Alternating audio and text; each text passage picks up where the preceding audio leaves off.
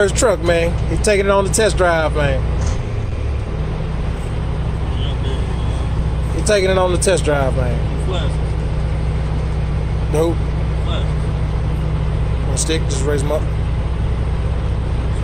Nah, pull the bottom part out of that thing. You ain't got a bottom part? Yeah. Pull that part out. Yeah.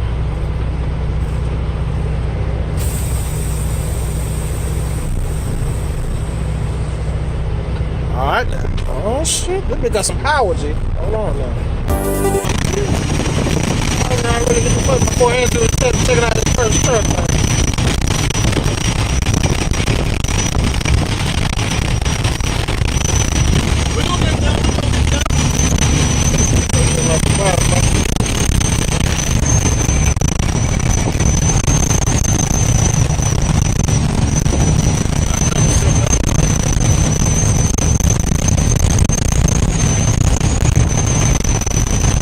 Got used to the automatic. Look at her. You got used to the automatic, y'all. Look at this on. Yeah, it's on. It worked. You got the EGR on there, so it ain't gonna be loud. I can feel it breaking now.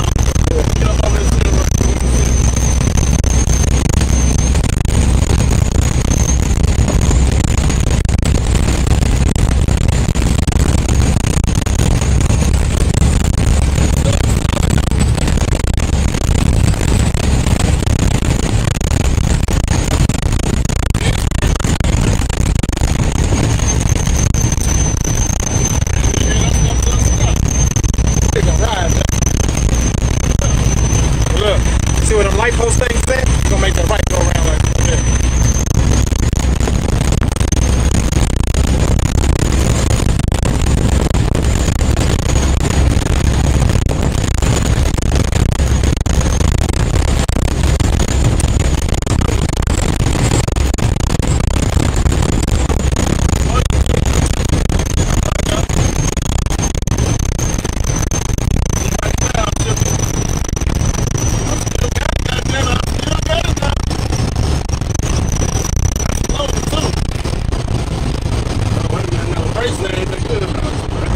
Oh, goddamn, they're fucking around.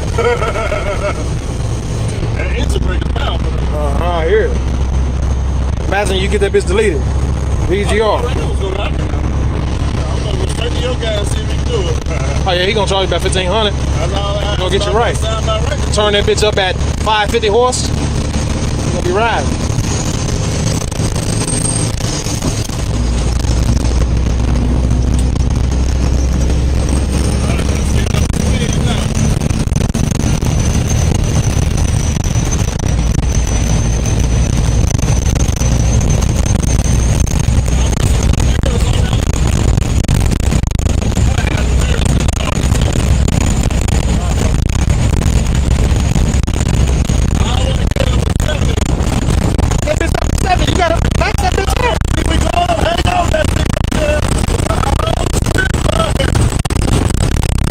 Ride, bro. Look at ride.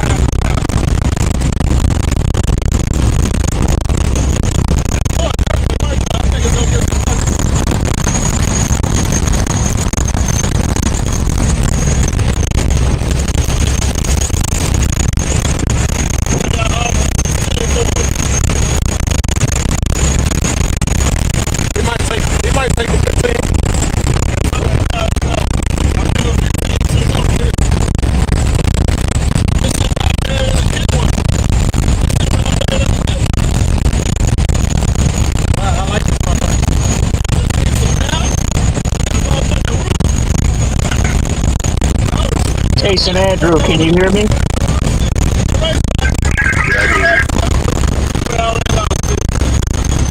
Goddamn, goddamn, fucking around. I think we're gonna come down. down this hill. Let me see.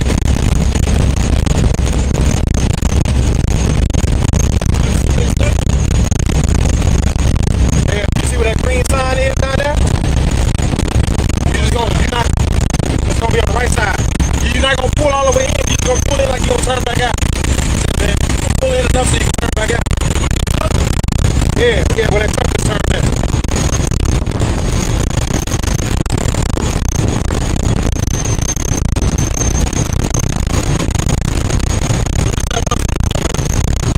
Yeah, pull in though. You know what I'm saying? Like you're gonna go up and then you're gonna turn back out.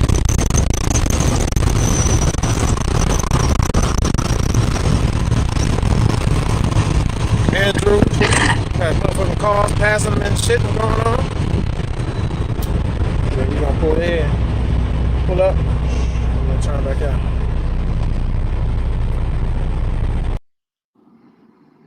Alright, I can cut that out. Turn that off. Yeah, them were the days right there. Good old Oilfield. How y'all doing, man, on this beautiful, what's today, Thursday? Lose track of time. Little Q&A. I got plenty of time today. Nothing better to do, right? That's right. Shoot. Y'all want to join in? I got the link in the comments. Everybody can join in. Put that link up again one more time. Got all day. Nothing better to do. Chilling. Need to go out and make some money myself. How do anybody out there in the oil field? Shoot. I need some of that oil field money, huh? Drag all this crap down now. Or any kind of money. Yeah, any kind of money. I'm trying to get to it. I ain't no flatbed driver, so I can't get a flatbed season right now, but that ain't, I don't do flatbed. You know. Once I start working though, I don't stop. All right. I go do something 6 months straight. Gotta get the health back right first. It's hard to stay healthy as a truck driver. Y'all know how they go. Chilling. And decided what I'm gonna do with this damn hair. I know I'm gonna end up cutting it. I'm gonna tell like I ain't though for right now. All right, let's see what the comments talking about. Read these comments. What happened to HT Logistics? Be Smooth and your boy Kuyang. Kuyang is still he's still at the carrier he worked for. Not gonna put the carrier out there. He's still doing piggybacking. You can follow him on his Facebook, of course. He's still working. He's been doing piggybacking for 4 years straight. Still making money. I never knew Be Smooth and HG. He just one day I woke up and the whole channel was gone. I don't got nothing to say about that. I have no idea. Where's Fuck You Money? The whole crew disappeared. Fuck You Money, he up there with the Russians. He put out a video recently, probably like 2 weeks ago. Yeah, you still with the Russians doing drive-in OTR? 6 months straight, sounds like my life. Legendary Flat Top back at it. Shout out to my old co-workers. I'm currently 22 years old trucker, and I'm in school for supply chain logistics. Ain't nothing wrong with that. Ain't nothing wrong with being on the other side of the field. You know what I'm talking about? Shoot, I think about returning to school every day. The way this trucking going. Why you never talk about your life? I do talk about my life. The trucking life, yeah, because everything outside of here don't matter. Yeah, on this channel right here, man, I just show what's going on in trucking and a little bit of weightlifting, but the way I be 20 hours out of the day, nah. I saw the motorbike video. I hadn't seen Fuck You Money post a trucking video, but yeah. So if you saw the motorbike video, if you watch scene by scene, frame by frame, you'll see his truck parked off on the side with the trailer. And that's how I know he still work for the Russians. Would you go to college? Yeah, I returned back to college. I went to college for 2 years, Tennessee State University. I just didn't finish because when I turned 21, I found out you can drop out of college and come do this trucking. Shoot, boy, that's back when Casanova was on YouTube. I'm sitting over here in college, working at FedEx down the road for this. What was I making? What was I making on the plantation? Shoot, $7.25. Casanova all on YouTube. Talking about this $10K gross with your own reefer and authority and trucking. And I'm like, well, wait a minute, hold on now. Wait a minute, hold on. I'm in the wrong industry. Hold on. First of all, you work at FedEx. Anybody work at FedEx, UPS in the back of them trailers? Y'all already know it. Every day you go to work, it's time to go. Good God. Every day you walk in there, you're like, man, why am I here? Why do I work here? UPS, FedEx. If you work in the back of any drive-in trailer, I'm talking about hand loading them trailers. Every day you go to work, you hate your job. That's why for the UPS drivers that got that big contract, don't know that crap amount of the people that work in the back of that trailer. They ready to quit every day. 4 years from now, though, you know, you're gonna be at this amount per hour, bro. They ready to quit today. They ready to quit every day. They do not want to be there. Shoot, y'all know how it is. Hated that job. Me and Lottie Dottie. I told Lottie Dottie, I said, look, me and Lottie Dottie working. I said, Lottie Dottie, I can't take this no more, bro. He said, what you gonna do? I said, man, you see these FedEx drivers out here? I'm gonna talk to them, see what they talking about. I went out there one of them. I didn't know they was owner operators at the time. I said, I'm gonna talk to one of these drivers out here. He said, yeah, man, I'm making $2,000 a week and work Monday through Friday. I said, I'm gone. Shoot, what? I didn't know it was his truck, and you know he was on the operator. All I heard was $2,000 a week, and I was gone because FedEx was paying me and Lottie Dottie. What Lottie Dottie was making $100 a week, $150 at tops. Boy, no AC, no fan, and this summertime right now, you know, in the back of them trailers, it's about 110 degrees in there. I said, Lottie, I can't take this no more. Lottie Dottie said, I'm gonna stay put. I said, Lottie Dottie, I'm gone. Sure enough, Lottie Dottie, I guess he talked to the truck drivers 2 years later. He like, yeah, I think I should follow Andrew. Lottie Dottie should have walked out the door with me. I remember my last day. I ain't looked back since. Think I ever thought about, I ain't been one day since I left FedEx. Did I ever think about, man, I think I should go back to, I think I need to go back to FedEx. They offer me health insurance. I need them. And they offer me dental insurance, man. I probably need that. Well, not one day.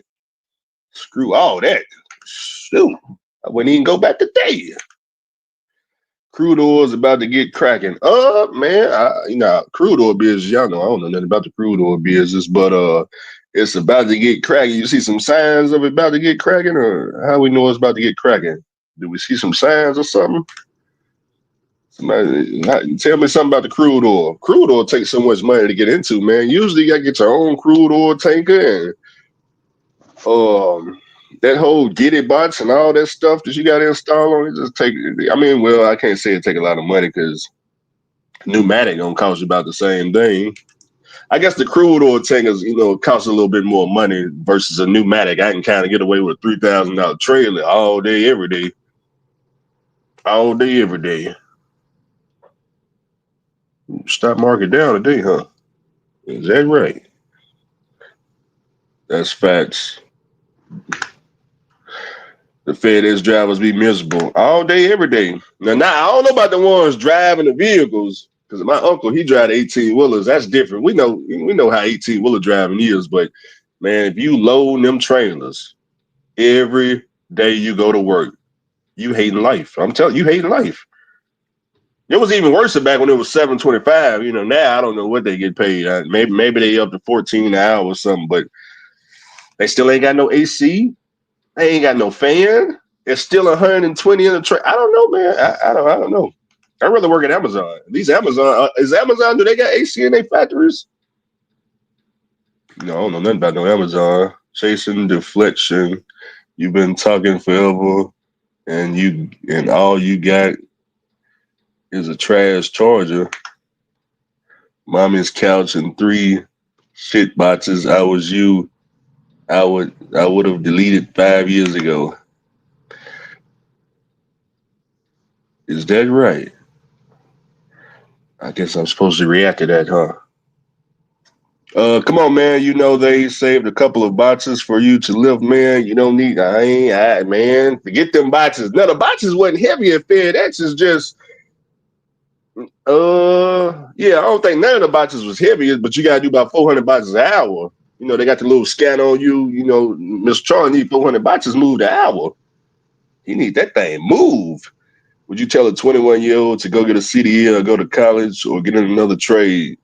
Oh, at 21, I mean, if you can go to trade school first, the problem with trade school nowadays, at least when I looked, you want to become a auto mechanic or diesel mechanic, they want $70,000. So, oh man, who the hell trying to pay that? I mean, if you can find it cheap, then I go get the trade first, then get the CDL, because then you can always fall back on the trade. But man, them trade schools, they want everything now. They want it all. Shoot.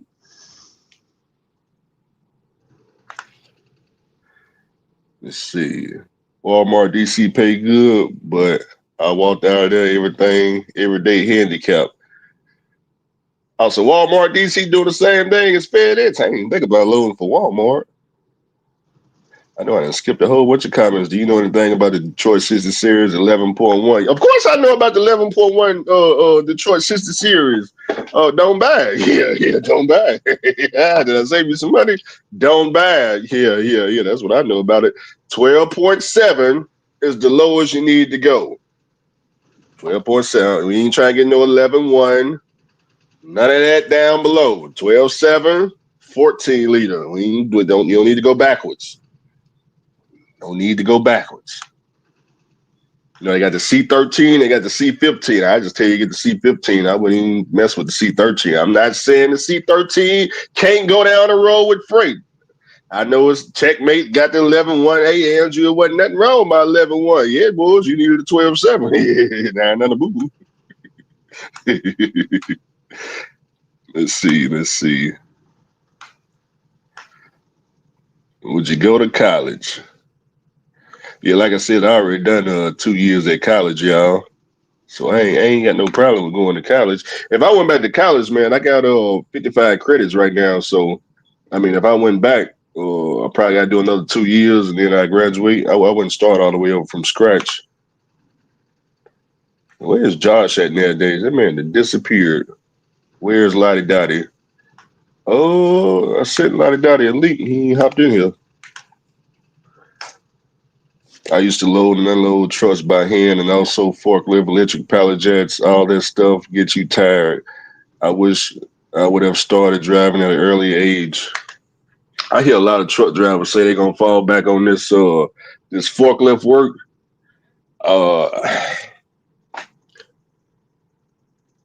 The only way I see, somebody like me falling back on the forklift work is if I was working at one of these warehouses that unload, maybe reefer drivers, drive-in drivers. I would make my money on the side, when drivers pull up. Hey, man, look here, man. Look, you're 18th in line.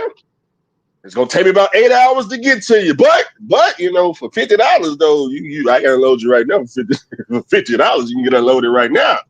Shoot, that's how you make your money on that crowd. I know you checked in late, man, and look here, man, we ain't got no spot available. It's looking like, your dispatcher got scheduled. Next opening is in about 23 hours. But if you got $50 though, I know you're late, but you can be on time for $50.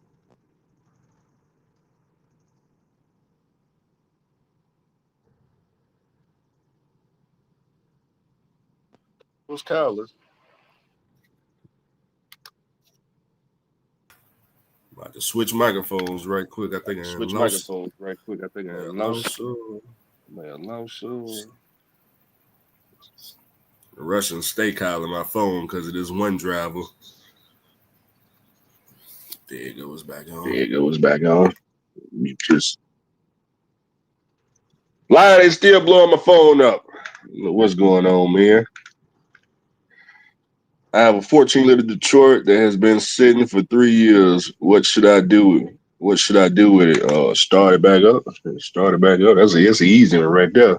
What should I do with it? Truck been sitting 3 years. Fire it up. My truck been sitting, I don't know how many years. I went out there and started it back up. But what you're really asking is how can you get money with it? The way I see cash truck drivers getting money with fleet trucks or with cash trucks, I think everything needs to be local, where you can keep your eyes on it, just local work in your area. Or what I do is I just take everything to the oil field because then I can see all the work I can deal with the mechanics and I can keep money flowing nonstop. Because with this OTR stuff, you got to put drivers in the latest greatest shoe shine. You got to go to Penske and ride and toss them in there and let ride, and Penske take care of all the maintenance. So the cash truck drivers, just find something local. You know, Amazon used to be the lick years ago. That ain't happening. So that ain't gonna be the lick. So what you think about like intermodal? And the motor's cool too if the money's there though. I ain't never done it before. Okay. That's local though. You know, but you have to ask somebody that well, we ain't got no intermodal fleet owners on YouTube. That's what I know. No, like you driving it yourself. Oh, you talking about as a company driver? No, owner operator. Like you get a truck and lease on something like that. Oh man, I always heard they only gross like 4,000, but they deductions be low though. They only pay like insurance be like $50 for the week. Then they have something else that's super low. Then they got their fuel. From what I hear, they walk away with about 2,000 a week. So I mean, I really take that than go OTR. You know, So you think that'd be like worth it? Friday. I wouldn't buy a truck for it. It really just depends on where you live because first I would see if you can just get a local job right there in the area paying 2,000 a week. Like fuel to pay you 2,000 a week, you ain't got to own no equipment. So I would try all the local spots first that pay 2,000. If I couldn't get none of them, then perhaps try to move on or something. Okay. So it'd be no point just to invest 10 to 15,000 into a truck. You can find What you some job. you say intermodal? Are you port or rail yard? No, right now I'm over the road company driver, but like I've been stacking and I'm trying to be local. Just have more time at home. I was trying to see would it be a good investment to spend like my last pretty much What on getting what city? on getting a truck. What city you live in? Dallas. Oh, I'm not sure about Dallas market. That's the rear yard too. Any Dallas intermodal? Y'all get in the comment, man. Let us know something. Intermodal slows down here because of the tariffs. Oh yeah, I heard about the tariffs. Matter of fact, I got a driver right now down there in Tampa, Florida. Man, he said, "Hey, Andrew, man. I'm about to sell it all right now." He said, "Look, them tariffs. You got a big war down there in Mobile, Alabama. He let you know how it's go, but we all know that's all based off these tariffs. So as of right now, you may not want to do that right now. All right, man, shoot, got all about them tariffs. Yeah, I would do that right now. Now, Maybe in the future. nowadays, what's going on, Andrew?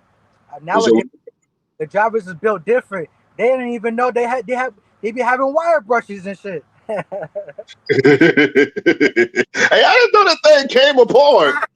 Y'all gotta use that crap. But yeah, intermodal is dead right now. But if you're smart, you would try to plan out before you go, like have a plan. I would say I don't know that side of things, but whatever. Right now in trucking, right? If you can make it through now, if you follow the same things you did to make it through now, when it gets better, it's gonna be even better. So luckily I made things happen in the struggle where it's really hard nowadays, like the current market. So now when things eventually get better, I have a strong foundation and not to overspend like the people did in the COVID area during truck driving the COVID area. Then it dropped down and now they're like, what the hell happened? Now they're selling off their trucks. Yeah, yeah, that's true, man. Take over the forklift industry. Man, over the road there right now, man. I, Shit I boring. would say so over the road, bro. So there's like a thing, right, where people say over the road, over the road, over the road. So over the road is broken down into many different factors, right? You got this, you got that, and you got this. You got to think about it, bro. You're in a business. You're whether you're a company driver or owner operator, you're operating a business. Either you're doing it for yourself or you're doing it for somebody else. So it's Yeah, up to you if you want to choose the thing that everybody else is doing instead of trying to be special and become a master at something that not everybody knows how to do. It's like anything else. Yeah, are you gonna be the if you work at Burger King? Are you gonna be the fries? Are you gonna be the grill guy? Are you gonna be the cash register guy? Because they all get paid different. I think. yeah, that's true. So it's like over the road, depending on the situation, right? Because every situation is different. It just you gotta be able to be a student. I don't care how long you've been in the game for. You got first thing you gotta do is become a student to the game, and never get comfortable. You know, and you always win. You always win. I can guarantee it. And that's I don't care. I don't care if I've been driving for 30 years. There's still something I don't know. I'm learning how to rebuild an engine, my own engine. You know what I'm saying? Like, so I can buy any truck I want and rebuild it myself. You know, things like that. It's always something to learn. Yeah, that's for sure. Hey, Flatbed Day said, my truck is paid for and I have a paid off flatbed trailer. Flatbed Day, I don't know what you're waiting for. It's flatbed season. Sound like to me you need to start the truck up and put a drive in there and get that thing going. I mean, it's flatbed season. Why you got the flatbed sitting for in the middle of flatbed season?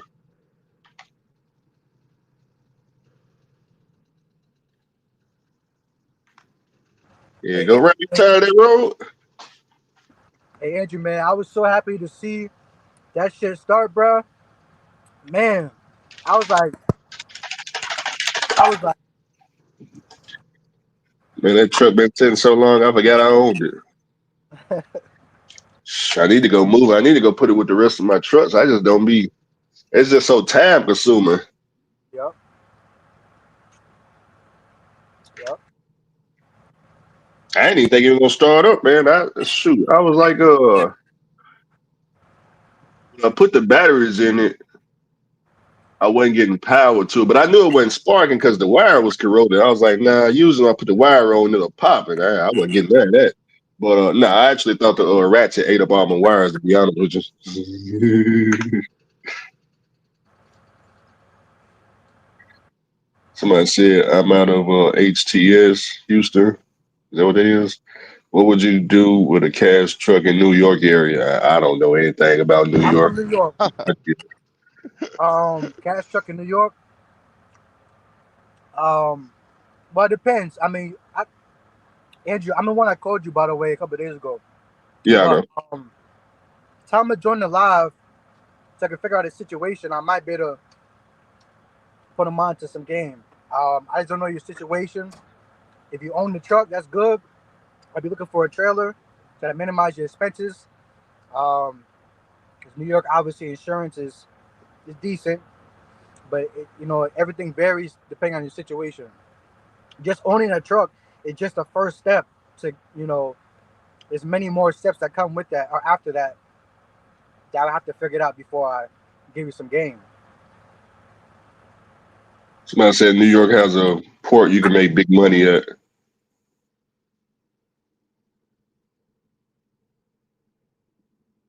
Somebody said I have a 2005 Freightliner Century C15 engine. I paid cash for it. In Mars, still running strong. In Mars, so 3 months, you done made all your money back. Yeah, you done made all your money back. Mm-hmm. Yeah, I got a 2006 that I need to go get out the grass. Shit, I parked that crap in the grass a long time ago, huh?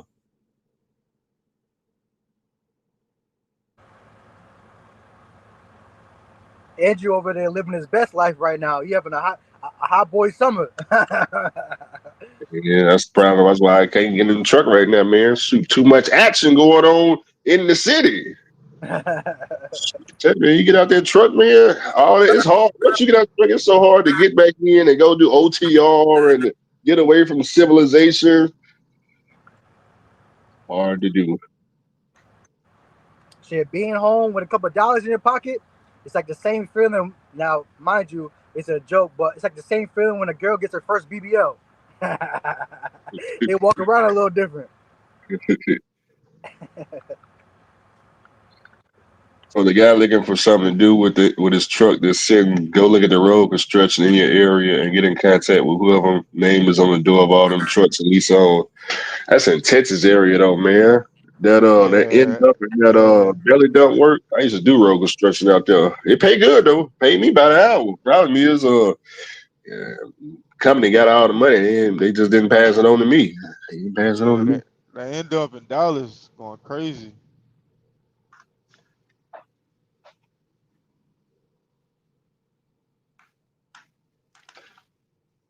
Anybody in the oil field? What's going on in the oil field? Somebody give me the 411. What's going on in the oil field? I got an idea what's going on in the oil field, but I be watching other people and stuff out there to see what's going on. Let me see if I can pull some oil field content up. I was watching Hamilton, but I was gonna say that. I think Homeboy just left. hey, these people be disappointments, man. I don't know what the hell. Hey, shit, I told him to leave Detmar so long ago, but the thing about the oil field, if you stay at a company when rates then went down and loads is slow and the area is saturated, so the shipper is, the line is 5,000 truck drivers, and you just stay with that, man, your bank account will go all the way down to zero, and you won't have money to be able to leave. Trauma bonding. Some people like to stay with the trauma, stay with the trouble. That's all they know. Gotta damn near pull it out. It's gonna get better. It's going next week. Next week is gonna get it. Next week, man, it's gonna be 5 months later. It ain't getting no better. It ain't getting no better. But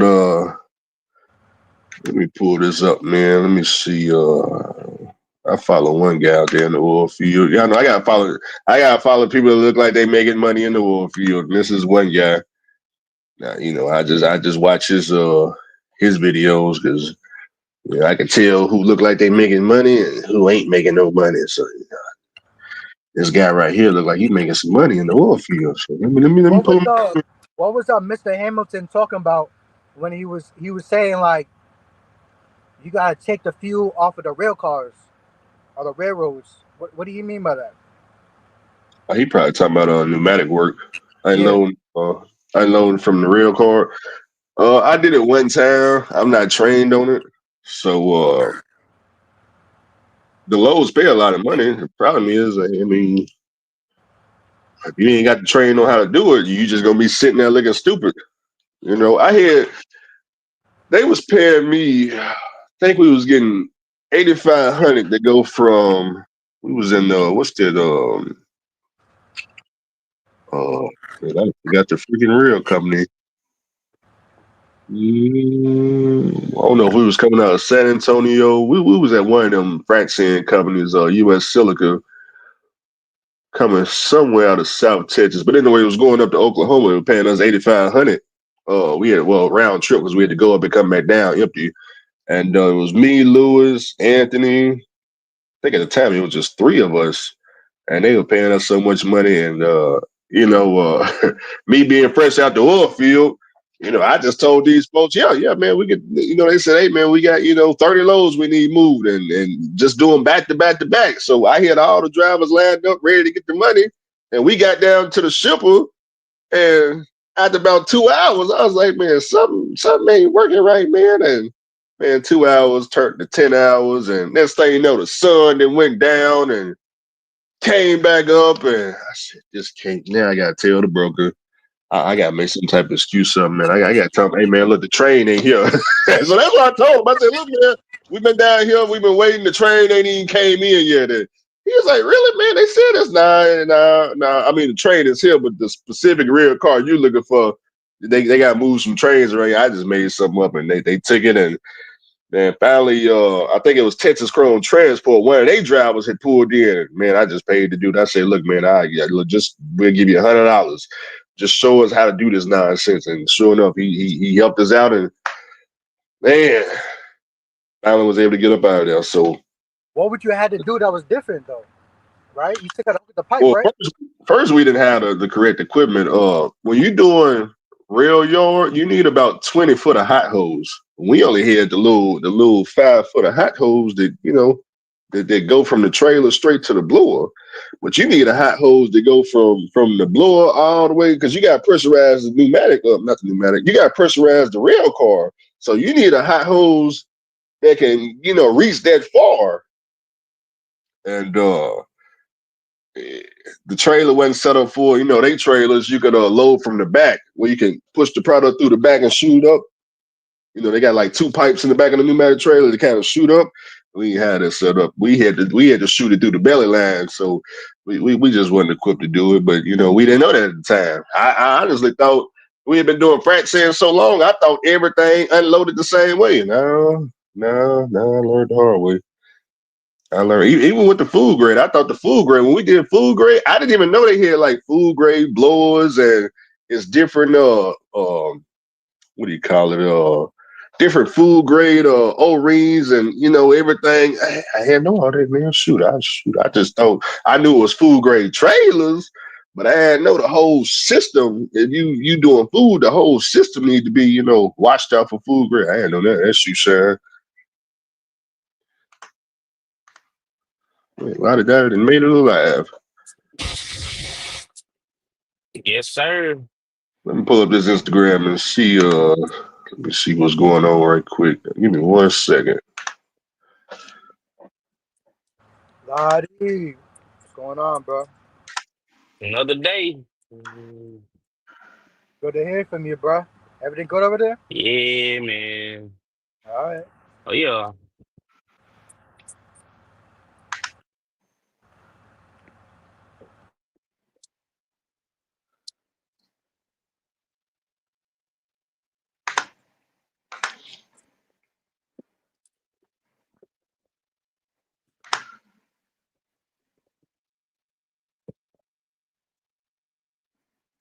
It's always that one driver is doing a little bit more better with that pneumatic, huh? Is that his garage, huh? Making money like that, huh? Pneumatic pan like this, huh? Let me see. Gold teeth. They out there with gold teeth in their mouth now, huh? Oh, they got the titles and stuff. Oh, 11,500, huh? May 27. Oh, they riding clean out there, huh? I'm just saying now. Yeah. That the video show look empty to me. That's what I'm saying now. Looks like it's in and out. Ooh, look, they got green, brand new boots and green laces on them. No dirt on them. Clean black socks. Your Man, they subscribe looking too clean out there. your subscriber said put me in the blue truck. You talking about you? Yeah. Hey, that's They what the got out people here? said. You follow me on Facebook? Yeah, Damn. yeah, bro, I think, cause like I'm big into Hellcats, bro. I love them motherfuckers. Yeah. But I think it was a real. I don't know if he was sliding it or what. Yeah, I always slide. But I was like, I seen it, bro. It's like baby blue, like pink wheels. That's mine. Yeah, that's crazy. That's crazy. You remember my ass too. I say you remember my ass too. Yeah, I don't know. I guess this is real, bro. Yeah. It's gotta be. Yeah, damn. Yeah. And I think I seen a post where you fucking spent like 6 bands on some Louis trainers. Yeah, I did. Yeah. I was like, oh. Yeah, that's a movie. Damn, that's crazy. That's bad as fuck. I'm out here trying to make some money, Yeah, I man. heard that. It's cool though. We got a celebrity. For sure.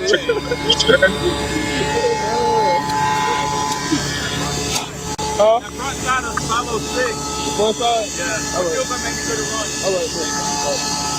Why they know me everywhere? Stop playing. They know me everywhere. What's wrong with you?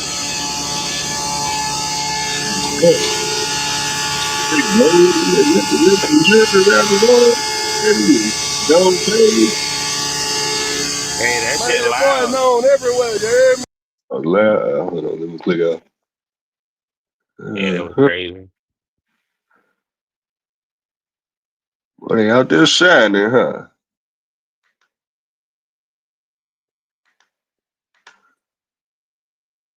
Oh, they got diamond teeth now. I thought they were gold. Oh, diamond teeth out there in the oil field. Yeah. Shoot, they must be back. They must have got me go up out there. They out here with diamond teeth out here in the oil field now. When they start this, what day is this? 4 days ago? 4 days ago, look, they out there with diamond teeth in the oil field. What y'all know about About to drive with diamond teeth in the oil field. Let me get a little close look. Let me get zoom in a little bit more. Hold on. I'm trying to see. They got diamond teeth in the oil field. See, like that. We missing out on something like that. We missing out on something. They out here shining. Hmm. They out here shining. I'm missing something. Hold on now. Oh, they 10,900. 10,900. Is that right? Oh, they coming clean like that, huh? How hard is doing 10. that? How break it down to somebody who never did that before. How hard is that? Oh, if you brand new, you have to ask like daddy how that is, cause I know how hard it was for me, but the oil field back in the day, that's back when we had sand movers. A lot of daddy learned on these tall silos, so it may be easier than that. A lot of daddy is easy or hard. Okay, I don't know. Long as somebody teach you how to work that trailer, not just work it far as push the pedal and turn the wheel, but work it far as, why you watching the gauges and what to do when your pressure start creeping up. What does that mean? Why to back the pressure off, how to unclog, when to blow down, shit like that. And then that shit is easy. You'll master that shit pretty fast. Niggas don't teach like that. Niggas just niggas niggas that I know, they put a mask on over their face, point at the lever and turn it. Goddamn. Say good look. But anyway, that was a joke. But So No man. it's a high ceiling. If you get good at it, there's a high ceiling. There's a lot of you can make some good money doing that stuff, right? talking to me, Anybody. pneumatic. Oh yeah. Them bag is always money. Oh, you talking about the oil field? I don't, explain it. Explain it. I'm not the only person probably watching this, but to the people out there, that don't know, like myself, you know, maybe something. I don't know. So when I see a tanker, right, a hazmat tanker, I'm thinking the oil field is the same thing as the silos, it's the same thing as the railroads thing, so it's different. What you Well, nah, the oil field ain't. So regular tanker, that ain't got nothing to do with the oil field. Regular tanker versus pneumatic tanker. Ah, okay, okay. I mean, now with pneumatic, you got oil field work and then you got work outside the oil field. I like the oil field work simply because everything is local, and if you got like a bunch of trucks and trailers, you can monitor everything because everything is your driver is always within 100 miles of you. You know what I mean? So if the truck break down, you already got mechanic shops, and you can control everything. Versus if I was running my fleet right there and everybody with OTR, driver called me, he up there in Bronx, New York, broke down somewhere. I'm like, oh my god. Ah, yeah, man. It just depends. I just for me it's easier to run a company when it's local. You know. Let me see what these people at out here in this oil field. Let me look at my back office. Let's see what's going on in the back office. you Back also office, gotta baby. Let's you see what also I was hiding at. The you back. also gotta consider the fact that these are different trailers you're thinking about, buddy. A hazmat tanker carrying they look like fucking diesel tankers, but they all silver.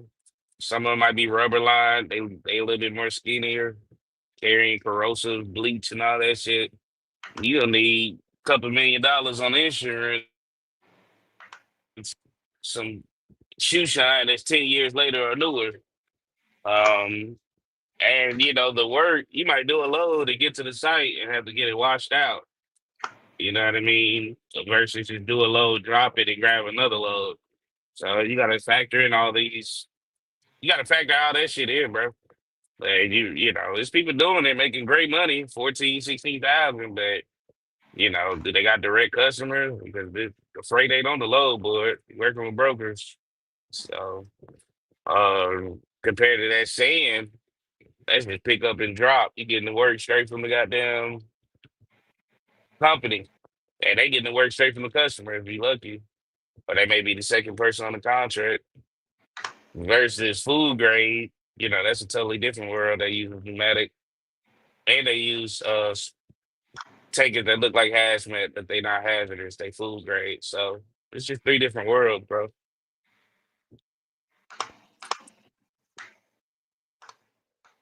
Yeah, all the way down there in Laredo fracking. What's Hey, in somebody. Laredo? Who work in South Texas, man? Y'all down there in Laredo fracking?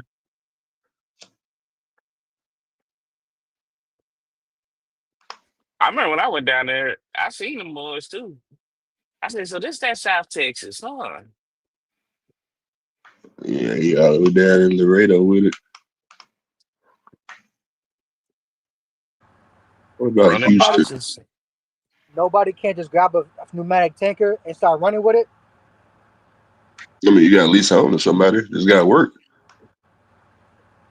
But you Okay, took me okay. without training? Nah, without training, I wouldn't do it. Nah, I would be I would be a company driver first because that's a lot to learn. Yeah, nah, you can't just. I wouldn't advise you just buy a ticket and nah, you got to be a company driver first. The closest thing to that is you can run if you have a friend out there, you can run with your friend. Uh like either in his truck and y'all both unloading at the same time, or or y'all get lucky enough to run the same pass together. It probably be better just to be with his truck, inside his truck for a day. Cause even trying to run, you know, two trucks, that was still difficult because uh when we did it, Justin the not well, not Justin, but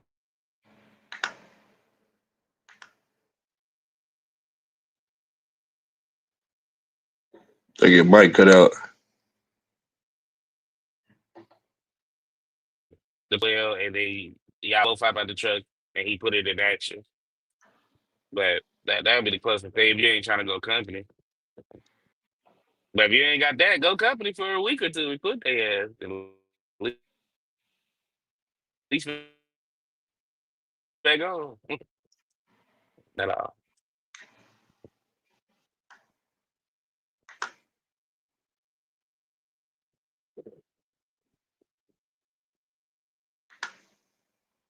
Yeah, you $10,000. I still think heavy haul is still where it's at, in my opinion. Yeah, it's just a lot of money to get in.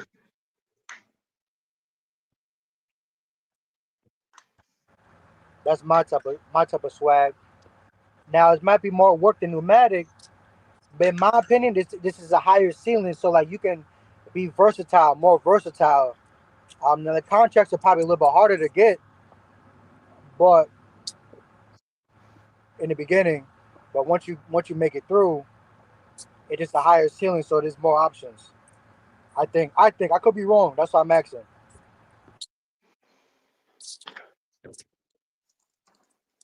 I mean, in my opinion, it comes The phone breaking up. down to the money. Team bands. Yeah, say it again. You lost signal.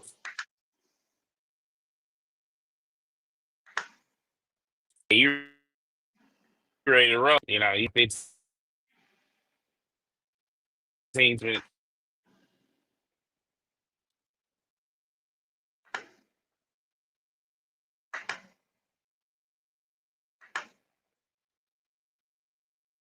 Hey, a lot of your mic ain't working.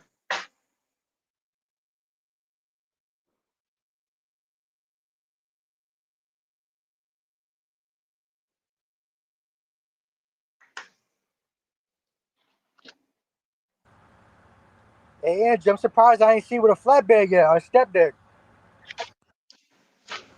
Nah, it just ain't my cup of tea.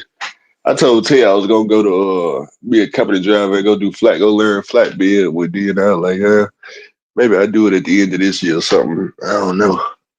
I just ain't no flatbed driver. It's not that I wouldn't do it.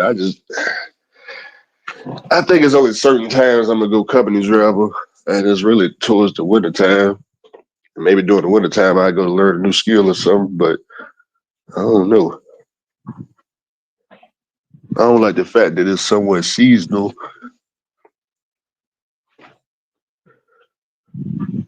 Right, And then right.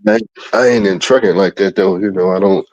It'd be different if I was OTR running real hard right now. Then yeah, but I kind of like the home life right now.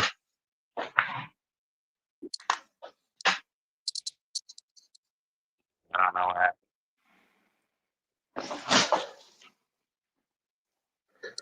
Larry said, Andrew, since you know the business, why you just don't get a direct shipper?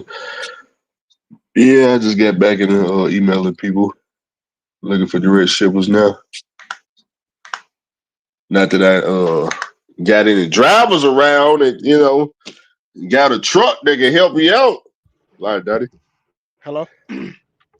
what's up? What's up?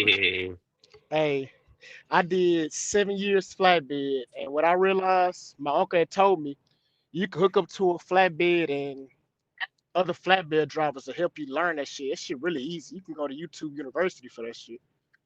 Right. Ain't nothing. Just gotta know the basic rules. Two straps within the first 10 feet. Two straps within the last 10 feet. If it's over 4,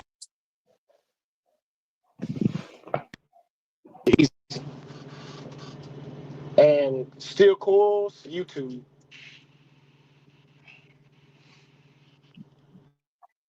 See, I don't know the chaining part. To make it real simple, it's the more straps, the more chains, the better. You know, it's better to be oversafe than unsafe.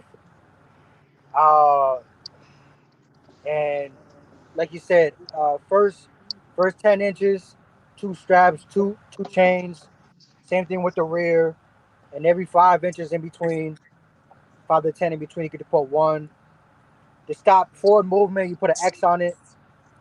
You got like a little bulkhead, the lumber, like a tire if you're doing like RGM work, low board work, depending on what you're pulling.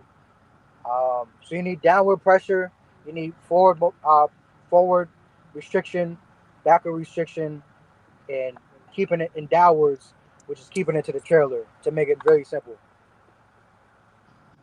And yeah, you got Tay, you know what I'm saying? So just call FaceTime Tay and hey, ask him, is this shit right?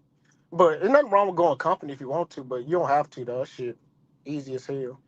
But like I said, you want to protect your authority, so I understand that. Yeah. And I think Yep. honestly, pneumatic insurance is probably way more expensive than heavy haul insurance, in my opinion. I wouldn't do no heavy haul. I wouldn't do that without experience. Now I wouldn't do that.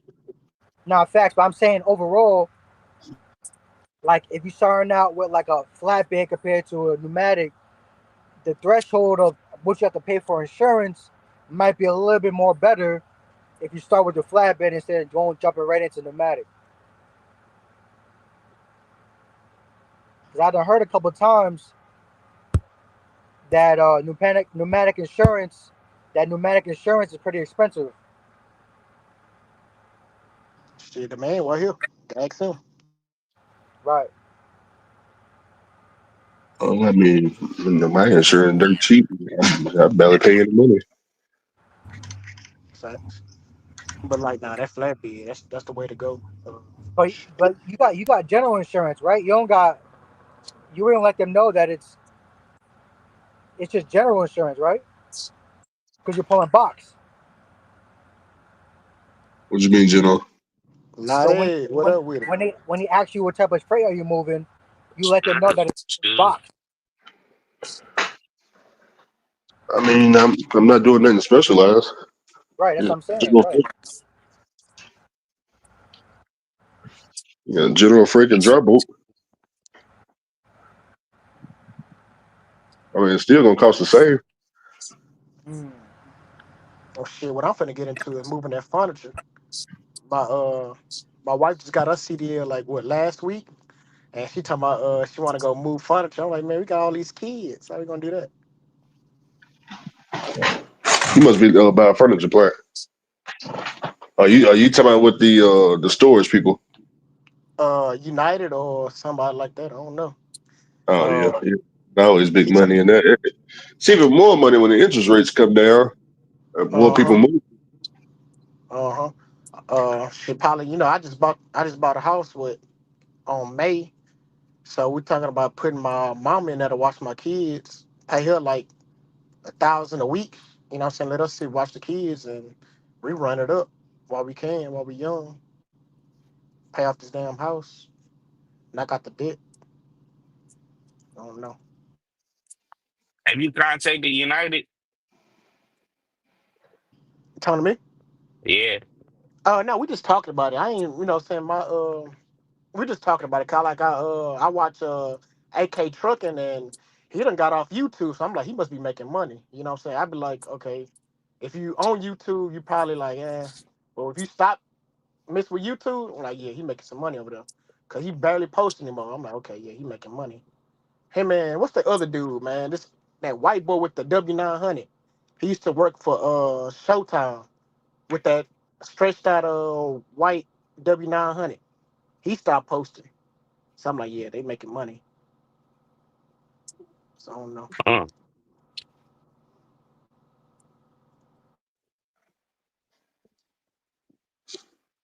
Yeah, the dump truck money out in Nashville real good. It's we got shoot man, everywhere you look, everybody got a dump truck in Nashville. I know the local dump truck drivers around here, they get 2,000 a week. Being company drivers, I'm pretty sure the truck grossing I mean they gotta be grossing at least 5, 6, 10, somewhere right in there. But I'm not in the dump truck business. I see Shane, what is it, Shane? I don't forget what his name is. Shane Trucking or Shane Dump Truck. They the one got the most dump trucks around here. Everywhere you look, he got his custom dump trucks going down everybody road. mm, mm, mm, mm, mm. Yeah, them We got boys and some boys in Houston do too. Them essays in Houston. Yeah, they got that thing sold up. They be going from Houston to Florida with the dump truck. So I don't know if they got a contract or what. I didn't even realize somebody told me my mechanic. He said, "Yeah, man, them dump trucks haul 80,000 pounds too." He said they just can't get on the interstate with it. The big ones or the small ones? I guess well, yeah, something West Ass dump truck, You talking about the small one? regular dump I thought truck. oh, I thought What you you meant mean? like the one with the PTO, the one that lifts up and shit. They all lift up, don't they? The dump truck. Yeah, not I'm talking about the You talking trailer, about not the the end? like the regular dump truck. You talking about the end dump? Yeah, end up. My bad. Yeah, end up.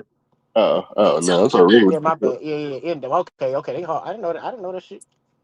That's how you know I ain't with that shit. 'Cause I don't even know dump truck. It's all the same thing. Shit dumps. It dumps. Okay, small one. Okay. Shit.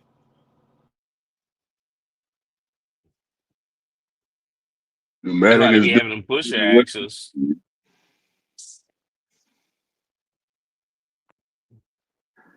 Brandon said, "How can I join?" Hey, Brandon, got click the link in the comments. That Brandon with the 60 series? Matter of fact, it is people in here. I didn't even see y'all join.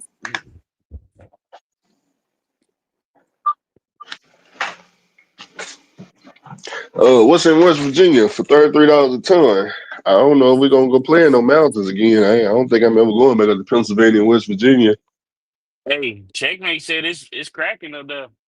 I mean, it's cracking everywhere, man. Shoot, and you see that? Do I got pull Instagram up again? Do you not see they out here with diamond chains? Let me just pull up again because we ain't paying Hey, attention. hey, that's H time, man. Hey, people be doing plays on the side. Look at this nigga. What the Hey, fuck? I wonder what side. He probably from the south side. I ain't never seen him. It's when Lewis buddies Lewis said, "Hey man, a guy over here making me the Lewis. You not Lewis type of people he gonna find." I said, well, let me see his Instagram, man. Let me, you tell me he making money. Let me see his Instagram. Yeah, Yeah, I can yeah, tell driving the money now. yeah, for sure. I was like, God, dang, what am I doing wrong? I'm not shouldn't have all these kids. Shouldn't have all these kids. Hey, but I love them though. But again, Words of the wise. But I'm doing straight though. Hey, that boy got a CDL, man. You can have 10 kids, Yeah, man. yeah, yeah, We gotta yeah, open the yeah. lid on the trailer when they get loaded. Gotta put your gloves on, you know. Hands already dirty. Shit.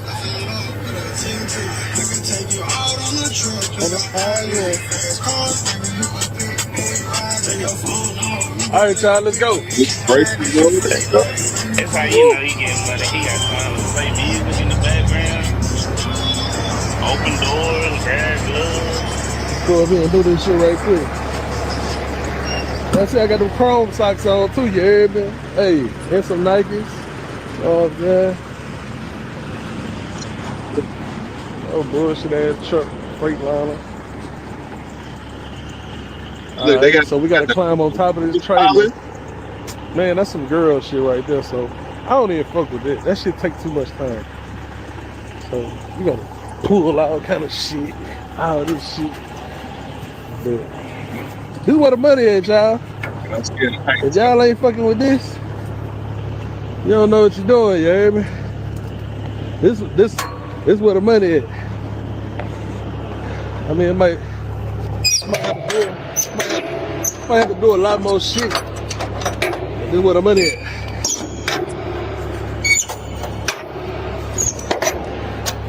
Yeah, after you do all that, and pop this hoe open, shit, open tank. That's all you gotta do. But once you finish, once they load you, you gotta get back on this motherfucker. You hear me? Hey, man, do you know how many people I seen fall off this thing in my freaking 5 years of being out there? Especially if you ain't got this black tarp over the top of it to grip your feet. Man, I didn't see plenty drivers come off the side. That is a long way down. It's, you know, most truck drivers be already out of shape and stuff. Man, I didn't see plenty drivers come off the side that you made it take. Oh my God. Gotta tell, gotta, Hey, you gotta tell us I what done fell off a story. flatbed. Oh, that's even higher than the flatbed though. No, yeah, for sure. But I fell off a flatbed and that was kind of bad. So I can imagine You falling already together. know it. Ooh. Because see, when you fall off this tank, it ain't even nothing to grab on. It's just a Ooh. Damn. Ugh. That's what made me start using the safety ladder. I didn't see too many people, especially back in my day. They didn't even have them safety ladders back then. Back then, you had to climb on top of it. And when people started falling and trying to sue the ship and all that, they said, "Nah, we're gonna get some safety ladders out here because this ain't making no sense. It ain't making no sense." Y'all excuse me. 'Cause, you know what I'm saying? I gotta get back in the mood with this shit. Your feet get caught up in it, and the This shit little here, thing though. there. This shit here. You doing this all day? Whole fucking work on. Let's go. Let's go. I'm gonna make this bread. I'm gonna show y'all. I'm gonna run this shit up. Run this shit up. I'm gonna show y'all how to do this. Mm-hmm. So you seen people fall off All right, so off we're about to top get to this top? shit. Y'all been telling me. Say it again. You seen people fall for the 13.6 high trailer, pneumatic trailer? Mm-hmm. Damn, damn, and he You was ain't got walking afterwards. I see plenty of people fall off because you don't have nothing to grip on. Especially if you say you're not a skinny person, you fat, so Oh you my already God. taking up half the trailer. And then if let's say like your shoes untied, and you accidentally step on your shoestring, man, I'm telling you, it's a long way down. Yeah. Hey, you They, think people can't bounce off the ground? Hey, ask me about it. That's why most shippers they won't let you. You know, that's like if you on a ship a lot, you ain't supposed to climb on top of your trailer. That's why people do it in the front of the ship or the back so they don't get caught. They got the safety ladders there for a reason. Shit, I know he didn't get back up after he fell.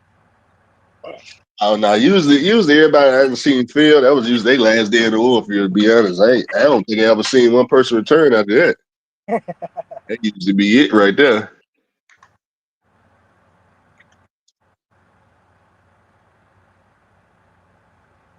Damn. You can just picture that. And you can just picture that in your head. That's a drop. He ran like this or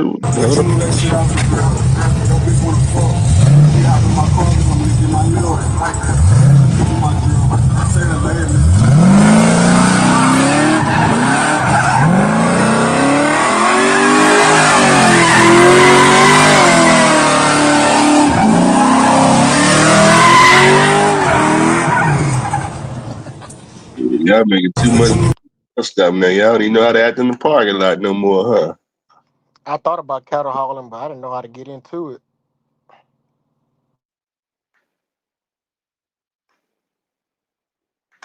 Just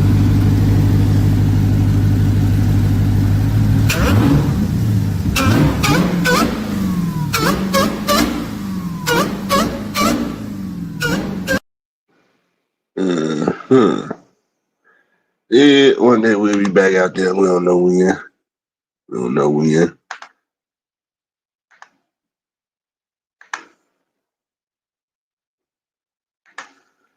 I don't know when. See who all out there, man. You ever Just look into trying to get some government contracts? nah, I never did the kind. I mean, the government stuff. Nah, I was hearing something about liquid fertilizer out in Texas and shit, and they say you gotta like know how to get into that shit. Liquid fertilizer with the I know I tank heard part and of hauling shit. them it pretty plastics good. pay good. Huh? I heard hauling them plastics in that pneumatic trailer pay good. And Yeah, pneumatic tank. you gotta have a vacuum pneumatic for that though. Vacuum pneumatic, I mean, he ain't got that kind of money.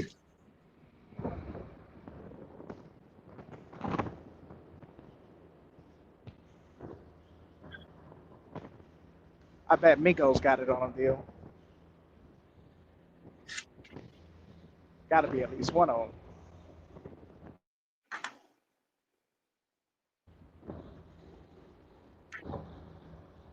Somebody set up there in West Virginia, $765 per load, doing 2 a day right now.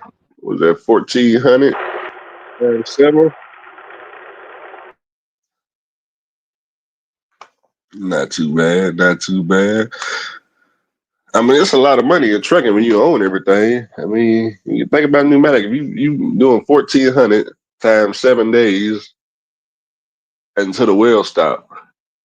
And you own the truck, you own the trailer. I mean, the only thing you paying is well, if you got a direct customer like me, 3% the factory, and you're using mud flat fuel card, man.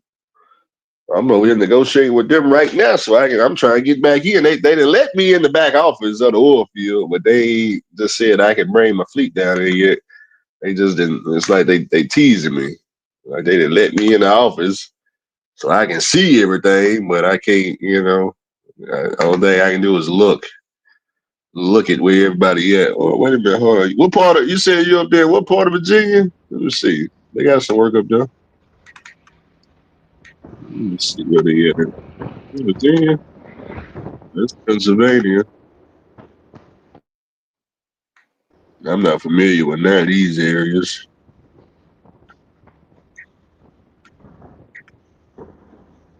What app is that? Oh, this ain't no app. This is the back office. The people that got direct contracts. Wow. Yeah, I ain't no good in none of these places. Like that, you been all the way up there in these cities? I see Morgantown. Lottie, you been to Morgantown? I don't think I went to Morgantown. I don't think Lottie in here. I think he left a while ago. I think. Yeah, I don't see him in here.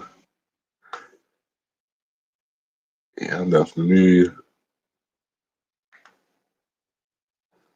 I don't know. I'll figure it out later.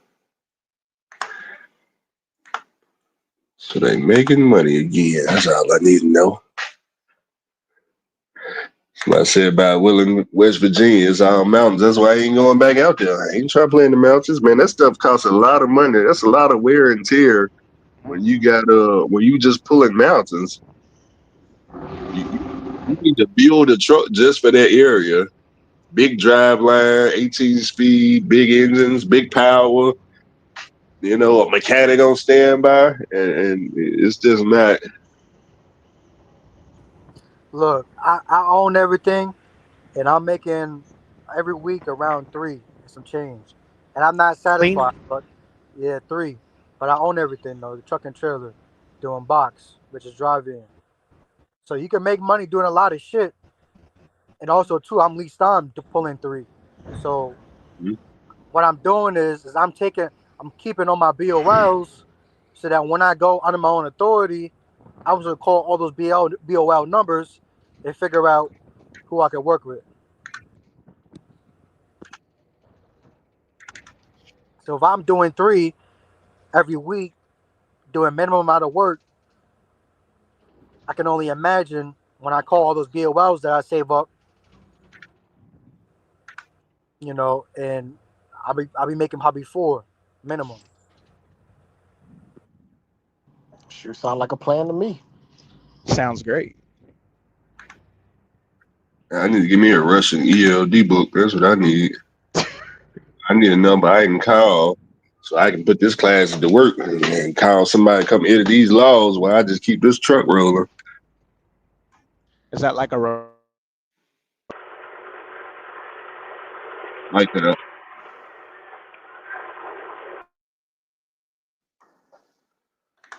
Well, all these drivers run out of Chicago. Let's see where all the work is in Chicago for the day of tomorrow. I stay in the Northeast.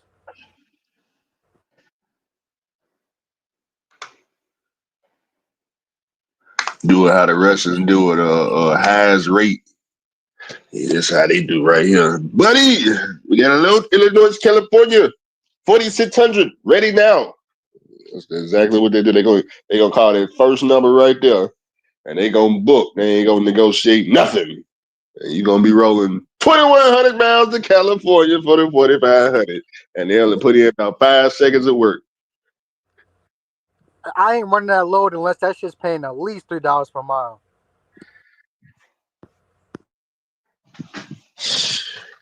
Look, as long as they got them Ruskies doing it, shoot.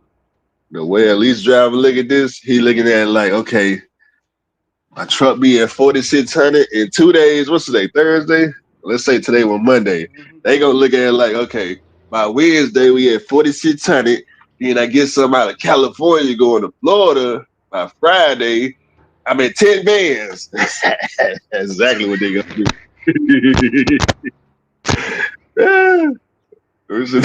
What they got going cross country out of Los Angeles. They gonna do this right here. Boom, right there. They gonna get to California. Oh, not their first load. Hold on. It's a typo. Boom, right here. California to Kentucky with a reefer. That's John's right there. 7,500, 2,100. Hey, he gonna be at 10,000 growth by freaking Friday, and the check some kind of way gonna be like $2,000, $1,800. You was like, God damn, what you been doing? Hey, we go to country. Nah, but it's the way he fuels. Remember, it's the way he fuels that makes him all that money. You gotta leave a little bit in the tank, and you gotta fuel it up when it gets to quarter tank, and that's gonna save you a lot of money. There you go. I just don't.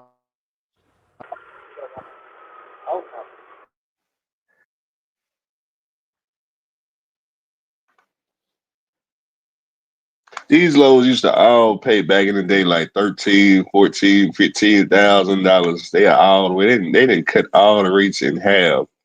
They go cross country. It used to pay double.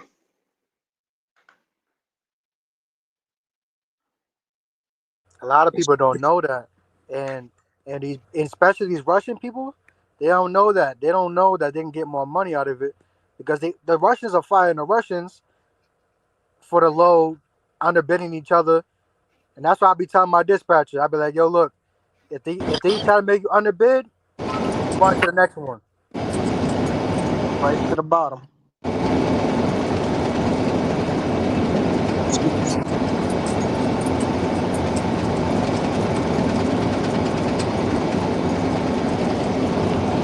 Mike that is.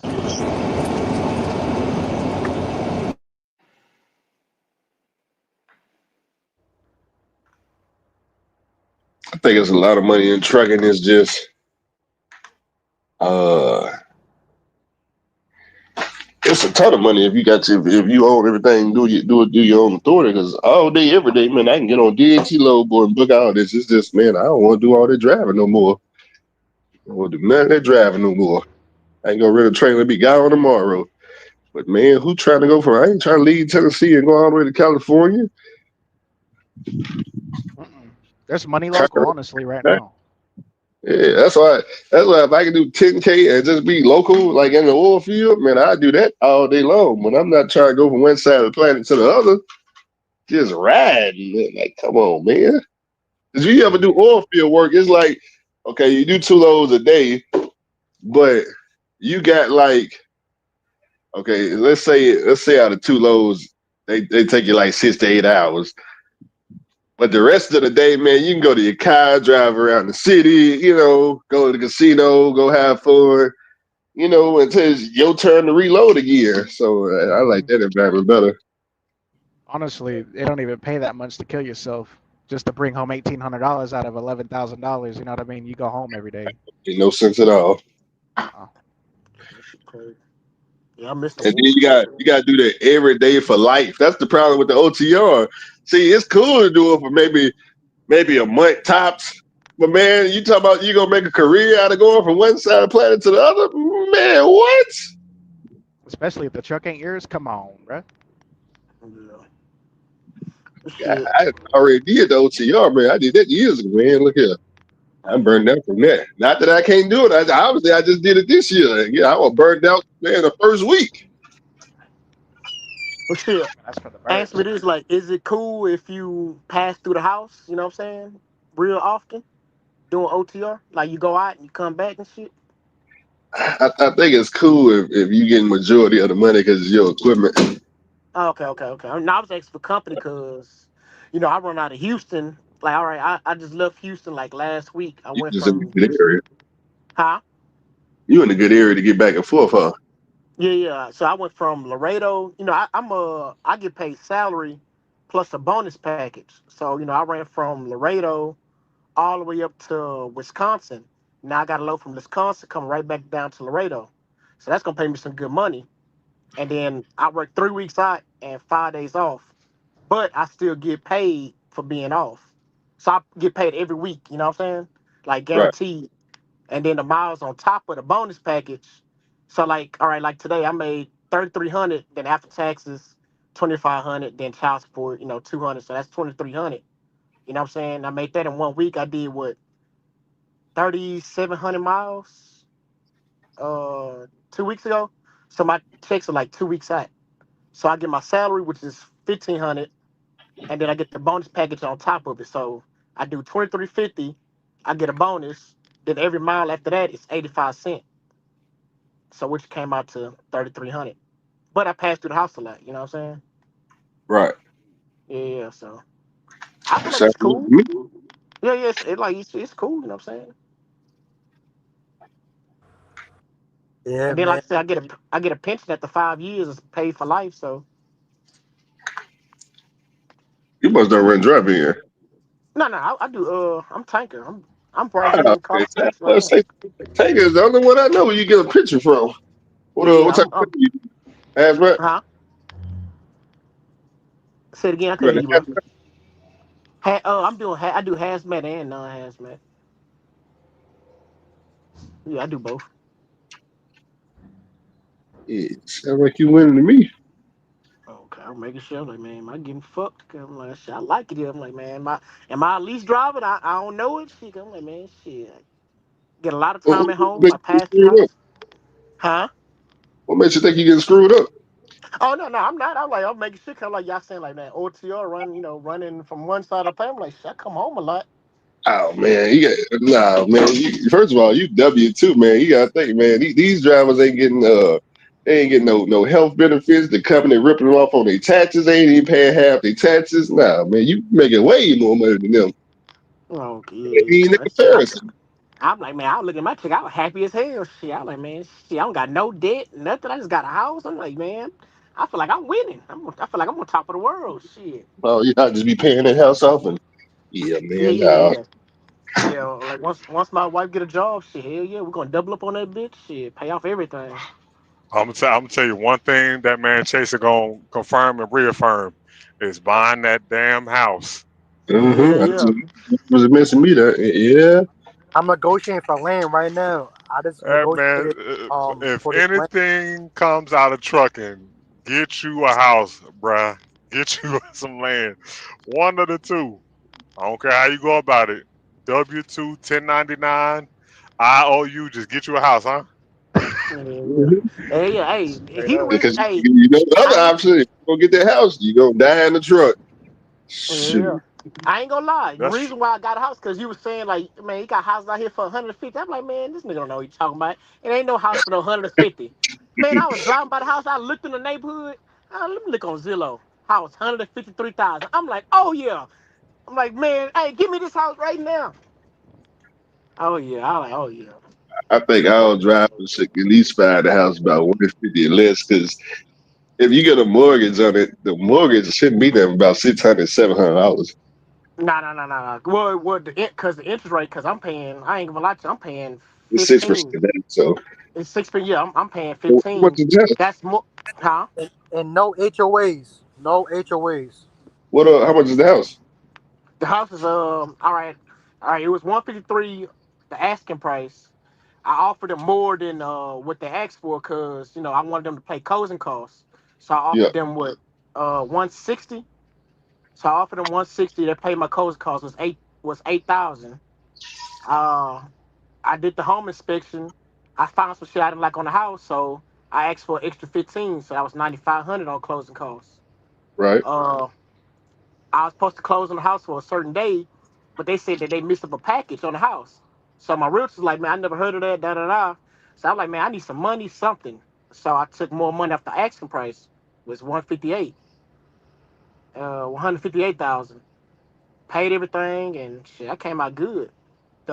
It got appraised for 165. So I'm like 10. I got like 10 in equity, 7, some shit like that. You got 30 or 15 mortgage. 30 year. I got 30 year. Yeah, they got me. But Damn, what I'm gonna you do? I'm gonna got a refinance that bitch. That's I'm the gonna refinance it. that's the FHA, right? You got the FHA. Yeah, the FHA loan. Yeah, Yeah. I'm, mortgage I'm, up I'm, now. I I'm gonna put tell you down. just like this. Yeah. I'm gonna tell you just like this. Okay, a man with a dude with a family, that the 30 year doesn't make sense. I will go 15, especially if you got Hmm. well, you're W-2. If Yeah. you were 1099, if you were 1099, I will pay it off for the next 2 years. You can't But because you have a family now. But if you Yeah. if you in Andrew's situation, you shouldn't be looking at no 30 mortgage, no 30-year mortgage. You shouldn't be looking at no 15-year mortgage. The top amount of time you should be looking at is 5 years, and you out. Oh If yeah, you no, can't but get a house in I'm five still on that. years, you got to Huh? you shouldn't be buying a house. Yeah. Mm-hmm. No, That's a I'm still fact. on the same type of time. Like, hey, I'm trying to I'm build still my gonna own pay this house. bitch off fast. Cause me fucked up for like 1,500. And the only reason it's 1,500 is because the roof needs to be redid. So I already got a dude coming out tomorrow. I'm finna redo the roof. I'm finna redo everything. I'm finna flip it And and come back with it. the only reason why I say you should the max time you should put 5 years is because of the fact that if you're 1099 or if you're in Andrew's situation, which he's an owner op, right? Uh huh. It's still plausible for a one man one sound one band one sound situation for him to make 150 to $200,000 a year. If the Hmm. house is your office, what are we talking about? You know what I'm saying? At the end of the day, if you put in a grind, like at max, it should be 2 years. However, with the way the economy is, you know what I'm saying? I would treat it like the oil field. Get it while it's wet, and then when it dry up, you good. But you know what I'm saying? A lot of people in West Texas, where I'm from, boys was ready to commit suicide because you know the thing about it is they started families not thinking that okay, you know the oil field's not permanent. They got into the oil field, they was getting big bread. Hey man, I'm about to guap it up for the next 10 to 15 years. That motherfucker dried up in 5 years and it was a wrap. Cats was losing on their cars, losing on their bikes, losing on their property. So what I'm saying, Cats went from, hey man, I'm an oil field hand to working at Chick-fil-A. That's why I like to have all this stuff financed like that. You see what I'm saying? So like I look at it like if you're gonna go 1099 into the trucking game, you should treat it like the military. You shouldn't be worried about nothing else. Nothing else. You shouldn't be worried about finding a girl. You shouldn't be worried about, you know what I'm saying, where you're living at. At the end of the day, you're running a business. If you're running a business, you need to take it as serious as these white folks take it. That's just it. You know what I'm saying? Once you get that established, you might be able to jump off into some other endeavors. But until then, if you're starting out, you shouldn't be looking at going home. You shouldn't be worried about birthdays. You shouldn't be worried about no vacation. You should be working out, driving a truck until you know what I'm saying, until you have like an adequate nest egg, just in case something do happen. Case in point, the market for trucking is trash right now, but you got money saved up and you own the equipment. But if you don't own the equipment, you might be looking like Josh. Look, man, I'm young. I'm all I'm worried about is hustling right now. I did turn 25. Well, you got. I'm not gonna sit there and say you have all the time, but you're in a pivotal situation where you can make things shake at the age of 25. You know, if you do it right for the next 5 years, you have the potential of being a millionaire if you play your cards right. If you don't, you know what I'm saying, you're gonna be some of these lease drivers emailing Andrew talking about what I need to do next. Now I'm on a op too, bro. I'm on a op too. I'm doing everything right. My thing is, it's a mindset. You gotta have a strong foundation and a mindset that's unbeatable, unbreakable, and you can do anything you put your mind to. I wouldn't say you can do anything you can put your mind to, because if you can be an NFL player, wouldn't you be an NFL player? Damn right. Put your mind to that early enough, though. One thing I can tell you real quick, you got to remember this. This is one thing I can tell you that I learned from everybody, and myself included, is don't be afraid to accept that you don't know everything and be prepared to learn everything if you're going to do that jump. And make connections. Don't burn bridges. Hey, so I got a question. I recently did that jump. I had my authority for like the last 2 months, but I've been on hop for about 2.5 years. I'm trying to figure out this tax side of things, because I've been one of them guys that Andrew be talking about that I just wasn't following them. You know what I mean? You said taxes? yeah. Taxes. I ain't gonna lie. I just wasn't following them. But well, no. What I want to know. You have more money in your bank account. Hey, I'm gonna tell you this. Here's the thing. You know, if you saying you're owner operator, if you got your authority, all them taxes before, just pay them. Get on the payment plan. The main thing is right now when you got your authority is staying on top of your IFTA, because the state doesn't play any games. So what you can do is I'll put like $150 or $200 a week towards your balance if you have an IFTA balance. That's how I usually do. I live out in Pennsylvania, so IFTA. Yeah, I'm from Philly, man. So am I. Northeast trucking? Damn. So me and you we in competition. Ain't that some shit? But hold on. Yeah, I do the shit y'all don't want to do, though. I take my ass up to New Hampshire and all that. I do that free. I'm gonna tell you something. Northeast. Listen, stop fucking with them New England states, because I'm gonna tell you why. You got a deadhead all the way to North Jersey to get a yeah, you do. I ain't gonna lie. So I just went through that. I took a load. It was a good load. Went from PA to Rhode Island, $15.50. It was like $3 and some change a mile. But coming out of there, man, I ended up arguing with a broker. That motherfucker said $1.05. I said, bro, I'm not pushing that. That motherfucker said it's better than zero. I said, no, I ain't. What? I'm not pushing. I would have banged it on him right as soon as he said it. I would have banged it on him like, what? Mm-hmm. Talk about. That's Now, the least but you my ever paid. question was like, how y'all go about vetting a CPA? My sister, she married a CPA, but I don't trust that nigga for real. I think that's an So Andrew question. yeah, There's a that's bunch of CPAs, but they professional in what they do. You gotta do your research on it. Yeah, do your research on each CPA, and then you need to know more than what your CPA knows. So you need to know all your bookkeeping, where your money's coming in and coming out. So don't rely just on one CPA. Right, You tell them what to do. That's how you handle business. You right. know, I know what it is I got. I need you to do this. Don't just right. close a blind eye to it because they can steal your money that way. Yep. Somebody And who guys, specializes in the Northeast region or specifically where you live. Very a important. Right, business is only as successful as their bookkeeping. Remember that. right. That's smart. That's smart. Yeah, I started y'all been talking about this house thing, man, and I'm really on that wave. I'm thinking about a different way of doing it though, because my cousin he keeps acquiring houses through the those like tax lien auctions and whatnot, and I watched his process. It took him about 4 months to get his deed, but now he got deeds to 8 properties. Yeah, but you gotta fix them up though. That's the thing. You gotta fix them up with If code. they ain't pay the taxes, it might not be nothing wrong with it. Them people True, got that's a kicked out of gamble. their house. Right. You know what I mean? So I mean, okay, hold on. I look at it like this: Now, if no, you no, no, ain't wait, got wait, your wait, authority right now, if wait, you wait, ain't wait. got your So authority right now, you're gonna have a problem finding loads with regular drive-in trying to get your authority as of right now. You might want to switch to flatbed or tanker. Do something else specialized because the thing about it is it's so much competition in drive-in that they won't even put new carriers on when you fill out carrier packets. Nah, they put them on, man. I like I said, I only been my authority been open for 2 months. I really only been running my authority for the last like 3 weeks or so. That first week, they wasn't trying to fuck with me. Once I got in with TQL, it's just calling them people, man. And at first they gonna tell you, nah, they can't fuck with you, and all you gotta do is keep bothering them people, keep talking to them people, and as you talk to them, one broker he was just talking shit about TQL, so I started talking shit about him with him.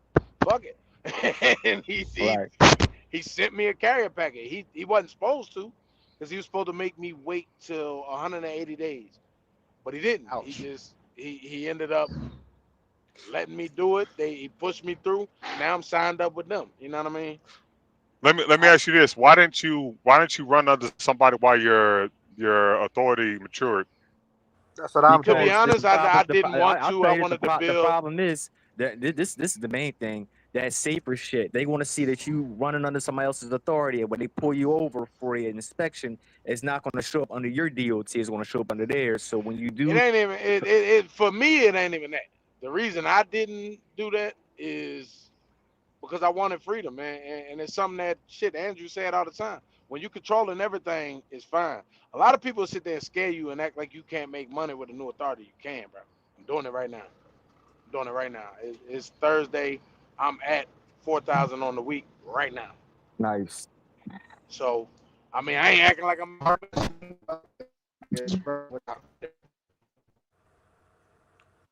I mean, at the end of the day, I look at it.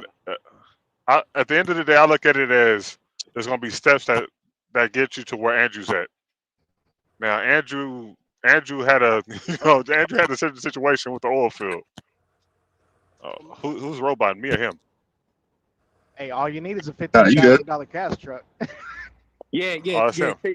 Chase and Andrews, like we all learn from you, man. You bought your truck back in 2018. I bought my truck in 2019. I parked that bitch for 2 years while y'all was running. So yeah, shout out to Chase and Andrew, man. Real rap. I mean, but at the end of the day, the work doesn't go away, That's motivated whether me. you I want to didn't start an go his authority way. or if you He don't. probably cussed me out by the way I went. I went through LRM. I paid a high ass note for 2 years straight, but I paid that bitch out in cash. I mean, As long as you got the title. this bitch Hey, paid out. LRM, Yeah, who is that bitch that? sitting on the piano at the house, man. Shit. What, LRM leasing? Who's LRM? LRM leasing? You talking about that trucking? That Yeah, trucking? That's LRM Yeah. Buy leasing, the truck man. out by leasing it. That's that spot Dean Cole and Trucker Brown went to. They was fucking with that place. Who's LRM? Yeah, I paid it What's out the, though, what's the man. actual name? LRM leasing. If you It's don't just like have Yeah. other LRM. options, Oh, Long Mountain. It's just like Long Mountain. yeah, basically. Okay. I think What do y'all Hey, think Long about it's Long Mountain Mountain? might got better rates though. I ain't gonna lie, because they was high, bro. I say they're But all I about the chose to do same. mine different. Y'all think Lone Long Mountain's Mountain, trash? Arrow, they're all the same. SFI, they're all the same. All of them. They all want you to pay double for the truck that ain't worth double, and then when you I'm finally telling pay you. it off, that shit got Right. mad. Okay, so let me ask you this: Look, I'm to gonna the say, and you know, to the guy that said that you're paying double for the Lone Mountain truck. Now, if they tell you for a 2025, you got to pay $3,200 a month, is that necessarily paying double for the truck? Let me tell you about my God situation, bro. dang. No. Wait. Hold on. Before you tell me about the Not situation, really. I No, want you to do the you're math paying first, that and then off tell me and what the double For me, is. for me, separated. Yes, I'm not paying that off. yes, I'm not yes, doing it. yes. I'm not doing it. I'm not $3,200 per month is very expensive, and I would not do that. I will only do that if I facts. had an authority and I had 3 other trucks, cash trucks running, and I just need another truck to Facts. claim the deductions. I would not be Well, paying those trucks. no. Wait a minute now. We're talking about a brand new truck, Brand new $3,200 a month brand new. times 60. Huh? Oh, Brand so new doesn't mean brand new. Brand new don't mean anything. It is Brand new brand means new. as yes, far as but the price, What I'm Long saying Mountain is as a brand new dealership is doesn't about mean that much the as what you same. think it does. that's how they getting over on cats. That brand Exactly. new truck. A brand new truck is for somebody that already got 5 trucks already, and they need extra trucks to pull that volume. Yep. They brainwashing us truck driving. That's what pisses me off so That's much. part of the problem right there. Yep. Right. You No, can okay, rock out with a $20,000 truck, cash truck, put 10,000 in it, hold and on. ride that bitch up for 10 years or Okay, more. but we're getting besides the point. What I'm asking is, I'm asking you a direct question. If we're doing numbers, right? Right. They're telling you $3,200 We for just the gave it an month. answer. We just gave it an For answer. No, we're not. So, No. Let's so do it month to Long month. No, Mountain is going to be cheaper depending on your interest rate. let's do it month to month. So you said no 3,200 a month interest, for Andrew. 3,200 a month for the truck. I mean, if you go to dealership, it's going to be You always interest. gonna have interest. Like, Hold up, You 1,600. talking about Long Mountain compared to the dealership? So now No, we have but what they're saying that 5,000. Now we have 5,000 because we got 1,600 for the insurance, 32 for the if they truck, 16 for the say no insurance, interest, then you 5,000. already added into the Another top 1,000. dollar. wait a Another minute. 1,000 for Wait the a minute. trailer. Hold on. We're not talking about insurance. I know about the insurance. I know about the tax titles and all that. What I'm talking about, we're talking about they're making y'all pay double for a truck, right? So if I'm looking at the numbers, what the Lone Mountain says, what the number it says 3,200 for 60 months. What is that number? I don't know. I don't know. Do the It's math. a I don't high know. ass number. The thing The about number is see, That 3,200 for number, 60 right? months. the That's the number. problem is everybody looks at these trucks as like you're buying a house. These fucking trucks are turn and burn. It's not a fucking house. When you pay Exactly. 3,200 for 64, that's a contract. That's 4 trucks I just purchased. I'm only making 100,000 per year per truck on a truck, and I'm paying $3,200 a month. Crazy. That doesn't and you gotta look at the monthly cost on this. The problem is they try to look at you, the loan game. You're gonna pay this truck off in 5 years. In That's part of 5 the years, problem. I could have had 500,000 off of just a cash truck. I'm about to blow y'all mind. I paid $2,500 for my first truck ever. I'm in it right now, still running to this day. $2,500. I'm not taking anything away from y'all having cash trucks. All I'm saying is like Bro, we're saying that y'all saying it's double, right? So when I do the math, it's 100, maybe 180, 190. For a brand new W9, it's 264,000. So help me understand where the double comes from. bro, you can get a W9 at fucking Richie Bros for like 60, 40. But no, but what I'm talking about, brand new. Not understand the question. What is wrong with why you keep saying brand new? Brand new isn't Hold on, wait. Can you explain the question again? You said, go ahead, say it again. So this is the question. I'm not knocking y'all for the approach that y'all have, which is a cash truck, right? You can get 4 trucks with $200,000, correct? yeah. Okay, so there's a gentleman that made a statement that said, "Hey, Me. they're making y'all pay double for those brand new trucks." Okay, if the truck is brand new and the price is $3,200 a month for 60 months, do the math. That goes to 180 to 191. Help me understand where the double comes from. You're losing. Okay, so the double comes from me saying that you can get exactly what you said, which is you can get 4 trucks and you can pay them all off. You're not Or you understanding. get the one good truck. He's not getting it. I'm not getting, I guess. I don't know, bro. So Nah, like he, when you say he double, compared it to the new truck. yeah. So when you say double, you're Basically, he basically letting y'all saying know that it's not double, bro. It's the same price. yes, It's not. It's 191 not. It's times not two. double. That's $380,000. It's not double. Bro, That's We're actually just market value. Right. We just looking at it as you have more cash to play with when you got a cheap truck versus a but that's a high ass small truck. minded. That's a small minded point. You got to open up your mind a little bit just to really put it together. Like Okay. All right. if I paid 2,500, no diss. That's the reason why it's hard for me to comprehend the question. Is because I would say there's a more efficient way to go about doing it. Like by the time somebody pays off the brand new 2030, I didn't pay my shit off first day, and I done made that money, you know, way more than by the time that's paid off. And that's why it's hard for me to understand because I'm like, in my mind, I'm like, I would never do something like that. And when I say double, I'm comparing it to the shit that I got now, or just even to the shit that I couldn't buy because I had enough money at that time. And I'm like, why would somebody do that? So I'm comparing what the options that I see every day compared to the analogy that you have put out there, which is analogy. It's an analogy or is it facts? Andrew, pull up a brand new what you said 2025. Hey, Andrew, go to Lone Mountain and look it up right now. Yeah. Are you saying that's a better It's plan? really the same price. Are If you he saying just that's did a the better? math and it's 180, Are you that's trying to what say brand that new it's a trucks are better going plan? for. 180, 200,000, bro. Like, Are that's you saying? what Exactly. they're going for. It's But really no different, bro. I my really thing don't is think this. it matter. As long as you get a truck and get that bitch paid off, however the fuck you did it worked, man. Like, I'm not here to point fingers at anybody or try to make somebody sound dumb. I'm just asking where's the double come from, so I have a heads up.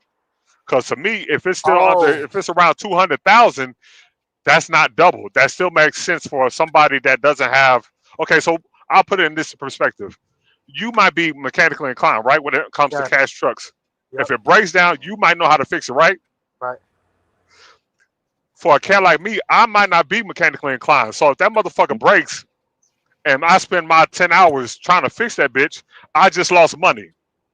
It's a gamble. When I You're can right. get yeah, but I'm gonna be exactly. honest, bro. Like when right Big before I Big I Mac. ain't became getting a no owner, Hey, I my was in a guy. new truck, Hey, and that buddy. shit break too, bro. I That's had The I fine. drove new a shit truck that break. had 80 miles on it, What's bad and about that the bitch new shit broke in the is first that week. when it breaks, you can't even take it to a regular shop because they don't even know how to fix it themselves yet. I just seen a brand new 2025 Volvo going to a That's Love's a fact. for oil change, and they couldn't even figure out. I was in the shop getting my shit worked out. I think I was getting oil change too, and they're like, "Yo, I don't even know how to fucking take the fuel filter off because this is 2025, and they didn't even have the parts in stock." So homeboy was just saying down like, "Damn, I ain't gonna get a load for a while," because they trying to figure it out in their head. And that's the stuff that I know that you might not know, and that's why I'm like, that's why it was hard for me to comprehend what you mean. So when I say also another thing, when I say double, it's like it's just not in my idea about going about things. It just adds more stress because like So the so so basically, what you're speaking about is unknown variables, which is what makes it double. At the end of the day, only benefit you get from buying a brand new truck is you're gonna have a A warranty warranty. on everything. That's about it. But you gotta But realize what makes that a negative at the same time is that it's not like an in and out the shop type of fix. No matter where you're at, there's gonna be other trucks in line. I don't care if you live in the boonies somewhere. It's gonna be other trucks waiting before you. So that's Well, downtime. my If you other got payment- problem with a new truck is it takes them about 3-4 years. I was a mechanic in between trucking. It take them about 3-4 years after something come out to figure out the damn. kinks and what's fucked up with it, what's gonna break quick, shit like that. I don't want whatever new problem's gonna come with that $200,000 fucking debt. Can I I don't want it. can I'd I rather also go with something that's older and figured out. And shit, I know what to do with this DD15. I know where to take it. Everybody, you can take this shit everywhere. but what y'all don't get, I'm not advocating buying a new truck. While I'm just asking is like the number. That's all I was. Confirm me the number where the double was at, and that's it. so Oh, I Now just I see okay. get it when it comes to the unknown variable. I The just seen a double that comment. for buy a new truck though is if I got a lease driver that I can put in it to pay it off for me while I'm at the house. I just seen a comment that says you can buy one truck in that same price compared to four trucks and it'll meet in the middle. So how is that double? Well, you're gonna make way more money in a shorter time period with those four trucks faster than paying off that one truck It's that simple. With 4 trucks, you're gonna have 4 different paychecks coming in compared to 1 paycheck. That's the But you got to, simplest concept. but you got to find a legitimate driver though. But that's easier. It's easier to do It's that just because harder now you than got 4 people trucks, think. so they can sit like Andrew's doing shit, and you can just wait for somebody to pop up, like because they're paid off already. Okay, I'll give you that. But that's the Like biggest thing. like at the end of the day, that's like Andrew has said before. There's some people that don't want to start a company or add drivers, and there's some people that want to. For those that don't want to, you know what I'm saying, start a company, add drivers, there's still an option where hey, you can go this route and it's just you, right? But if you do want to add drivers, I think cash option would be a better route because of the fact that the maintenance is far less expensive. You don't have to worry about, you know what I'm saying, like you own the equipment, like you said. So if that driver wants to leave your shit in Utah, he can leave it in Utah and go get it later. You see what I'm saying? Yeah. Even if you Find fucked it up, a you can storage easily unit repair it. somewhere. But when it comes to like, you know what I'm saying, like if it's just you know what I'm saying, like time is money. Let me tell you something about something we just said. So a lot of guys, when you run an independent operation, they're like, yeah, I want this one. And it's their dream truck, it's their first truck. And let me tell you something, a lot of guys you're gonna see out here with the nice trucks, they're still making payments until like they're 60 years old, bro. They don't really own it yet. They don't got they're still leasing it. Them payments will keep you on the road too, man. That'll take your life away. You gotta realize that a lot of trucks you see Drive a out truck nice, by they're yourself? not paid off. Oh no, that's a Okay, long so time. So, truck ain't gonna get bored. Real boring. Andrew, Yeah. what website is this? Oh, it's truck See paper. what I'm saying? Like it's $199. So you know what I'm Yeah. saying? It seems right. Well, wait a minute. Hold on. The difference though is these are from the dealership, so it's gonna be a commercial loan and like up to 30% interest. So it's actually gonna cost you way more than Long Mountain. Oh, okay. Okay, I see what you're saying now. Yeah, because that commercial loan, man, at minimum 18%, all the way up to 30, man. That But truck gonna pay that. Woo-wee. My You may Some mindset places when like it comes Long to and I'm this Mountain, you game, don't pay my interest on it. mindset when it comes to hey, the but game yeah, should be solely this: how fast can I pay this off, and what is the most efficient way about doing it? Nothing else. hold None. on.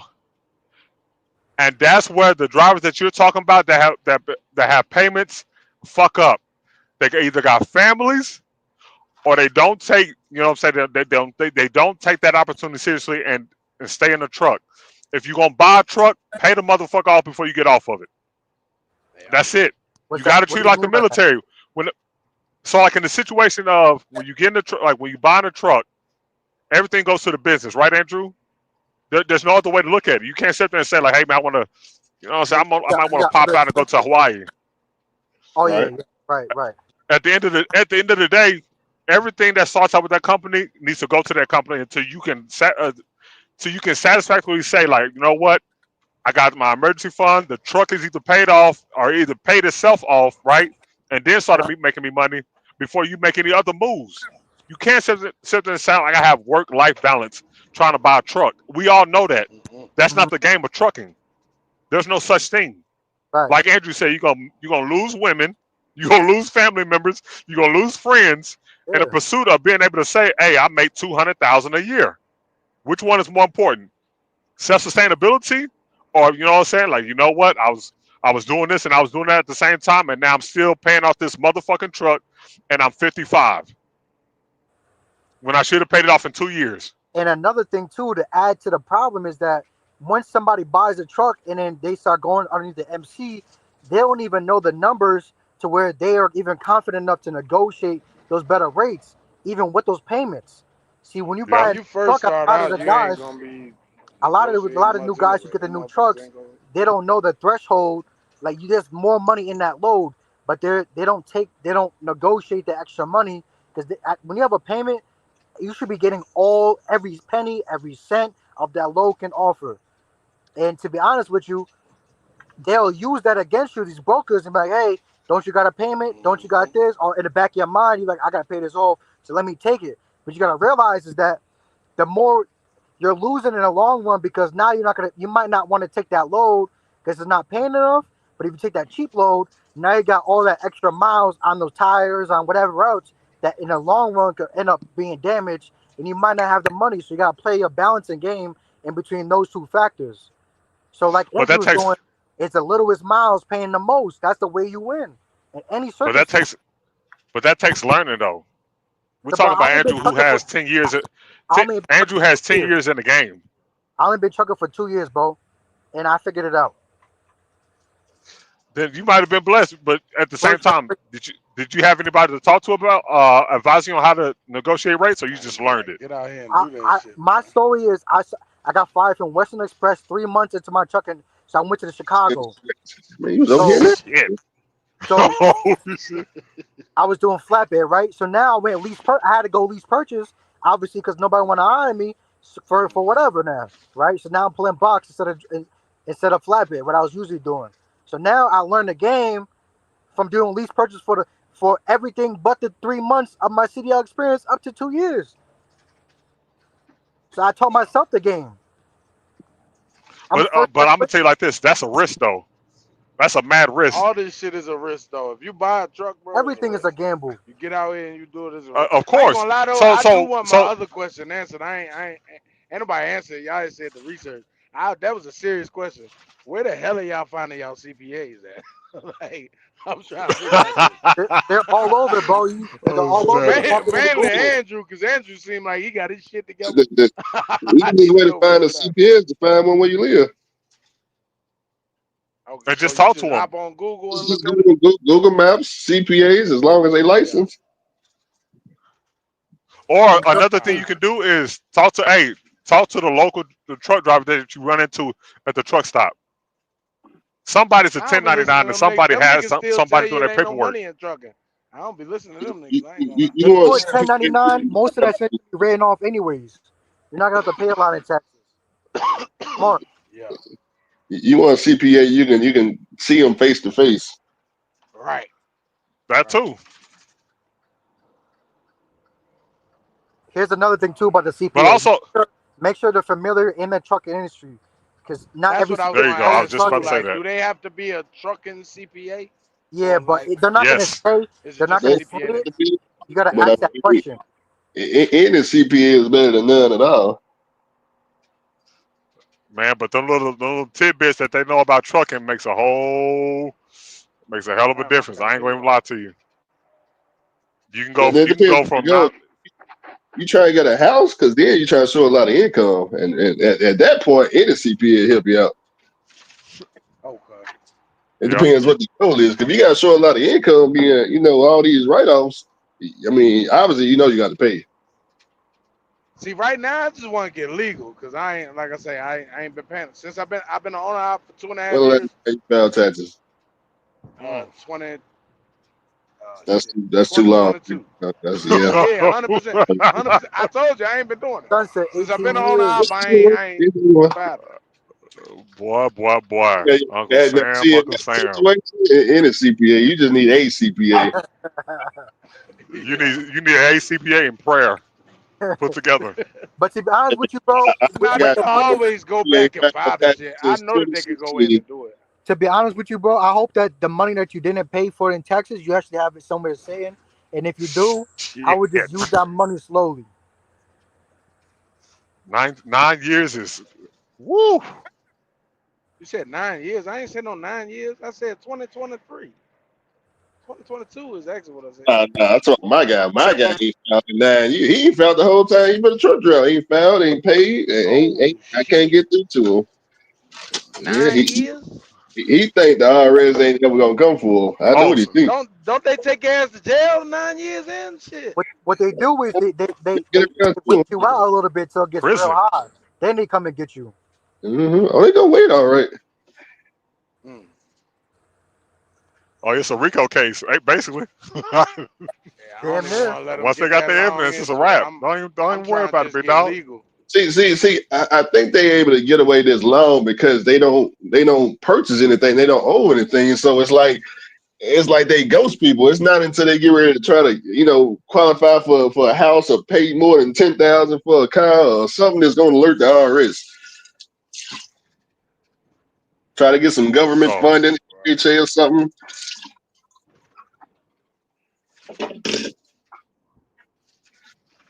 That's true. Now, That's definitely the true. one thing when it Yep. comes to being owner op, I do not play with the government. I leave them motherfuckers alone. Tell me what I owe, and let me go on about my day. You know what I'm saying? Hell no. The best Because advice once you to the get that guy that certified has letter in the bad mail, taxes is to start paying, like the dude said earlier, a little portion at a time, and just try to stick to it, man. Because that's pretty much, you got to think about, that's the least purchase. You got to make that every week, but you got to pay it yourself now. So, whatever, at least you have more wiggle room when it comes to what you choose to give. But you got to treat that as debt. That's debt right there. You got to pay that back. You know. Yeah, So that, I ain't gonna lie. and I you was understand more it's been 2 focused on years? just paying off the truck. Like I I didn't was, even see like that. I was trying to focus all my money on that. I wasn't even worried about that shit. Now I'm gonna go back and fix it. You know what I'm saying? What's your goal So first? did you say it was 2 years? Yeah, but my goal, honestly, is passive income. I wanna start other shit that make me Through what? money. Real estate or investing? Stock market? Through Um, what? real estate. I also want a brick and mortar store. I actually have a You business pay plan tax. already set up for the brick and mortar store. Yeah, you got And I to pay want tax. real estate. Yeah, all that real estate. Yeah, you're not gonna be able to do none of that without no damn. Unless you paying 100% cash. Now you need some paperwork. Them banks want to see paper. You ain't getting nowhere. You can't go in no bank with no paperwork. Right. And they got the owner operators that come in my channel talking about the 1099 loans. They all claim, hey Andrew, we got our house with the 1099 loan. I don't know that. It's They always that probably group. paying some crazy ass insurance, but I mean not insurance, interest on it. It's 1099 crazy. nah, boy. it's not an actual loan. It's them not paying the taxes, bro. That's a loan. Like, They probably All pay right, all right, crazy fellas. interest on I got that a shit. question for y'all, and I want to get y'all opinion on this. All right, what do y'all think about a cash truck that has a salvage title? oh nah, don't do that. Mess with it. Don't do And that to yourself. sometimes insurance don't want to mess with it. Yep. Insurance don't want to mess with it. Okay. And if you don't know what you're looking at, like when it comes to like structural problems, what Right. It happened can to have it. frame issues and Yeah, all that. don't take somebody else's trash and try to make it yours. Right. Unless you're gonna rebuild it from the ground up. Mm. That's a lot of money. I mean, when insurance says salvage, that's what it is. Yeah. That's coming from the insurance mouth. As soon as you start with the A, as soon as you say, they already know what's going on. They're like, I got. We're gonna give you this higher price over here. If they even want to take it. hmm So even if you build it from the ground up, you can't get it insured. No, you can. It's just gonna be way more expensive, bro. And then Mm. because in their eyes, they're not the one doing all the work on it. They're looking at it objectively, like, okay, what could be the problem? Was it wrecked? Would it catch on fire? What happened? Did the engine blow? Or you smashed, killed 7 people? So they don't know that. Even if you tell them that, it's still a higher risk. They think of things in statistics, like, all right, higher risk, so on and so forth. Because more than likely, the problem, what made it salvage, was reported to an insurance company, and the insurance company told everybody else, what's what happened in their like little system or whatever. So they're doing the research on the VIN, and they know what happened, and so they're seeing what happened. They're like, yeah, I fixed it myself, and they're like, yeah, okay, sure, and then they're gonna just give you extremely high prices, if anything.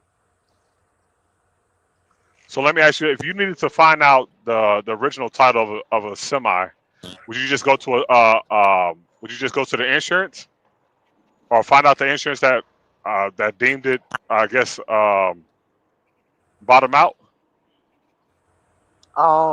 So for that, it depends on what. I will go directly to the owner, and if the owner, here's a red flag.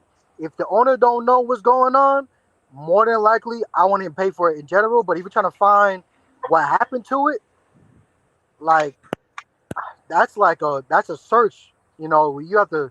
I don't even know, bro. I think the owner's not trying to tell you what happened, and he had the truck for so long, I wouldn't even like entertain that conversation, because he's the one that did it. More than likely, he ain't buy it like that. Hmm. Okay. But you see what I'm saying though? Yeah. Just not to. Yeah. Just don't fuck with it at all. Yeah. And now like there's some guys out here that be rebuilding, like changing out the frame, rebuilding the frame, extending it. You seen that once with the extended rear tires, extended frames. Like those ones, they're not salvage title. They just add extra work. I think it might be like a cap over. It might be like an extra cap over the frame that's extended a little bit longer. So it's not an actual salvage title. They're just that's just like a little custom thing to make it more feel like theirs. If that makes sense. Man, I don't like extended. So like I have found like 3 trucks that are kind of the same, but like 2 of them are stretched. Yeah. And that to me is that was a no.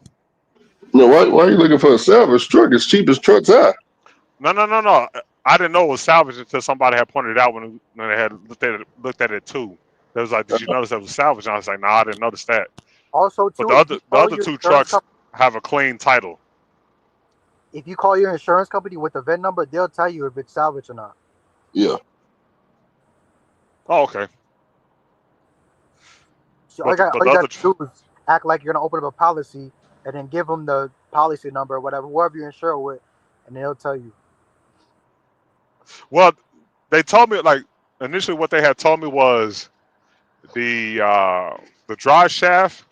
There was a drive shaft failure, and then they lost control. Drive shaft failure, and then I forgot what the other part was. Oh, it was electrical work. The main harness needed to be replaced, but I guess they deemed it salvaged because of the drive shaft. So you're because there wasn't no major work. You're thinking of it as like, okay, I got to fix the drive shaft and I got to do some electrical work.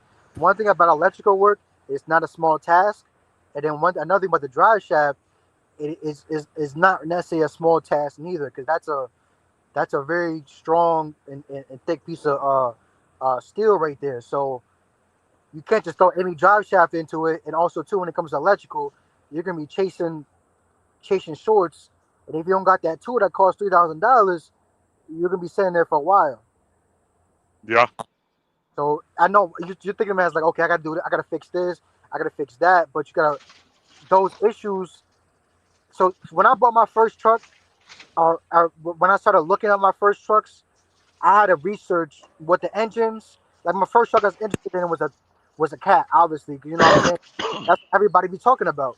But I wanted to research the engine. I want to know what blow by was. I want to know the signs of the blow by. I want to know how can I tell the engine's bad? How can I tell this and that? Because there's a lot of things that if you don't have a mechanic you can call upon, that you might be there by yourself, and you got to go with the opportunity because you're by yourself and it's in the moment. So you got to learn it yourself, so you make sure you're not wasting your money. And so that's what I did. I did my research, as much as I can. It took me a whole year to find this deal, and then once I bid on it and won, that's how I got $2,500 for a 2015 International Pro Star. Mm-hmm. And I paid off on the first day.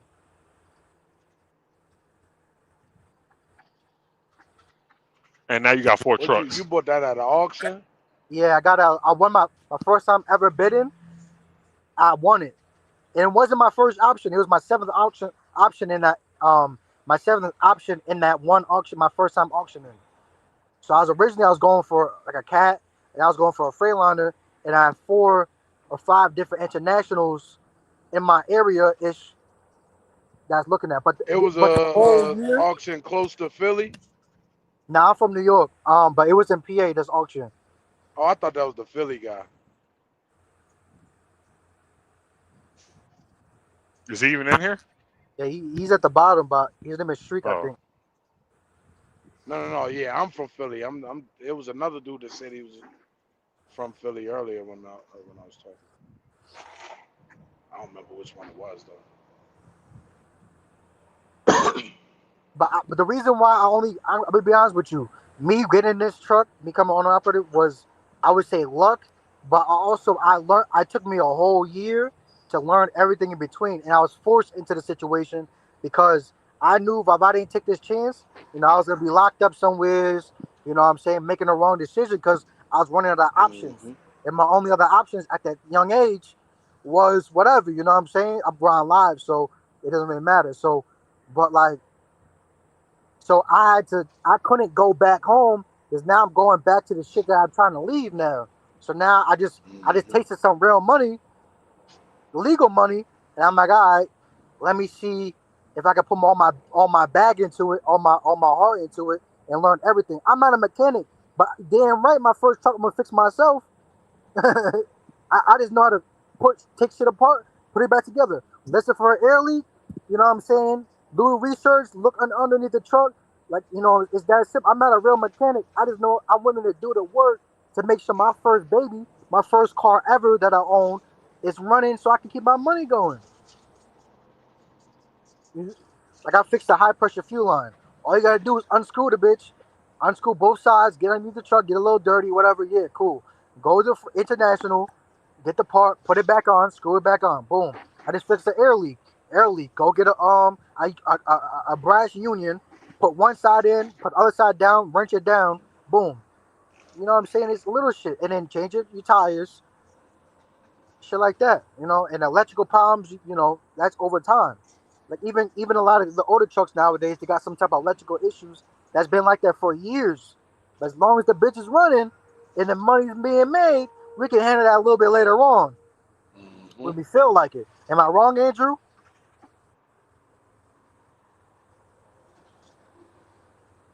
He muted, so he might not be listening. But Andrew got a Nah, you're right. Oh, okay.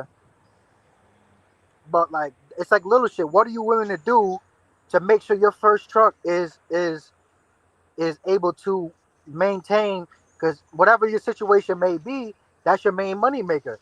And that's why when homeboy was asking, about the new stuff, I got emotional. I got a little emotional with it because that I see the future of the possibilities that could happen, and I was trying to stop that as soon as possible. Before I didn't know if it was like a real question or if it's like a hypothetical. Because like even the new trucks, they break down, and it's even worse when they do. I'm telling you, when he was talking about that shit earlier, I said like I was right before I bought my truck, I was working at MC Tank. I had a brand new Freightliner. This was in 2022. Yep. That shit had 80 miles on it. Yep. I took a 300-mile trip. That bitch broke down. Yep. Shit. After that trip, they fixed that. I went on another trip. I think I had 1,000 miles. I did 700 miles of that. The bitch broke down again. It don't matter. Brand new, fucking 20 years old, bro. These bitches gonna break. You hauling however much you hauling behind you, 40,000 pounds, all that.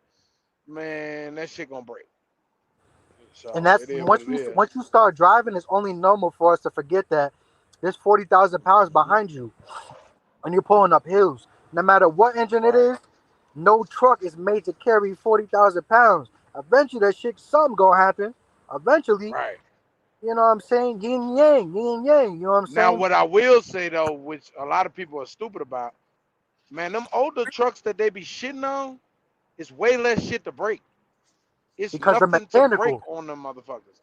Right. Like, they last forever, man. And when it do break, it's cheap as shit to fix it again. Them Detroit 60 series, man, I want so bad. My next truck is gonna have a fucking 12.7 in it. I promise. So let me open up that a little bit further. Let me add another option to that because a lot of people hear, okay, Detroit 60s, yeah. But you gotta realize that Detroit 60 series, it is cheap to rebuild, but you just shouldn't go buy a truck because it has a Detroit 60 because you got to see the condition that it's in. And let me add another layer to that and say that another cheap engine to rebuild that's also good is the Cummins N14. Cummins, yeah. The M14s was in them around like what 2005 trucks. But those are hard to come by though. Cause motherfuckers don't sell them. Right. Exactly. So I mean, Yeah. you gotta do what you can. Detroit or looking for a needle in the haystack. And what they But I'm do, gonna be honest though, don't buy no nothing pad to car. me, nothing beats like Detroit shit because Freightliner parts are cheaper. It's just cheaper. All around is cheaper. And you could go with the cute shit in this trucking industry, or you could go with what's cost effective. If you want to get money, you're gonna go cost effective. Yo, that point was really big right there. Because a lot of people, they're like, yeah, I want to get the newest, greatest, as you say, be saying this, the newest, greatest shoe shine to look good. Like, motherfucker, this is to make money, ain't to be living in. Motherfucker, you want to get out this shit as soon as possible. Everybody know that. I don't know. The way these people losing their jobs, I might still be in this motherfucking truck. Nah, this is your best option right now. You got, if you smart, you got unlimited potential because you got negotiation power. And I think you might be, I remember you saying he's the owner op, and you pretty much in control of almost every factor. And that's one thing that people don't get from working a regular job. And that's why it's hard when people lose their job, they try to go back to a regular job. It's hard because they're like, yo, somebody telling me what to do, and I can't make as much as I want. I gotta come in for long hours. It'd be tiring. It's different being tired from trucking compared to being tired from a long day at work and not making a lower amount of money. There's a difference. Man, that Because truck remember, clean as hell. What the hell is that Andrew looking at? we were just making like $600 in a warehouse, working 40 hours plus. Now we making over 1,000. Andrew looking at this cat that does custom interior work in Florida. Mm-hmm. Oh, that's that Florida Customs. What he said it was. Something. Florida Customs. I heard that his work is little. I heard his work can be up and down. I heard his work is inexpensive. Florida Custom Finance. That's what it was. Yeah. I heard it can go either good or it can go horrible. Yeah, it's 50-50. Did you see that truck that Andrew got, that blue one? Shit, that bitch look good. Well, there's a couple cats. I seen that marble shit. That shit was fire. There's a couple cats that say like, when they fuck up, they fuck up, and like you have to constantly keep going back to get it fixed, rather than it being done the first time. What I think will be happening sometimes is that they add so much lights to it. I think because like the batteries, so sometimes it's certain. It's only rated to handle so much. Right, and sometimes if you see in other trucks, they have on the passenger side, there's separate batteries on the opposite auxiliary side. batteries. They got 8 batteries all together. Yeah. Right, and those are for like all the extra shit that's supposed to be ran. Because if you're running a whole semi truck over 4 batteries and all that extra shit, it's too much being drawn. It's just like if you ever had a car with a system in it. Andrew, that's your truck? If you add enough juice to it, you gotta add alternator. You gotta add an extra battery because you're asking too much of the first battery. Same thing with these trucks. You get to adding all that extra shit to your shit, all them fucking lights, man. Your alternator ain't gonna be able to handle that. Cause while your truck running, the alternators was running. Nah, this Lewis truck, Justin Lewis truck. Oh, for real? Yeah, let me see that shit. Yeah, he put it in there looking just like that. I didn't know that messed up on the inside. Damn. Yeah, that's what my shit look like right now. From the beginning again, or not? Yeah, what's he getting done to it? I didn't know why he ain't showing the inside. Now I know. Oh, that shit was It was toe up to the floor up. He didn't tell me it was that that bad truck enough. he had the reefer on when in that video you talking about? Yeah, that's the truck. Man, you got that bitch clean. You got a 12.6 or you got a cat? Or a 12.7? But at the end of the day, let me take y'all to what this sign say, just so y'all catch my drift. Do your homework on all money in. Let's start there. Let's start there on all money in. That being said, yeah, man, we got an 02 Classic. We got a Detroit 60 series in there. Yep. I call mine a 600 series. You know what I'm saying? Because I done put so much work into it, right? Give y'all a small backdrop. When I first got this truck, it wasn't the same color. It was like it was horrible. It was horrible, right? And the back of the cab was dented. So I fixed all that, had the truck painted, Base Ply.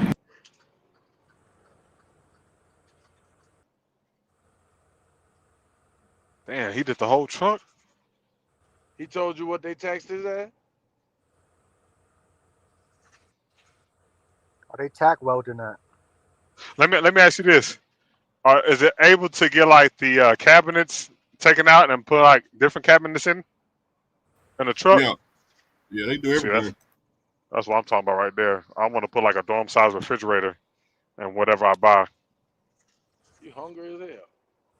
Shit, what I do was I would change the floor first before anything to some hardwood or some type of reflective material.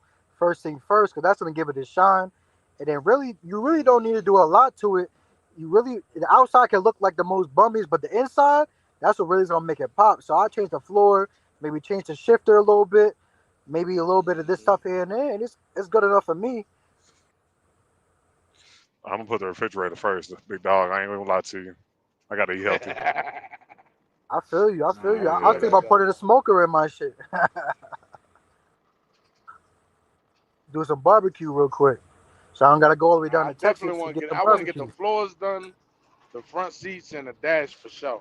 Now all that shit Man, back there, I'll see what's give up me with the. that. I need cabinet space. That's all. I need cabinet space. We can think about all that later. I need somewhere to put my shit.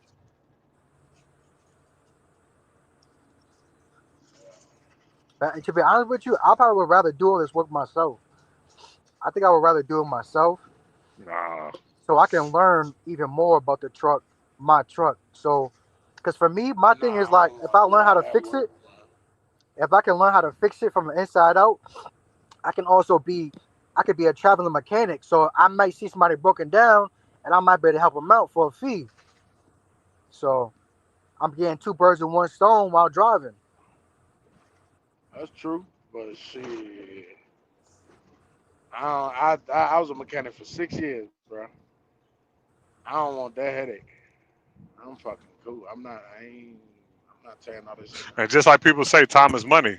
So for like people like me that be trying to do like their own work, instead of, you know what I'm saying, it being like an hour to 2 hour job, I might fuck around and make that motherfucker 10-hour job because I keep fucking up. There's so much I can do elsewise in 10 hours then, That you know what I'm interior saying? shit meticulous, man. You gotta know what the fuck you doing, man. That shit For ain't- real. I ain't saying you Oh, can't do it, and if you want to do it, go ahead and do it. I just don't want to That do it. man I'll put the pay Cocoa somebody to do Brown it. in that beer? That shit. Ooh, and he got the You- beat in that motherfucker too. He put the beat at the Yeah, bottom. he showing out. Hell yeah. So where he got the music in the bottom of the seats, that's where they installing that? Am I tripping? Where did they put that panel?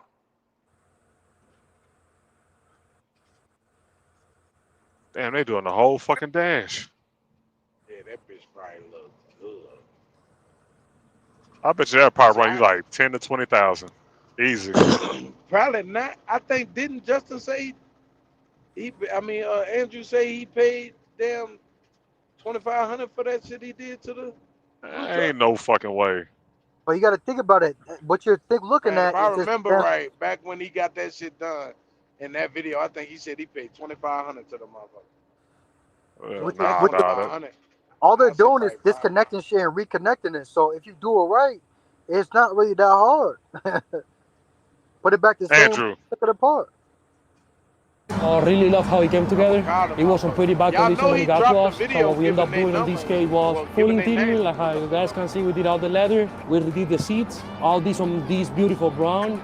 For the lighting, we went with purple with the dash, and then for the rest of the cab, we did amber lights. Also, he wanted to do the door trims. On those, they say classic, and when they open the door, pretty much they're gonna be lighting up on purple as well. The audio sounds insane. We end up putting 3,000 watts for the speakers, and then 2,000 watts for the bass. So everything looks good. So pretty much we're just waiting for the client. But he got a lot of shit done. He got music put in that shit. That music alone probably was about 3-4 bands. Yeah, the stereos. Yep. Yeah. See, I play with that music in my cars, so shit. Yep. Man, that should be high. That should be high as a bitch. I seen a truck that had the stereos on the outside too. I think it was like underneath. Nah, hell no, I ain't doing that. I don't want y'all to hear this shit. I want it for me. Now the Fuck thing y'all. about it is like, do you take that truck to the oil field? Take it wherever the fuck you making money at. I mean, the oil Shit, field bounce a lot though. Like that's a lot that's of a little dirty. fucked up terrain. That's a little dirty. Because normally, like cats that get work like that done are meticulous about the inside of their truck. So if you out there in the Doonies, Man, when you getting money, I don't think you're gonna give a fuck about that. shit, you Sweep pay that shit out, $12,000 knock for it your out. interior to get redid. Ask Andrew why he hasn't taken the Century. Is it the Century or the Columbia? I think he got a Columbia, don't Ask him why he hasn't taken that blue truck back to the oil field yet. You don't he? He pay ain't took that. none of them back to the oil field. That boy been But making money in other ways. nah, you're not gonna get that interior dirty. That's a fact. I'm not paying that type of money. I'm not paying that. All these damn wrecks. I'm not paying that type of money. If the Nah, money, I'll take it to the oil field. I only paid yeah. 2,500. Oh, okay. I told you I thought he paid Yeah, 2,500 for that. 2,500. Yep. That shit just clean as a bitch. All I It make do you is think when it's take it expensive to the as oil hell. field when it get all jacked up. Just go down there and get a different color. Okay, well never mind then, player. Never mind. Yep. Hey, you gonna That do all makes the music and shit like Jay Lewis did? Yeah, see when Lewis went down, well, when I went down there, they wasn't doing all that. So 2-3 years later, them folks that got better. Right. Okay. I wonder if Jay Lewis is gonna do the stacks on the truck and make that bitch really breathe. It's all the process, man. So the man just spent 12.5 on interior. He probably need to make that money back. Facts. How much you think it costs to do a straight pipe on a semi? A straight pipe I from the don't know. bottom to the top. There's like Yeah. little additional pieces. Like you could do like a cheap one that comes in pieces and add like expensive. Or you talking about straight pipe? Then that'd be a Yeah. little probably like 3 to 4. Because it's Oh, the that's actual cheap. because the actual material is what's cost the most. Because all you gotta do is attach at the bottom. But honestly, either one works the best. And the reason why it makes all that noise with the Jake is because the distance between that to the end of it is longer. So it actually isn't making it breathe better. It's actually making it suffocate a I little got a bit. That's what gives it a Cascadia. I little. got street sweepers. I ain't doing none of that shit. Real spit. But it looks nice though. I do need to. I had a blowout on my left steer. This is like a year ago, and it blew off a piece of my goddamn Right. fairings or whatever. Mm. I ain't shit. When I looked how much they said the piece was, I said, yeah, we get that later. Truck work. Them little fairing pieces, man, them bitches cost. I know the one on the back, them bitches tried to tell me $2,000. I said, nah, I ain't doing it. Hey, boss, let me ask you, since you just started out, how much was your initial insurance quote, or how much you pay a month on your insurance?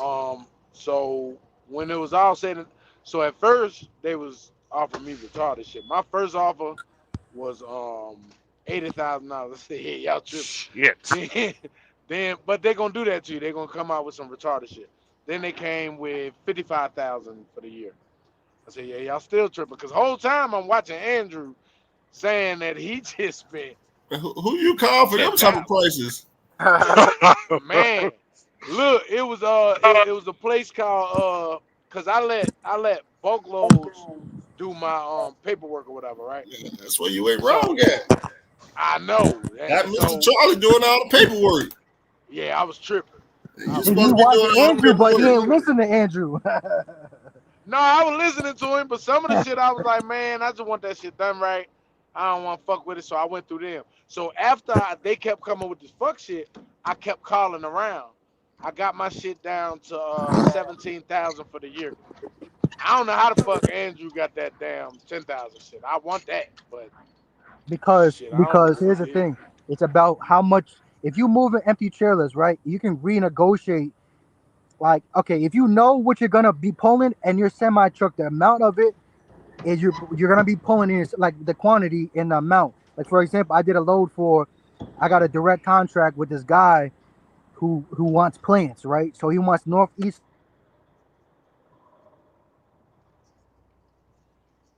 He must be Is that me or full or him? something. Yeah, no, that's him. He Damn, cut out. I don't know what he said. that man He got doing that Metro PC. them plant loads. I ain't gonna lie, I want to do them plant loads, but shit, Bad, you can hear me now or not? I Is it hate better? going up that area. Yeah, we Yeah, can we hear can you. hear you now. So essentially, what I'm saying is that so essentially, if you can know the amount that you're pulling for, like how much all that whatever you're pulling in your trailer is, you can go to your insurance company and say, hey, I need this amount of insurance for this specific amount, and they're gonna ask you, what are you doing? Are you doing this? Are you doing that? And you tell me, oh, I'm doing plants, so I'm doing whatever. So I need this amount, and you're gonna be all right. And that's how you get the cheaper insurance. If you know what you're gonna be hauling, you're gonna have way cheaper insurance. But if you try to go to the brokers, because they're trying to give you the best foot forward, that yeah, you need $1 million this, $1 million of that, because they're trying to give you as much options as possible for you starting out. But you don't need that if you did the groundwork leading up to that and try to get you a little talking to a couple Yeah, people in but front when of you you. first starting off and you pulling TQL for a year, the hell you do? You But do that's need your it. circumstance because you were making a move because you needed to make that move for the at that time. When I Yeah, made I that my understand. move, when I made my move, my whole plan was to take advantage of the game. So I leased on while starting the M30 and building While up my, aging it, right? Yeah, that. and I found my direct shippers, and I'm negotiating with them back and forth. And then I'm gonna open up my MC, and when I start out, open it up fully, then we good. Hold on, so you found your direct customers before you jumped out? I had conversations, and I didn't have contracts yet, but I had conversations with the owners of these companies for the direct Oh, contact when it's the I right about to time. say, cause how you do that? The motherfuckers always ask me for my MC. Yeah, nah. Shit.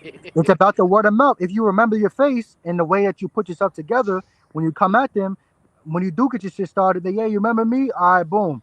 And then, I'm ready now. Can I help you out with any services? I think I'm ready now. Yeah, everything you see, Chet, that's what I always haul over here. So we got general freight, you got intermodal, you got oil field, you got How can you make grain. this full screen, man? Because Oh it's just shit, he checked. this He right here. just hey, you could make it bigger yourself with your thumb and your finger, bro. So you do have refrigerated food, got Oh, here fractions. you go. Oh damn, he put more shit down there than I did. I put general freight. I ain't clicked nothing else. See, Okay.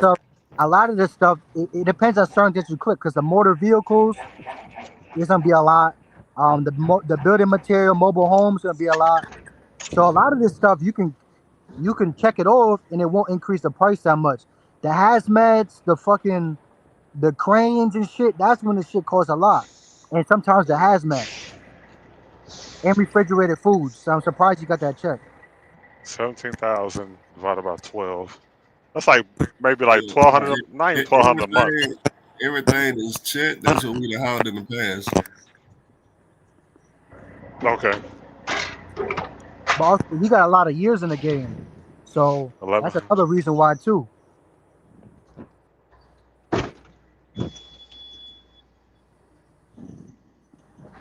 Yeah, and this is all I pay.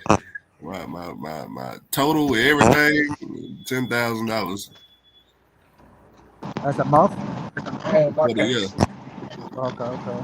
That's good.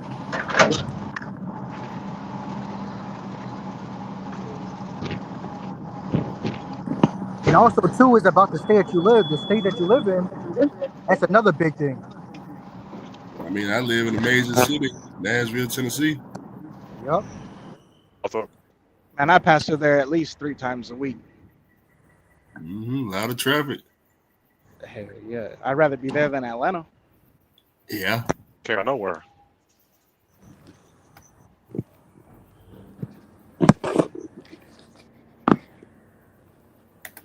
I pass through there in hopes that one day I see you rolling by. I'd be like, there it is right there, the legend itself rolling down the road. Come out.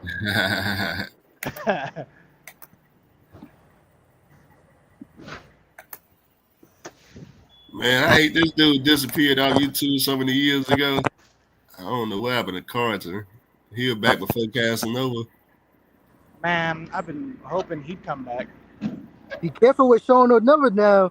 At least the lease driver's gonna be out there. They're gonna be real spiteful.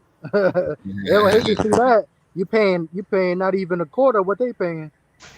Oh yeah, I don't pay nothing. But see, when you don't pay too much in insurance, what ends up happening is you stay at the house majority of the year because you ain't sued. You ain't got nothing out there, you know. You ain't got no money due. No truck, no insurance. It's shoot. Ain't nothing to make you force you to get back in the truck. You make Cass so mad every time you put that in every video. You know what I'm saying? I don't got to pay much in insurance. You know what I'm saying? The trucks ain't going nowhere. I bet them cats be like, this motherfucker say this shit every damn time.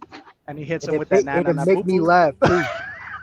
That shit make me laugh. You know I think what gets me more is when he gives the stats out for the truck every time he talks about the truck.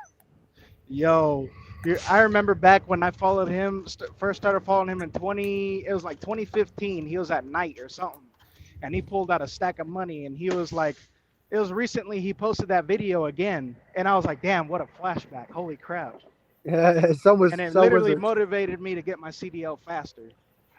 Who's this Carlton Brown cat? And he came out before Casanova. Probably, well, he was like 11. This video like 11 years old. Let me play it. This is Mr. Large Car 379.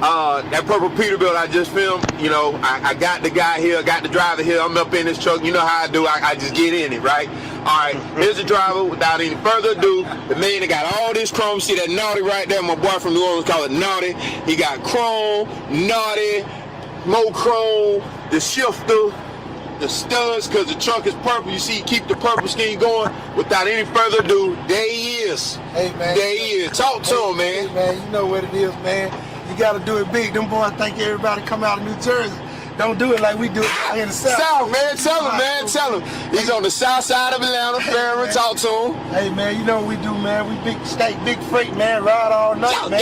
Yo, tell him about that legacy. That legacy, boy. That's the only way to go, baby. Get on the floor and ride out. Yeah, man, yeah. So tell me, where you be going with the truck, man? Tell me, all right, first, tell me where you go. Tell me what you got up under the hood. Tell me what you're shifting with. Tell me all that good stuff, man. You know, I try to everything east of Colorado Rockies. Okay. I mostly try to stay down here in the South where I can be in the flatland, baby.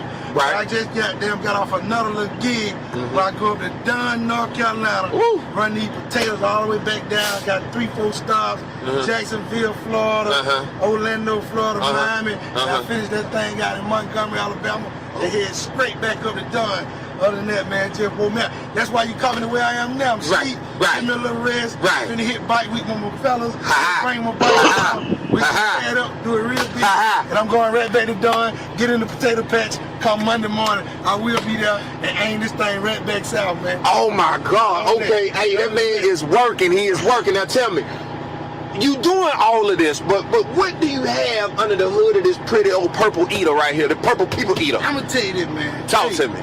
Everybody know me. They know one thing. Hey, man. At night I fly right by you. Woo! Hey, I don't discretion, whatever. Woo! At night I left lane gang, huh? Left lane gang. Hey, that's all I do at LTL. Ain't no freight late with me. No. Hey, man, and I really want to keep it a secret, but I can't say this right here. It is out of Detroit. These boys got the meow, the kitty cat. Hey, man, hey. That's a 500 right there. Hey, man, I got some folk that can make them Detroit do what it do, man. Yeah. And don't bullshit with it, you know what I mean? And, hey, man, I'm glad I'm proud of this thing. It's an old truck, 95 model. Me and my uncle put it together. Okay. Came out with it. I had to snatch it up from a dude up in South Carolina. Okay. He blessed me with it. They were hauling wood chips, and I played around with them boys over there at Talladega. And we funked it up a little bit. Got a little 48-foot trailer. Yeah. I like I haul a lot of chicken too, man. Okay. Things stayed lit up real beautiful at night. Okay. Ain't no other way to do it. All right. Everybody know me, man. Hey, easy money. You kept me out there on the slab. I ain't doing nothing but ground pound and putting it down. Who you ride with? Who you club? Well, you know, hey, man, I don't really club with nobody, bro. Okay. You solo. Dolo. My uncle, he ride with me. Okay. You know, he got a big Volvo. We ride together. I got another partner. They got 1 or 2 trucks. That boy Sassy B out of Warner Robin. Okay. Fly by night. You know what I'm saying? Antoine out of Memphis. You know, hey, man, we all just do it real big, man, and keep freight going moving in the right direction. Okay. So anybody, I heard you just shout out the whole crew. Anybody else? Anything else you want to say before we end this combo right here, man? I got one other person that be on my mind all the time. Talk. That's my boy Big Easy. Okay. Out of Atlanta. Okay. Right now he leased the Sugar Inc. Okay. And he is finna get him a large car. Okay. But that boy running the whole United States, man. Me and him He get on 48, huh? Hey, man. Me and him get on the phone with each other daily. Okay. This man tell me this right here. Look, man, bro, I'm in San Francisco. Bro, I'm headed to LA. Yeah. Bro, I'm headed back across to Spokane, Washington. Next week I'll be over there in Philly. Stop the man. Called Elizabeth. Hey, man, I told her, hey, man, we gotta get you out of there. Man, the man just shot past me last night. Come out of South Florida. Finna go up to Atlanta, get him something going back to Miami. Then he gonna come out of Miami, go to the shop. Then he said when you get to the shop, he going straight west. I'm like, bro, I gotta get you out of that mode. He ain't got Man, that's that trucking talk right there. See, that's back when everybody had their own truck and trailer and authority, and the freaking reefer rates was double what they are now. Them folks, man, used to get rich driving a truck. Now it's all leasing a truck now. Now it's all about, leasing a truck and making the Russians rich. Hey, Andrew, what you think he did to the engine? Can he get a 12.7 to a 600? Let me see. Let me see what he say. Said he tuned it up a little bit. You gotta do all that to make money. Hey, Tell him. he beat the payment down. He running with them Alameen boy. You know how they do it. Tell him he ain't gotta do that. All right, my dude. Mr. Lawrence Car 379. You check me out on YouTube, all right? I got you, man. I'm gonna see you in Daytona. Hey, you see the truck, you pull up and you act like you know us, all right? All right, I will do it. That's my man. Big Easy. Got the big purple eater. Hey, let me hear them boys real quick.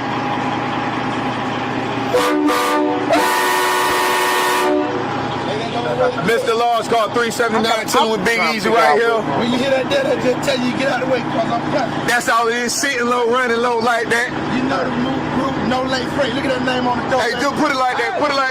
Easy money right there, baby. Anybody know they'll tell you I don't do nothing hard. Nothing.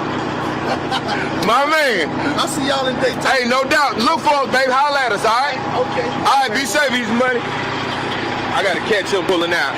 All right, Easy Money right there, y'all, okay? Easy Money gonna pull out for me. Gonna see this old beautiful large car. That boy looking like Interstate That Baby. thing sharp. What you think, Super Spook? That's it. And now look how they posted up. Got that photo right there. Then you got Easy Money sitting right there. All right, y'all. We're going to talk with y'all more later. This is Mr. Large Car 379. We down here at Exit 2 down here in Georgia right before we get into Florida. Got another Black Pete done pulled up. Let me zoom in on him. I do KWs, but, I'm partial to Pete's. Hence the name, Mr. Large Car 379. All right, we'll talk with y'all more later. Peace. He driving Pete? Yeah, they all Pete drivers. That brown one was nice. I ain't gonna lie, I wanted a Pete so bad, but then my partner got a Pete, and it seemed like they spend more when they shit break. I'm good. I'm gonna stick paying to the price. But that shit said 11 years ago. How long ago was that, Andrew? Back in that, This was 11 years. This was before leasing. right. That Before shit, leasing. Type shit. prices was crazy. I bet you he got it up to 600. I know he did. You think I he's think slick? that was a C15. That's what I'm thinking. He said Detroit 60. Yeah, he said he's out of Detroit. Shit, what do you mean 600? That's easy on a Detroit. Because And, I know Interstate made me Peterbilt is a 600. and it's purple too. I Yeah, mean, like 600 horsepower? yeah. 12.7 with 600. Yeah. But also too, Yeah. he up in Indiana, so he probably running Chicago, Wisconsin routes. So he in those mountains, so he gotta have that. I'm sure he'd be running I those. wonder how high I could safely push this DD15 up to. I DD15. sure want You some. can only take it up to I would keep it 515 at and that's 5. it. Yeah. You said you can only put it up to what? 515 and that's it on a stock setup. And I don't think people at all really have experimented with anything Because past deleting a DD15. they're more compact. Like the parts are more. They're not the good quality ones where there's more plastic. There's more. So at that high RPMs, the amount of vibration and heat, that shit. I'm gonna tell you something. That's why people always get the Troy 60s and the Cummins N14s because it's more of a higher quality. Everybody knows how to do it, and it can handle the actual tune up. And you don't really got to go too much further after that. With the Well, the newer, thing about it is this. Go ahead. I ain't gonna lie. I want me a Freightliner Classic, man, because you can get them bitches for under 30, and it be in good enough condition to start rolling. To be honest with you, the probably best option is to buy this shit with the engine taken out or that shit broken, get that shit towed, and then put an engine in it. That's probably your best option right now. Because right now everything I is seen so that video. everything is nowadays is so old that the engine more than likely gonna be shot. So immediately after you buy it, you're gonna have to do a rebuild on it, bare minimum. Because a lot of people, especially the Amigos, they're not doing rebuilds that much. They running that shit to the wheels fall off and then selling it for See, but classics. the thing is this.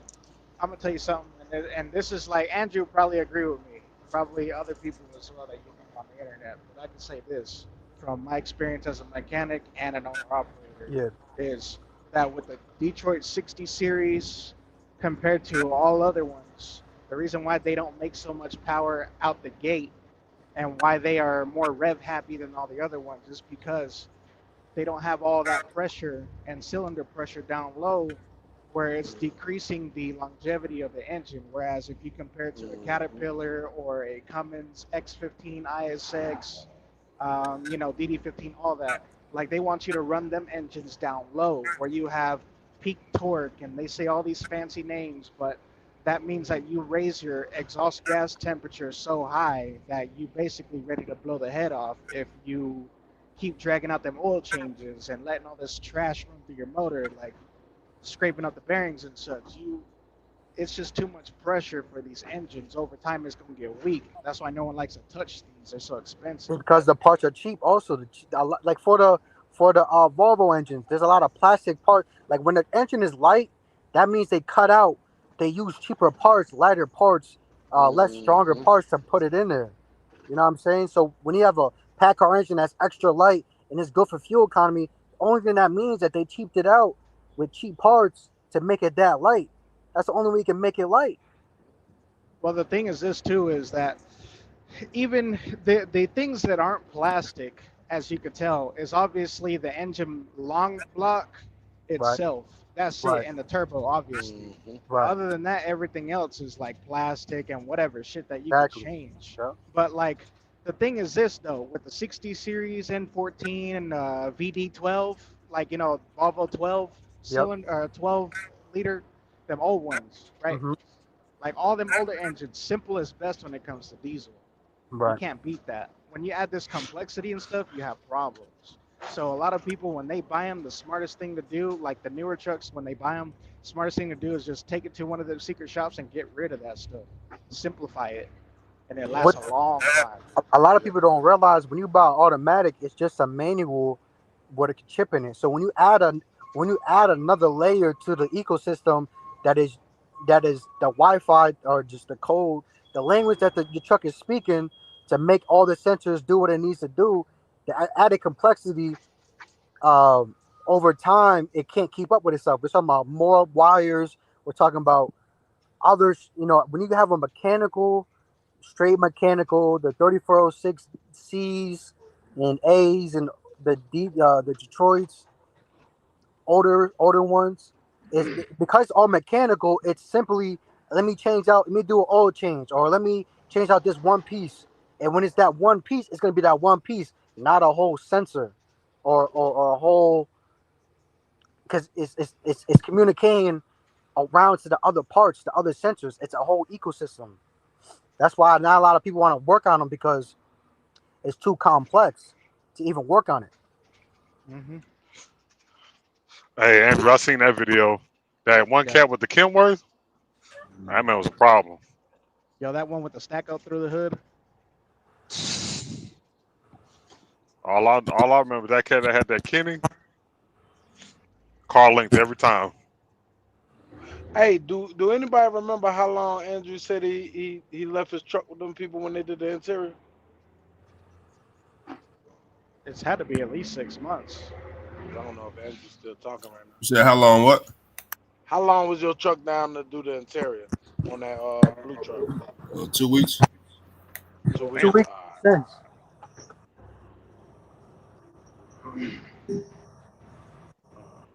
Only because, like, a lot of the parts that they're putting into the truck is pre-manufactured, and all they're doing is cutting it down to the right size. So it really don't take that much longer.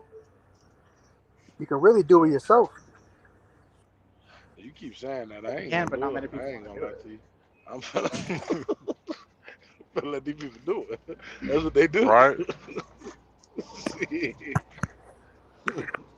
Nah, facts. That's definitely true. I'm just saying it's possible, my homies. That's it. Nah, you right. Honestly, I saved the most money doing it myself. I think it's possible when you have put skin in the game, but when you first start out, it's best to let somebody else do it. I agree. Yeah, I agree. That's why I say always be ready to learn and accept that you don't know everything. Yeah. No, that's a fact. See, I was a car mechanic for 6 years in the middle of my trucking career, and I stopped liking working on shit. So anything that I don't have to work on, if it ain't, I'm stuck on the side of the road and I need to fix this bitch to keep rolling, I'm finna pay somebody to do that shit, bro. I'm not gonna do it.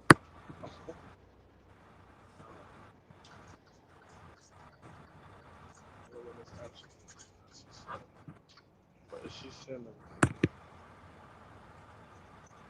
Where's everybody at right now? Y'all parked up or you at the house? I'm driving through goddamn DC right now, headed down to North Carolina. So you're working right now. You got that traffic? Yeah. I'm trying to get the fuck out of California. Oh man. I don't go there. Oh, wow. That's how I get the fuck out of there. We did the doors, and it was like So his was just like mine? Huh? His doors was just like mine? Yeah.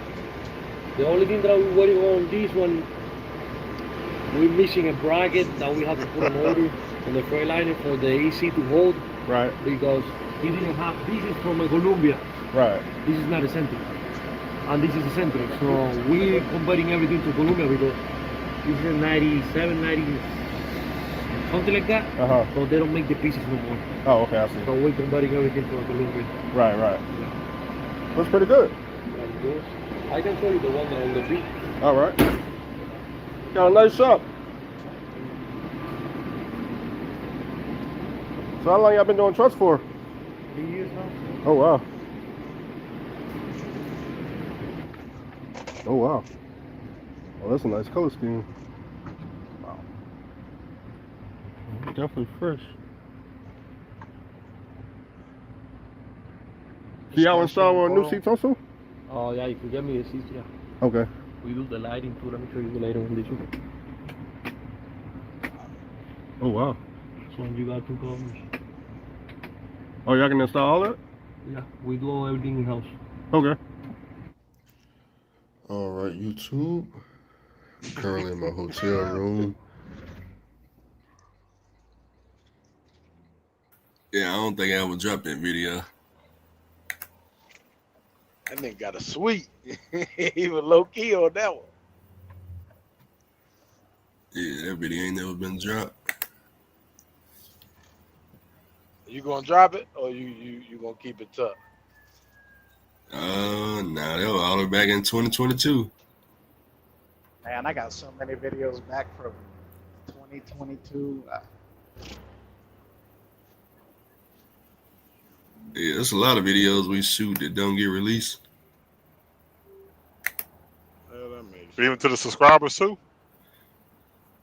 Nah, they either get put on private or unlisted, and some of them come out, some of them don't. Oh. I think this one we making. When Andrew don't feel like doing a video, he throw it out.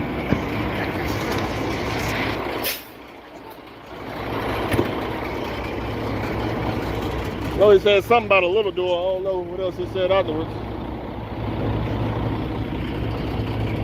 Where he say go?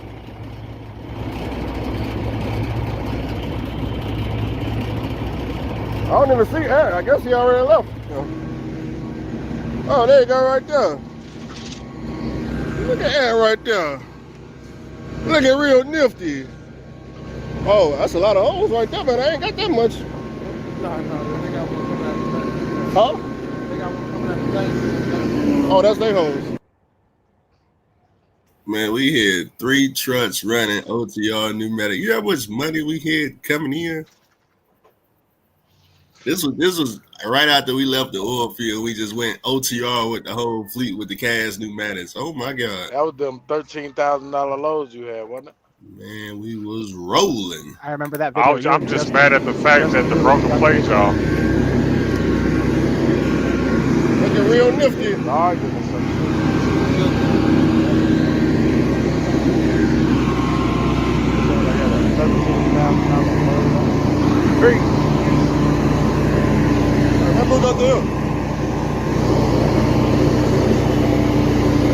Does he still got that Freightliner?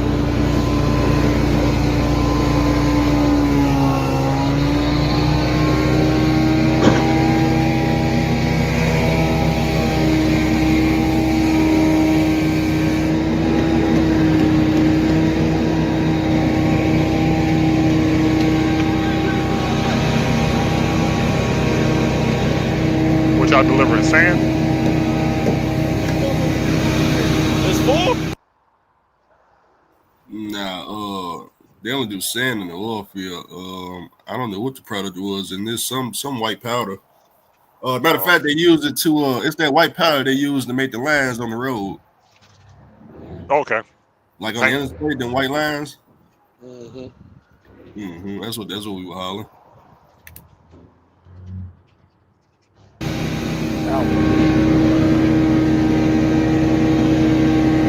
Man, it look like you trying to figure out how to unload it. How long did you have that contract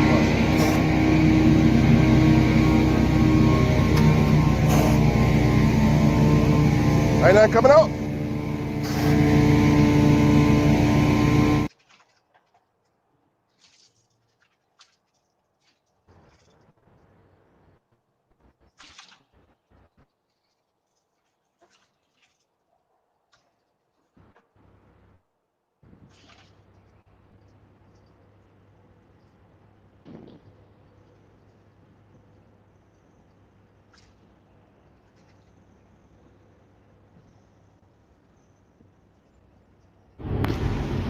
All right, Justin upset right now. Just tell him what you're upset about.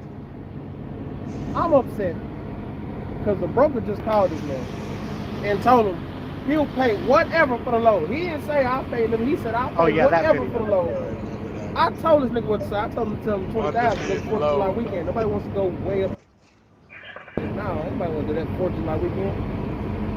So I tell him the bottom dollar $13.5. He get on the phone and choke up and tell the broker $12.5 and fuck up the whole day. As soon as he said 12.5, dude was like, yep, I got you. All right, bet, send it back over. You could have got 20,000 in this motherfucker. Easy. God July damn. weekend. But you know, we living and learning. Now we know next time, you know what I'm saying? So I hope the nigga listen to me next time. He listen to y'all. Y'all niggas gave him the wrong advice. You know what I'm saying? I gave him the advice to motherfucker ride nice.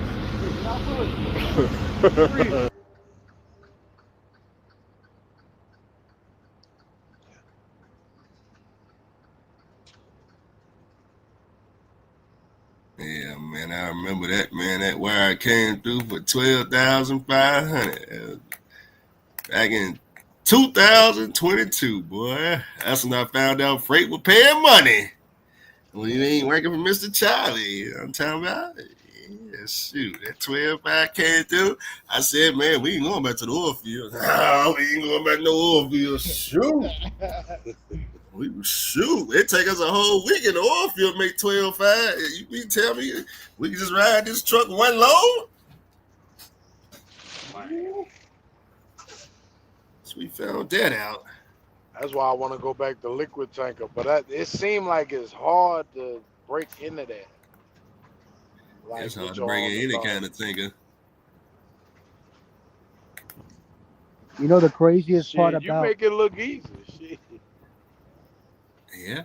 Whatever you want it to be, driver. I think that like once you have your own authority and flexibility, you know what I'm saying, just it's through the roof. You just gotta have the time to get the training. 'Cause I could probably you just can run do it. another freight and just like once I get a tanker trailer, just email a bunch of fucking companies. I still got all the BOLs from when I was running tanker, the craziest and I part know about who they broker those, was too. So shit, about those trucks that you guys seen is that they still pulling loads with those. They put a load to get there, and he put a load after the race. I thought he said he was deadheading back when he did that. He was Well, pulling some a people load are, back but a too. lot of some of the videos they pull a load to get there and pull a load to get out. Cause someone blew their driving shaft or something, some other shit, and yeah.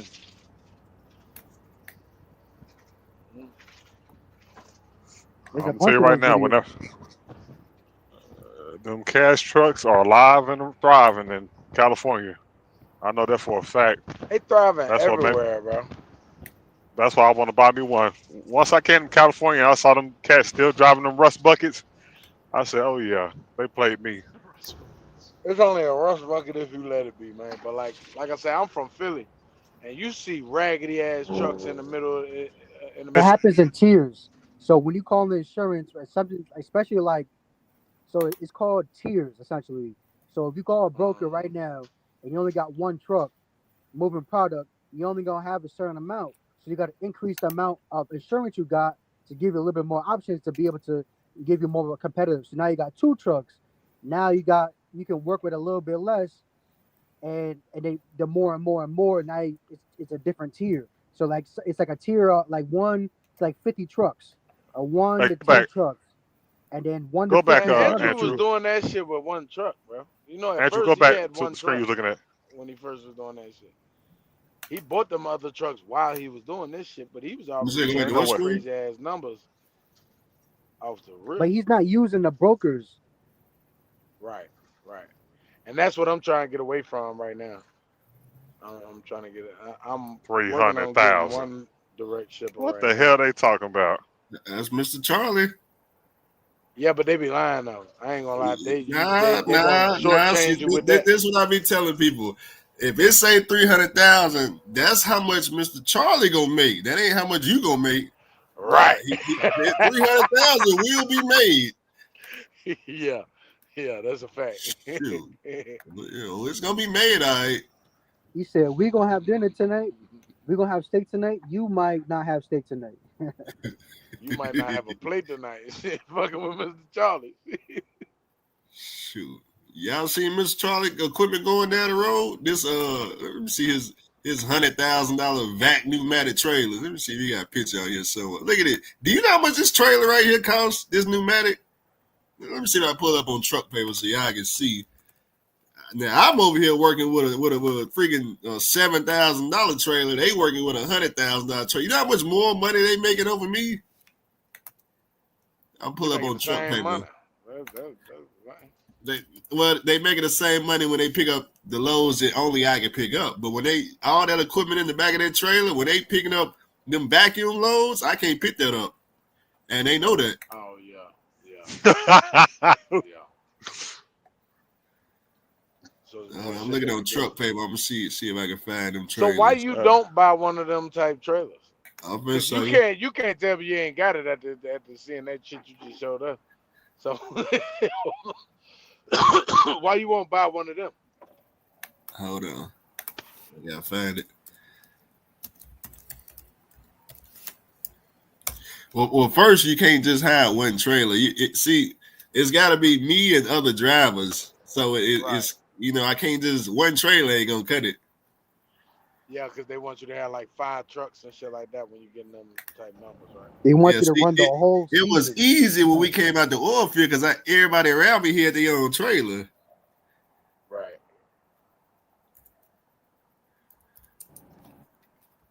They want you to run the whole contract, no breakdowns. Run that shit out. All right, let me see what they Shit, trailers you better going with for. the type of money they talking about. Man. All right, here we go right here. Full part vacuum pneumatic trailer. They want $140,000. That was 3 weeks for you, my man. Yeah, back in the day. Times the fact that you needed 3 trailers, 3 people. Oh shit, yeah. Well, I mean, think about it. They charge you $140,000. They already know how much you can profit off that truck. Mm-hmm. But see, you dealing with the dealership. It'd be different if Long Mountain had the trailer. We.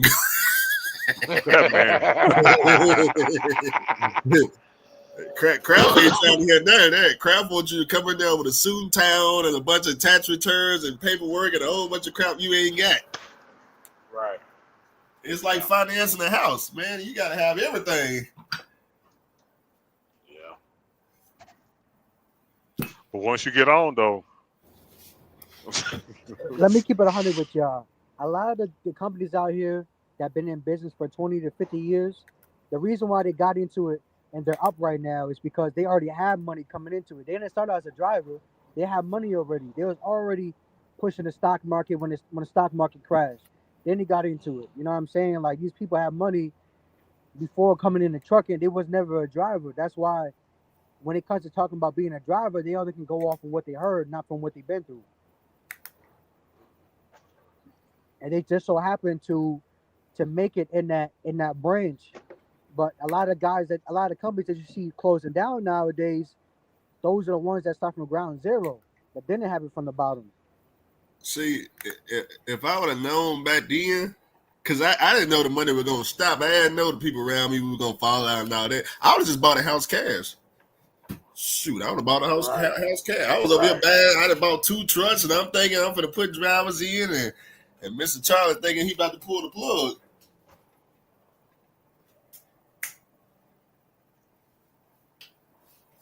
Damn. But the good news is, we still got the trucks. We can always, we still got another 20 years in trucking. You never know. We may turn it back around eventually. Yeah. But see, another thing on the trailer like this, I don't have any training on it, so I would have to go company because I don't know how to use a vacuum pneumatic. Right. We tried, but we didn't try because we couldn't never put. So what pays the most in pneumatic is plastic pellets, but you gotta have. Let me see if I can see this thing on the back. You gotta have all this vacuum, and in the front they got a reefer unit in the front, which is, I don't know if y'all saw it. I can get back to the front.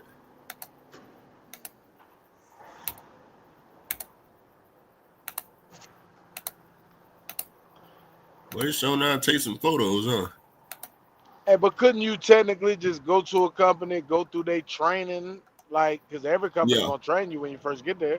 Go through their training, and if you already got the trailer, fuck it, run that bit. Yeah, so right here in the front is it's like a condenser. It's like a refrigeration unit to cool down the product.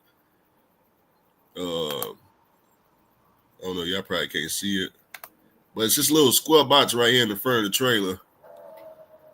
It's hard to tell what it is though. I can't zoom in. Let's see if it's a better picture somewhere. Press Control P. If you press Control P, it should help you zoom in. Oh, okay.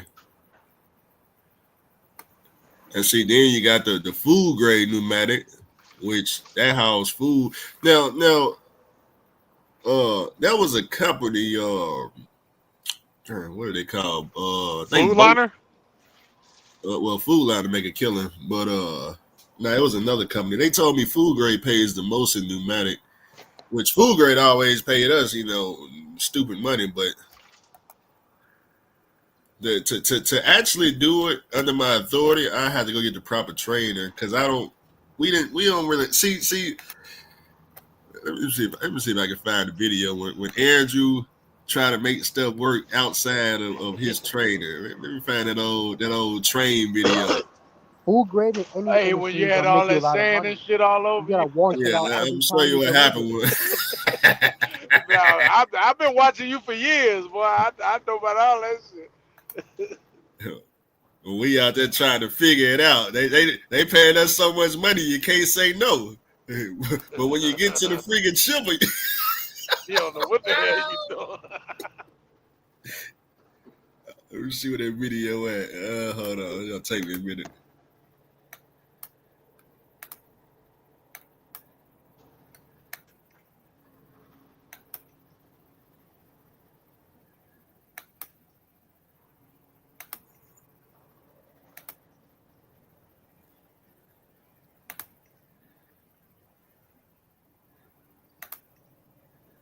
Let's see.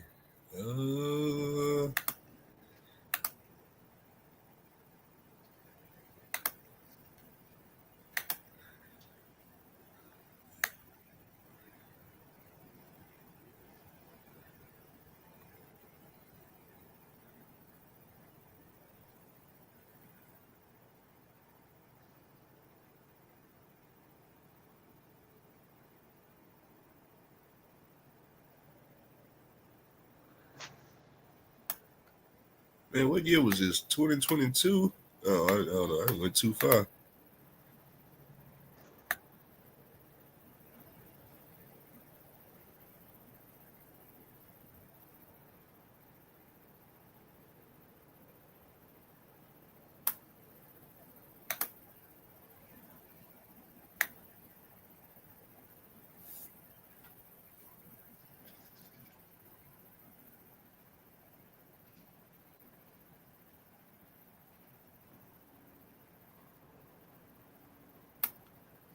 Yeah, see, if I went back to the oil field, that's why I said I try to get all 3 trucks running and try to get 3 pneumatic trailers. But I probably get more like updated trailers. But everybody outside the oil field, they all want 4 pods though. So it's like, oh, there you go right there. Is that it?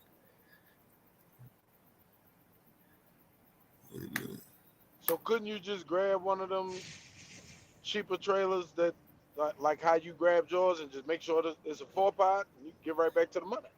But see, it's not gonna be. It's gonna be a 4-pod, but see, it's not gonna have. Well, this ain't no vacuum pneumatic. But see, we need one that's got everything on it. Like, let me go back up. See the vacuum pneumatic on the back. Okay, so this. Let me see. Hold on. So you see this condenser right here? This condenser. That right there cools the pellets and stuff off through all these pipes or however it's done. I don't know because I ain't never did it. And then in the back of the trailer, so that's the condenser right there. So okay. That's like a reefer unit on the front of this thing. Oh, that's all I need to hear was reefer. Yeah. And then see on the back, it's got this big old vacuum thing. So we need a trailer that's got all that on it. And you're not gonna find that in the oil field. But where you will find it, I tell you a company that y'all always see them going down the road. They be the cleanest trucks on the road, but you ain't never paid attention. What's that pneumatic company? First Class? Yeah, First Class. You always see them. This is how Mr. Charlie been shining on y'all for a minute, y'all, and he ain't paid no attention. What is it? First Class? First Class what? What's the name of the trucking company? First Class trucking. Let me see. Yeah, it's First Class something. Is it First Class Services? Oh, here they are right here. Yeah, y'all ain't never seen them going down the interstate? Oh, let me take that back. I have seen them. Mr. Charlie, you ain't never seen Mr. Charlie coming through shining on you? Ooh, shit. And that's a 48, right? Man, like Andrew said, we know who making the money. So there is money out here. Mm-hmm. Mr. Charlie ran clean now in his $300,000 setup. These big companies wouldn't be in it. That ain't no $300,000 setup. That's a $400,000. Yeah, that peep about what 200? Is that a Kenworth? Oh, that's a Kenworth. That's W900, 9900. That new one. 260,000 off rip. Off rip. Yo, Andrew, are those things usually 48 feet or 53 feet? The full part may still be 48. I'm okay. I don't So know if they got running 53s. Okay. I can say that for sure. That's $500,000 per truck.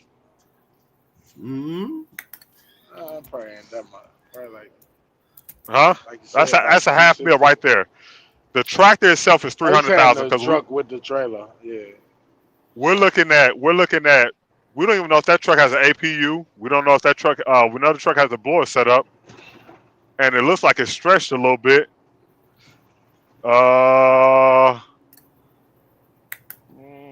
I'm definitely sure it runs a def. And then the trailer itself. That's $500,000 per truck.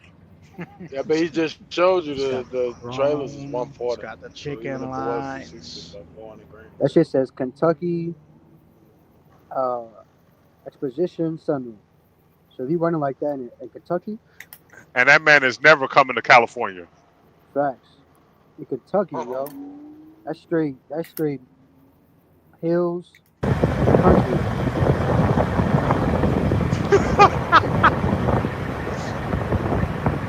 Wait a minute.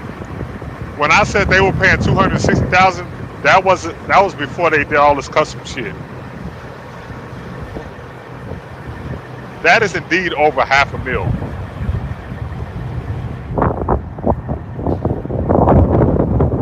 I play all that shit over my budget. That's what I know. I ain't fucking buying that shit. But if it's a cheaper way to get into it, I want to find that out. Somebody got to be selling one of those trailers. And it has a lift axle. The fuck?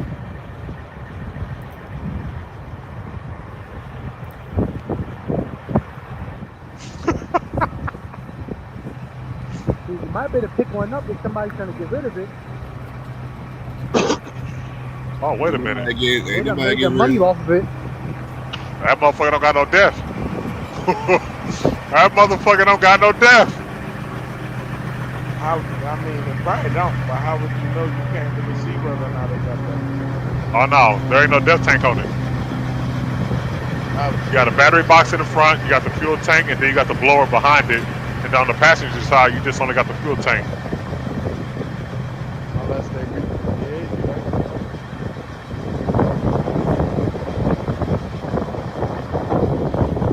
And you already know Mr. Charlie running heavy.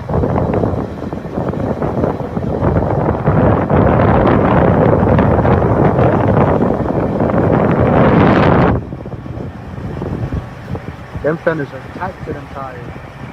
Shit look mad clean. That shit What up, everybody? Hey, don't get it twisted, man. There's dirty trucks in California. Don't get it twisted. Oh shit, that's SoCal. What you think? You think that company running? They running in California though? A girl tried to tell me that they got deleted trucks in California. I'm like, Y'all Bro, got the I've been running deleted trucks since 2008. It passed the smog, everything, bro.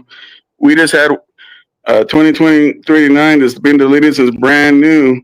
Got smogged and passed the test and everything, bro. We have the smog out here now. Oh snap! What's up, SoCal? Oh What's up, bro? Well, I need to know who your mechanic is. I didn't know that. No, Yeah, it passed Girl tried legitly to tell though. me that she It said she passed moved out legitly. there and she got a deleted truck and she go out there. And I was like, well, how the fuck you doing that? Because my truck deleted. I'm like, I'm not going the fuck out there, but she says she go out there all the time. All it is, bro, is you guys got so many people that don't live in California and want to talk about California like they're experts. Matter of fact, That's all it is. What's up, Jason? Huh? You remember that cement lane I had? That pneumatic cement lane? Yeah. You remember how much you were paying us? Yep. And like what was it? Was it 10 or 12,000? You asked for 15 and they came back with I think 12. Yeah, 12,000. We were supposed to bring cement out of California. I forgot where the hell they were going though. I think he went to Oregon too or some shit. Washington or some bullshit. I just forgot. But they were paying that how to move cement. Yeah. But see, I couldn't at the time. We couldn't. I didn't want to go to California because of the I had an older truck and all that nonsense. But you could have did it, man. Because check this out. I can't say my son's graduating, but look. When you go to a California DOT, all they care about is safety. They don't give a fuck how old your truck is. They don't give a shit. They don't plug in to see if you're deleted. All they care about is you got good brakes on your truck. Can you stop safely without wiping out 9 families? And now they care about do you speak English. These people need to worry about this English more than they need to worry about deleted trucks and old trucks. Right. But that's all DOT is, bro. DOT don't even like CARB, bro. I interviewed a DOT guy when CARB was there. He didn't want to get on record, but he's like, we can't stand these motherfuckers in our chicken coop. They don't like them. And they only got one of them machines if you go in through Cali through Nevada, right? I haven't seen those in that big scale. I haven't seen those machines. I know in Nevada, if you're coming out of Cali going into Nevada, that little piece of shit one, they got some weird. I go around that one just because it's faster. But they got some vans over there in Nevada, and I don't know what the fuck they got going on. They're looking for people or some shit. They said. Oh shit. Yeah, they're looking for people trying to haul people or some crap.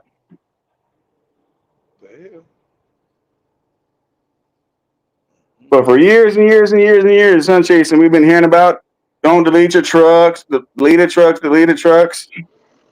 How come I ain't busted? I told this one girl she was a lie. She kept telling me I go to Cali all the time, and then she shared her location with me. She was in her truck. She shared location with me. She was in Cali. I was like, dang, what the fuck you do? And I know her truck deleted. I was like, shit. Maybe I should go all the way across that motherfucker. Yeah, they don't give a fuck. We're worried about the smog, bro. Shit, the motherfucker passed legally. Deleted, it passed. That's crazy. So. Yeah, these new engines burn cleaner, so I mean, can't tell the difference. Yeah. What do you say? I said the new engines burn cleaner. You can't tell the difference. Yeah. Nah, bro, it's not even the new engines, bro. Even the 3406E, as long as it's not a mechanical and it's electronic, it'll pass as long as the guy deleted it properly. Yeah. That's why when I see pneumatic drivers out here with diamond teeth in their mouth, I'm like, oh, pneumatic. It must be some money in pneumatic again, huh? Out here with diamond teeth. Hey, Jason. What they sitting on freaking Peterbilt, smiling good. Oh, okay, it's the money out here again, huh? I don't know if they got gold bracelets on. Oh, wait a minute, hold on now. Brand new shoelaces. Who is this cat? Shoot, another pneumatic driver. Out here making a killing. Yeah, you hear people saying how bad trucking is, bro. It ain't for everybody. I'm about to rebuild an engine on one of my trucks. Out here running that pneumatic somewhere I need to be. Look how clean them shoes are, man. They got brand new shoelaces. Y'all ain't even got brand new shoelaces in your own shoes. Boy, I got them safety shoelaces. Man, they didn't even tie 'em. Come on now. Amen now. He said those was Louis Vuitton also. I gotta check my. Pneumatic pen like this, huh? Yeah, 5 days ago, huh? Oh shit! I just clicked on the comments. What's up, Pac? Shout out to Pac, man. Pneumatic pen so much so they don't even know how to ride in the parking lot no more. He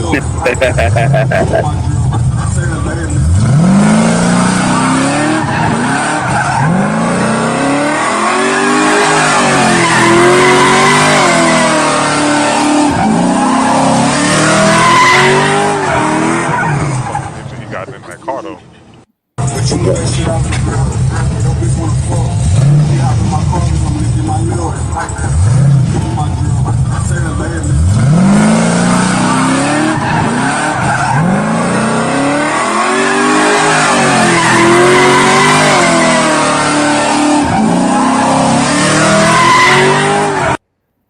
Hey, you know what he was doing right there, don't you, Jason?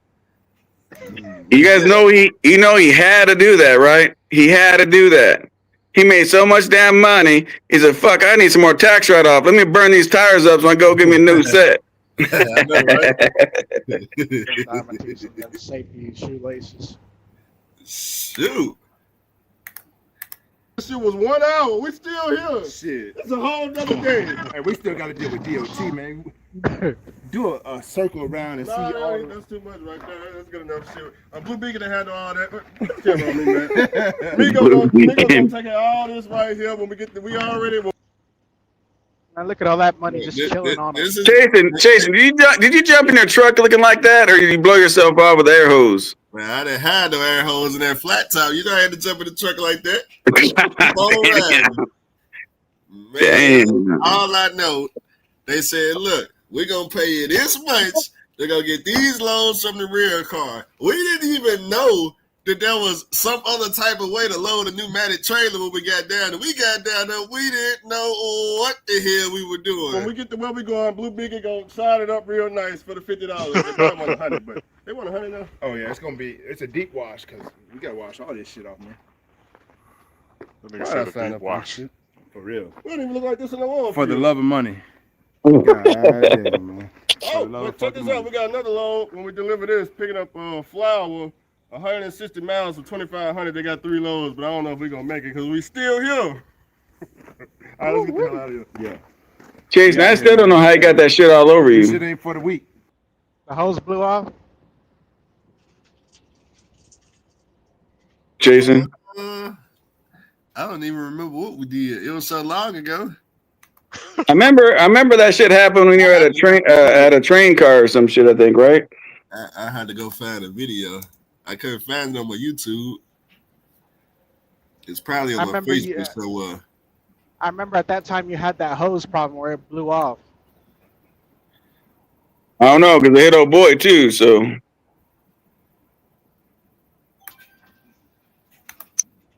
going to see if I can find the original video.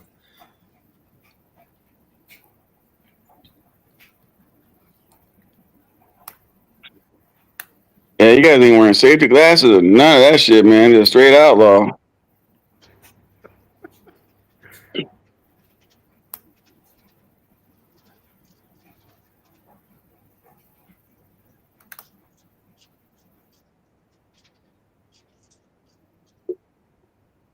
Yeah, I remember when I used to haul cement, man, we had to fill up a guppy. And then the silos, man, but yeah, I don't know. You gotta watch those hoses when they scoot around and shit. They'll blow out on the side after a while.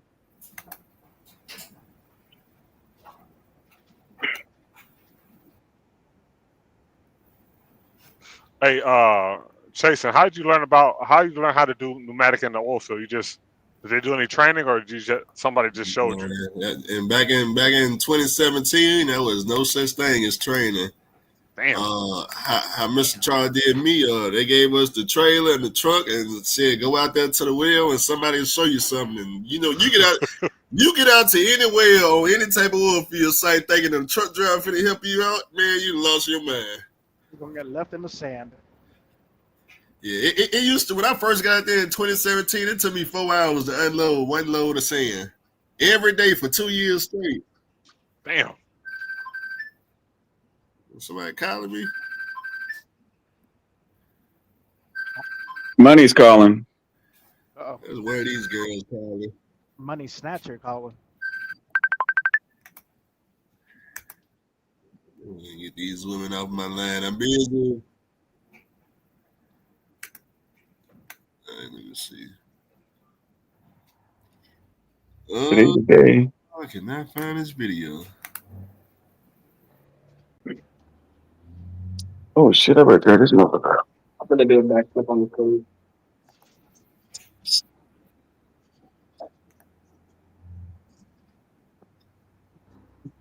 I can crouch like this, but it looks like Yoda. Yeah, that's a nice ass trailer on the screen. Expensive ass trailer. 140,000 off rip. Damn. Just the trailer? Yes, the trailer alone for 140,000. Shit, yeah, man, trailers expensive. Our low boys, man, are 200, 250. The land dogs are like land dogs ain't that much. They're like we just got a 3-axle. It's like 140. But yeah, if you get away from dry vans and just like general shit, it costs. Those pneumatic tankers, they cost. Especially if it's J&L. I don't know what brand that shit is, but J&L, that's a good brand. It's J&L. Okay.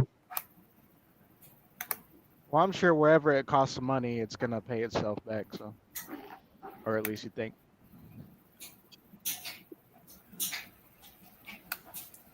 I mean, when you go to these dealerships, they letting you know how much you can make off that trailer. When the motherfucker asks you for 140,000, oh yeah.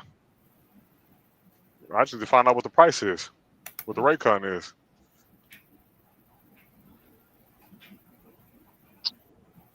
Motherfuckers ain't charge you 264,000 for a W9 just because they just feel like it. They know them bitches is reliable. You can put 2 to 3 million miles on it. Is that what you think? I mean, at the end of the day, they still charging more and more every year. They went from 100. Go ahead. Yeah, no, I mean, back when I started in 2003, 4, you can get a brand new 379 and they're only going for like 90 grand. But just because they're brand new and just because they cost $1 million don't mean they're reliable. This dude I knew, he ordered his W9 and the first 4 months, bro, it caught fire, electrical fire. Had to go in the shop and had to rewire the whole entire truck. Like I agree, like I'm with you on that, but in this sense, I'm saying like this: there's a cat that I'm going to meet up with once I get back home. He's going to show me his Peterbilt, and I forgot what year it was. I think it's like maybe a 2006, maybe 2007. He's like, "Yeah, man, I want 65,000 for it." And I looked at him. And I said, "How much is on the frame?" He said, $2 million. Oh yeah. If you're talking about that, I mean, Peterbilts and Kenworths, they have better frames, bro. So they last forever. But so does the classics, though. The Freightliner classics. I mean, they're around. I mean, Jason's got a classic. That's what I'm saying. So, like in that situation, the dealership knows what they're selling. You go to an international, they talking about 150. All right. You look at that number, then you compare it to a Kenworth. What is it really worth?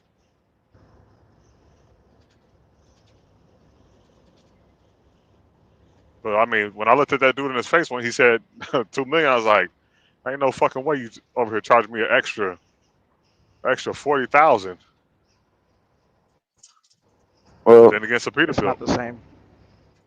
some new trucks are still like crazy, bro. But you know, I mean, a lot of people are giving shit away. Like I've seen people with trucks, 3 years old, trying to just sell it and pay it off because their work slowed down. I mean, on Facebook Marketplace and shit like that. Like nobody in my circle, but like on Facebook Marketplace and Facebook and shit, you see that stuff. Yeah. But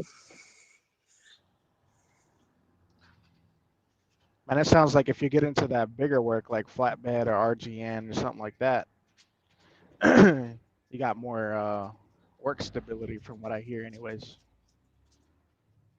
yes and no, bro. Like with RGN, you want to make sure you build them for a round trip because it's not guaranteed if you go out somewhere that you're gonna be able to come back with an RGN. You know, remember that trailer? That trailer's heavy. Yeah. So we always Like try to 60,000 at least, right? nah. I think the lightweight on the RGNs are like 30. Okay. Yeah. I was thinking of the 3. Which ones? You broke up. Yeah, we have. I was Yeah, we thinking have. about them 3-axle ones. Yeah, we got 3-axle ones. We even got a stretch. We put a 60-foot. We actually got a drop deck stretch where we put 60-foot buses on it. Mm-hmm. Yeah. That sounds like money. Yeah. I try not to tell rates on here, man, because it's not in people's reality. So automatically they want to think you're lying. But But that's because I like to them be, I like to RGNs are learn. the heavier ones. They're made out of steel, not aluminum. yeah, no, it's still. Yeah, you're not finding. I mean, yeah, we don't have no aluminum RGNs. Well, that's cool. At the end of the day, if you're going to be in trucking, somehow find your way out out of a box or reef into a specialty. At the end of the day, Straight up. You know The what I'm thing saying? is to find your lane, right? When everything was good, right? When everybody's making $5 a mile, I was telling everybody, you know, to build relationships, even if it's a broker, build a relationship with 2 brokers and just work with them, right? You know, when things are good. But what happened is a lot of people they want to go find the highest dollar, and that's where they went. Well, when you hoe yourself out, when things are slow, they're going to treat you like a hoe. Mm-hmm. You know what I'm saying? So, Damn. yeah, Facts. that's what happened. It's a word for your ass. I remember watching a Fact. video that you said a long time ago, SoCal, where you said all these people made all this. Damn, he broke up again. Time came. Hang on. Catch your the signal, money brother. they 'Cause put. catch your signal real quick. Catch your signal. All right. All right, shoot again. What is this? All right. How about now? Yeah, you're good. Hear me now? Yeah. All right. So I was saying that I saw a video of yours, or it was a live stream, like I'd say about a year ago, where you were talking about how all these people were making all this good money, and a lot of these people didn't put away to ride this bad time, Yeah. so they belly up. The best thing to do in a business is to stay in control of your whole business, right? So the more in debt you are in your business, the less control you have of it. Mm. Yeah. Oh, shit. That's what I was saying. A successful business is only as good as its bookkeeping.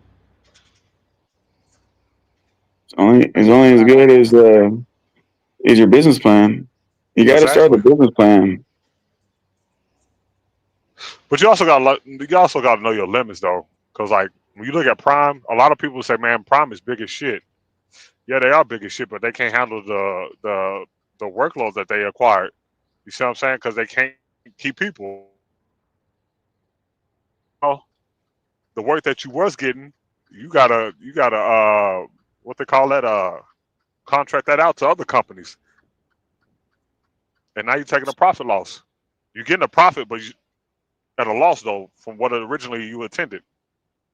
The cool thing about numbers, man, if you know how to do numbers, man, shit, there's all kinds of ways to do things. Chicago very own says numbers motivate people. I'm trying to hear it. Well, Chicago, let me give you an example. We have a direct customer, and people that watch me, Jason knows this shit. They do electric everything, electric semis. They're bigger than Tesla. Electric semis, buses, those Amazon yard goats, all this shit, right? So they have a manufacturer in place in one spot, and then we rented a yard. It's like 5 miles from that where we store a lot of stuff. So sometimes what we do is we pick up the electric stuff in the port with no batteries, right? They do that because I guess it's cheaper when it comes in. And then we haul it to the yard, which ain't that far. It's like 50 miles. We charge them $2,000. But when they want it from that yard to go 5 miles to their manufacturer, we use the Landau and stuff like that, and we charge them $800 for the 5 miles. And then we'll do like 3 or 4 of those every time they want the buses and stuff. So there's your numbers. It's like 24 to 32. Right there. Oh snap! What's up? Hey, Jason. Those are good numbers. Jason. Yeah. Hey, you had some good times, man, when you and Justin and all you guys you had a group of you guys, man, running cross, man. You guys were just killing that shit. Yeah. I'm first start back up real soon, man. I'm trying to get lighted down to buy a truck, but he's still out here messing with the wrestling, so you know how that go. I need to make a whole new team. I talked to him the other day, man, because he had questions about securing a load. But I've been off this stuff, man, because you know about my mom and stuff. She came home, and then yesterday we had to call 911 for her again, so she's back at the hospital. So Saturday's her birthday, so I've been dealing with my mom's stuff, so I've been off YouTube. And my son's graduating today, so. Oh, there you go. Yeah, thank you. So it's been busy. But everybody wants to think that old trucks are raggedy truck. What makes a raggedy truck? That's what I always tell folks. I'll tell you what makes a raggedy truck. The guy driving it. The guy driving it makes it a raggedy truck. So many people say, forget raggedy trucks, but they all run to the truck shows looking at 1983 Peterbilts and taking pictures next to it. You know what I'm saying? Like, how does that make sense? Yeah. Well, it's only raggedy is, if you ain't putting nothing into it and letting it fall apart, it's raggedy. Well, what happens is a lot of people don't know how to do preventive maintenance. They don't know when stuff's wrong. So they can have a brand new truck, and in 1 year, 2 years, 3 years, it's a piece of shit. You know what I mean? So it's the person driving it that makes it raggedy. So that's where that's at. If we know how to take your equipment, it don't matter what year it is. The asphalt does not know what year your truck is. Straight up. The shops, the parts on your truck don't know what year it is. Nothing knows but you driving the truck. Jason's truck, right? It was the what truck? Shit, we did 2 engines on them? Brand new engines, right? It don't matter what year the frame is. You put new brakes, new tires, new everything. The frame might be 1993, 1985, but that's it. The best thing for you guys to do is try to have paid off stuff. It's a whole lot more easier to fix stuff. And you know what? I always tell people, man, if you're in these states where they don't give a shit, don't go out and go get a brand new one. Why? Why deal with DEF, DPF? Why deal with all that bullshit? I'm gonna show y'all my competition in the oil field. I don't know if y'all seen this company, Texas Chrome Transport. No. What is it? Texas Chrome Transport. That's my pneumatic competition in the oil field. Oh, This shit. is the Migo. This ain't Mr. Charlie. This is the Migos. You know, Migo got their own company down there shining on you. You see all the pneumatic trailers in the background? You see all that back there? That's Migo with a line of pneumatics and a line of custom. Yeah. You never seen Migo? Yeah. Hell no. Yeah, What it look Migo like that down bitch there. trying to Look, he smell just posted. Well, I guess he almost just posted. Let me see if Migo got advertised. Man, the dude put Chrome in his name, so you know it's an issue. Yeah, I put you remember that silver 389 chasing? I bought that in Texas. Then again, Tom, well, Casting the Oilfield was making stupid money. When I bought this 389 in Texas, right? I think it was a company called Spartan. Is there a company called Spartan with a bunch of 389s? Oh, Am I saying it wrong? They are the business. I know you're talking about though. Yeah, when I bought that truck, man, that truck had nothing but. I bought it from the dealership as a lease return, right? They leased the shit and they turned it back to Peterbilt, and then I bought it. Man, I had to dump a bunch of money, bro. A nice ass Peak just is a piece of shit. These oil field companies, they don't give a damn about that shit. Yeah, this all in Mr. Charlie trucks. He used to work all these trucks in the oil field. Then when it's time for the truck show, he take out the whole fleet. He had all the drivers drive his trucks to the truck shows. They work all these trucks in the oil field down there in South Texas. They still running too. They running right now. All these custom trucks are running right there in the oil field.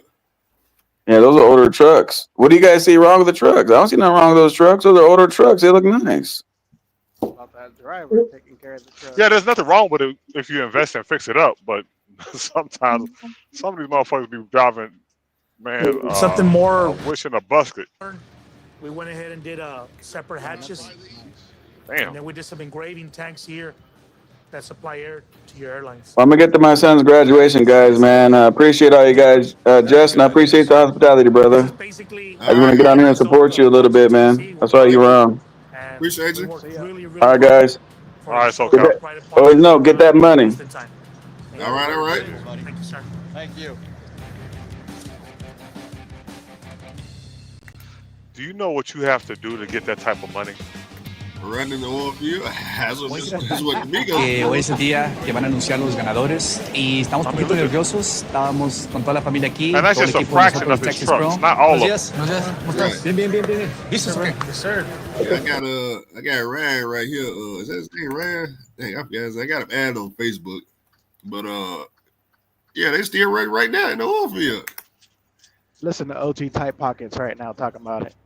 He ready to go. I He know, ain't right? shit. Because we still waiting on him to fix up the $15,000 flat top. Ain't nothing wrong with it. You didn't see the video? No, we talking about ain't nothing wrong with it. We talking about the cosmetic. Like when you gonna polish it up? OG Tight Man, Pockets. he man, supposed to- I've been ready to do that, but man, I don't think it's gonna ever happen. Uh-oh. Yeah, there's them out here with all they custom trucks pulling new. I told you, pneumatic man pay so much money, it just don't pay the driver. The driver is always on the losing end in the trucking industry. I kind of see him between the lines now. Okay. Just look at the building. When your terminal look like this, now look, they making so much money off the oil field. People don't even know they had their own. Migo had their own TV show on the Discovery Channel. Look. Let me show you. Let me see you. Them cats said, for our people, by our people. You don't see now nigga in there. Now. You don't see not one. You don't see a white dude. You see nothing but amigos. La arena para. I'm looking for the TV show. Yeah, Ron Mendez, that was his name. That's who run it right now. Ain't one of his trucks on that thing. Look, he on Fox News. Or in this case, big trucks. JT Street meets a local family hoping to make some noise in the reality TV biz on Street's Corner. With speakers blasting and lights reflecting off marbled panels, the guys at Texas Chrome take a moment to admire one of their award-winning 18-wheelers, Black Betty. Truck like this has real cool features. It's not your ordinary truck. The engine completely painted, chrome accessories. Look at that. I can see myself in that. Spraying hoses. It gives it a race look, a hot rod look. It's a little different than what you see every day out there in your truck stop. It's also why Rolando Mendez and his family are the stars of a new reality series on Discovery and Espanol, Texas Trocas. No, you're not going to be on TV.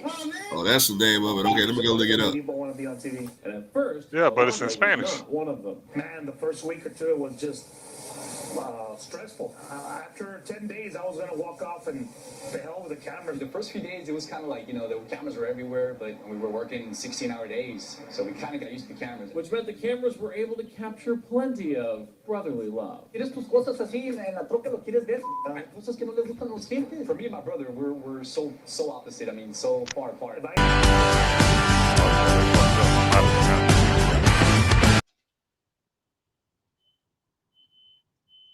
Now you notice the only trailers they got is pneumatic trailers right over there to the left.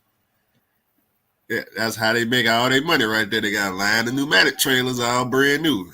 I'm just saying now. Just saying. How they make their money.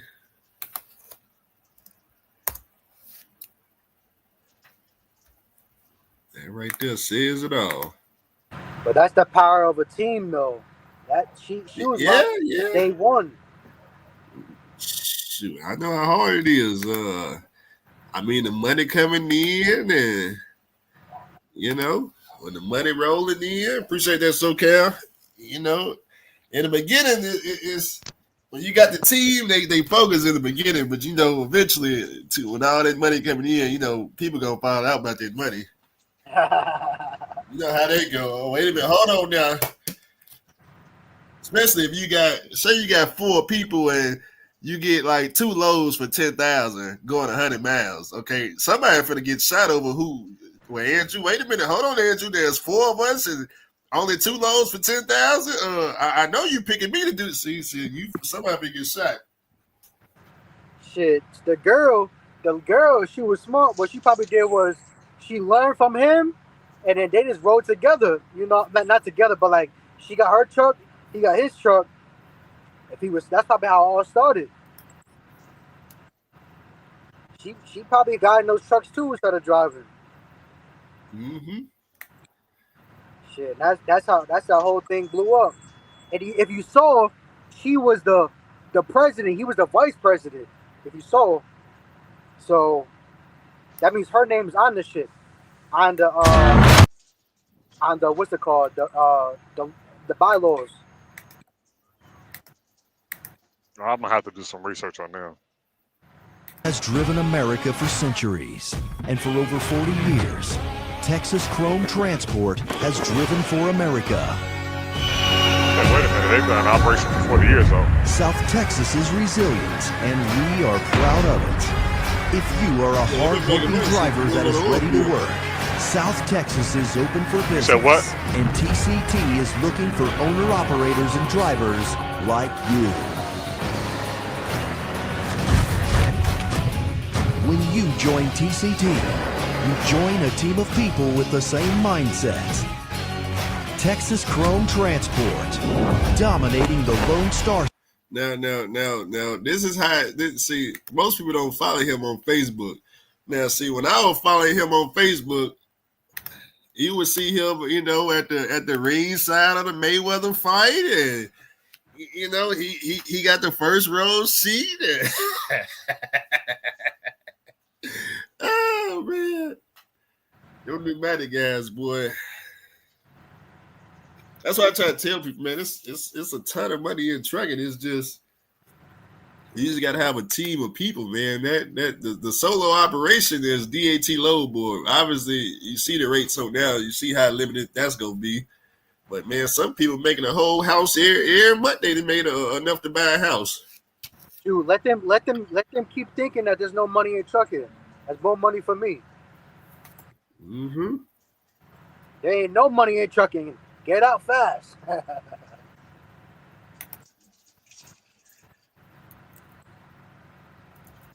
I see a brand new 2025 Volvo right next to me. Super Ego. I'm about to ask him, is he making good money? Dude, he probably hating life. He's supposed to be driving. He's sleeping longer than we're supposed to. He's supposed to have been out of here. But a 2025.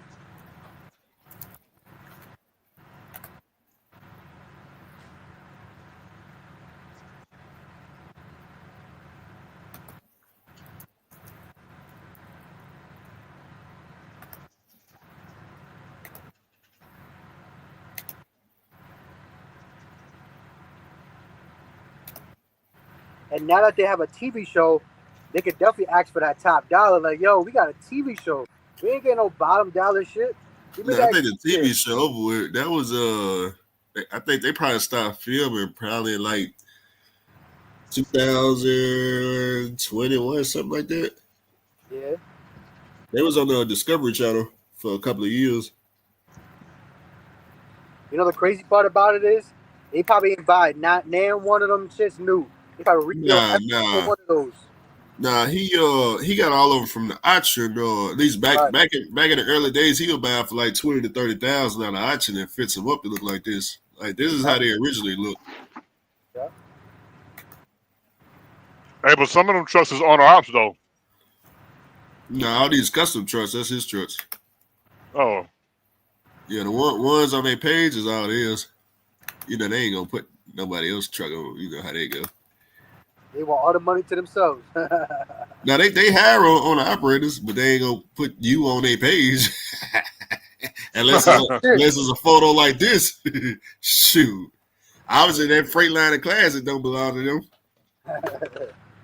And that new truck over here definitely. Nah, they ain't gonna belong to them. They ain't gonna have nothing there. That new Sousa.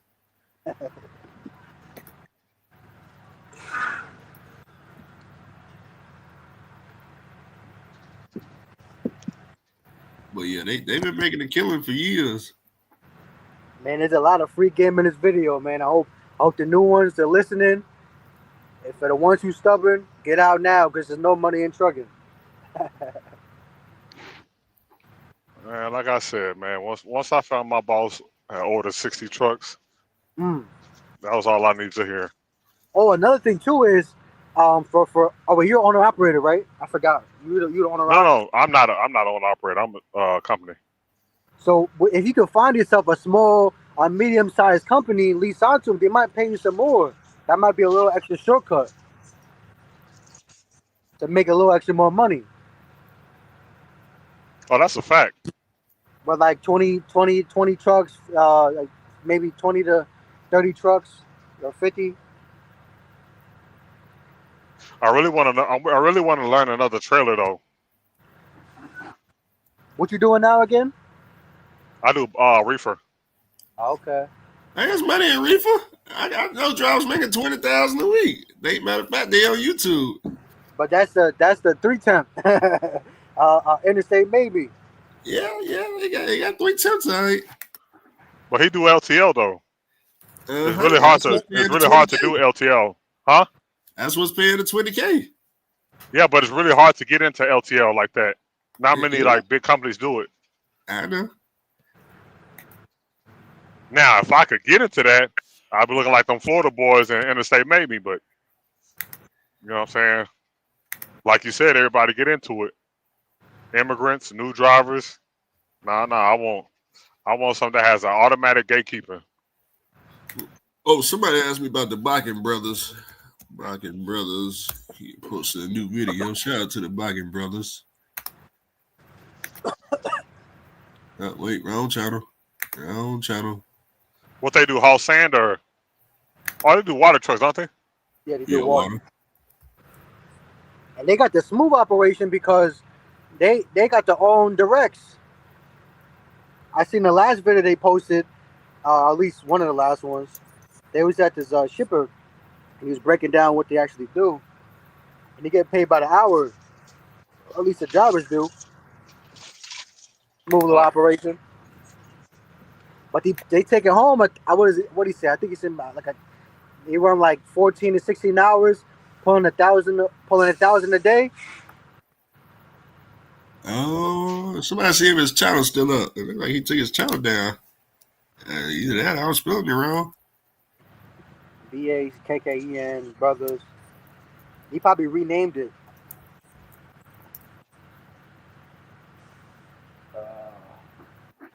He probably got some haters. What is it? What was the last video he posted? He posted Yeah, like 2 days ago. yeah. What was one of the titles? If you can look at the title, Like 10K. yeah, around the I think there might have been some 10K. So I just watched it a few days ago too. Yeah, I gotta try to hunt him down. Let me find out. They done done something crazy. Hold on now. Know how the hate is. Too many people calling up there talking about you guys. YouTuber making some money and we ain't making no money. And I gotta look at my subscription list. That's how I can find them.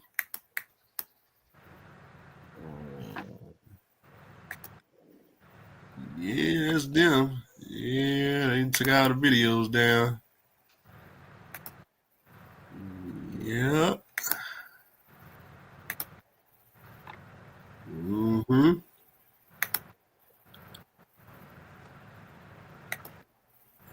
Yep, somebody didn't get them.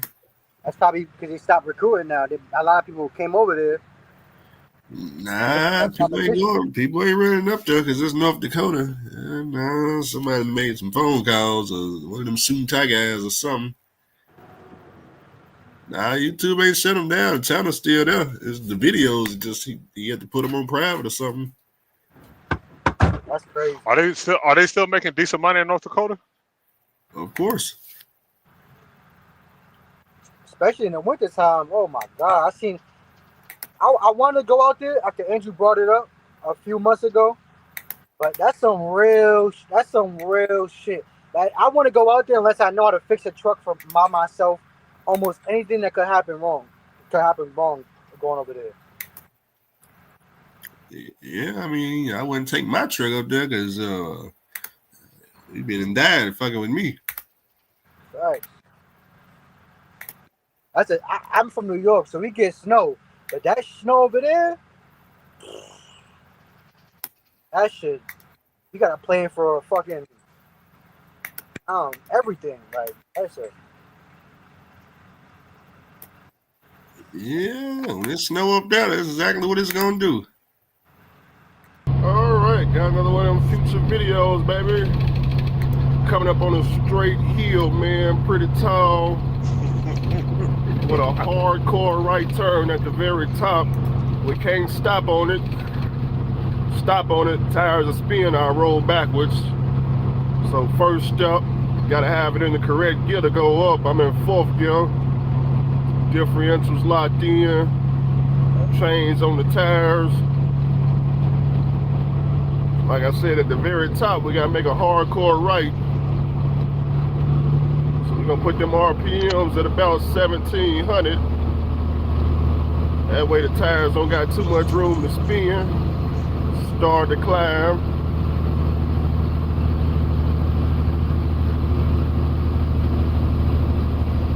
So far, so good.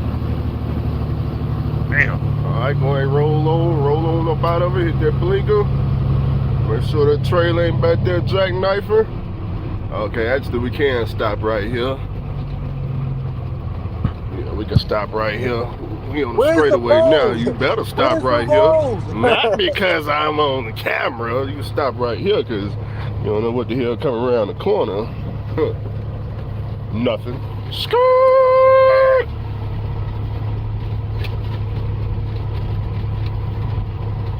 How was it driving that tires rolling, baby? Gotta keep that momentum going. Cause if you don't, gotta keep that momentum going, baby. This is big rig, North Dakota CDL 18 speed, 379 P. Sort of sliding a little bit. Coming down the hill, 4th gear. Gonna speed up. See, this time is not nighttime, it's daytime, so a little better view. We're gonna speed up a little bit in case a car coming from off the hill behind me, they ain't gonna be able to stop because they're going too fast for the conditions, baby. Look like a snowplow came through here. Yeah, snowplow did come through here. I see all the brown stuff on the ground. So we should have traction. Spinning. As soon as you start to spin, you need to let off the gas immediately.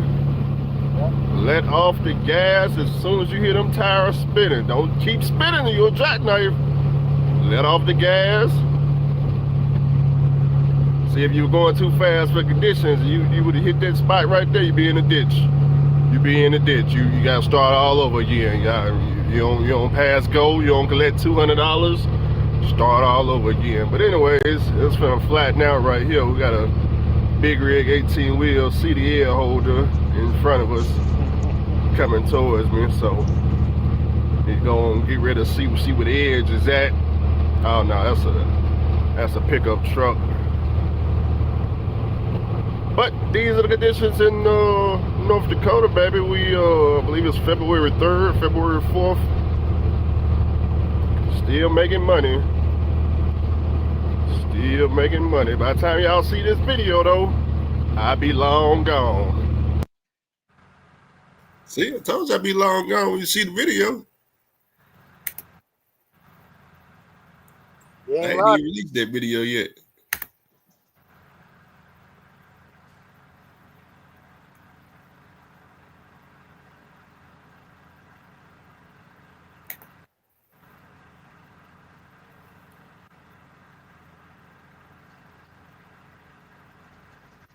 Let me see where we at. Somebody got to be selling one of those. They're trying to get rid of it. I'm telling you. Probably selling it for like 60 or 90. Somebody got to be selling one of those. I'm about to find it right now.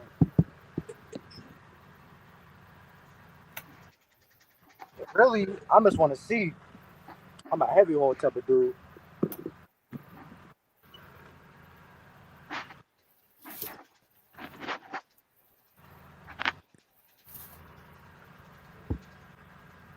I just want something that I can take on to Landstar. I don't give a fuck about nothing else. Oh yeah, I forgot. Landstar also got their own insurance shit too, and they eating off of the double pricing of the truck, and they got their own insurance, which you're probably gonna take too. So they got their own insurance. Yeah, the insurance not a lot, but you know you still paying them. Forgot that they do that. So that's what happens nowadays, bro. Is that these dealerships, some of them, at least the lease purchase dealerships or the lease like Lone Star and Arrow, they got their own insurance too. So that's how they get you. It's like, yeah, I got this blah blah, and it's this price. Oh yeah, it got some warranty. Oh, that's another thing too. The warranty covers a certain amount of shit, right? And that's another way to get you. You're gonna pay extra for that warranty.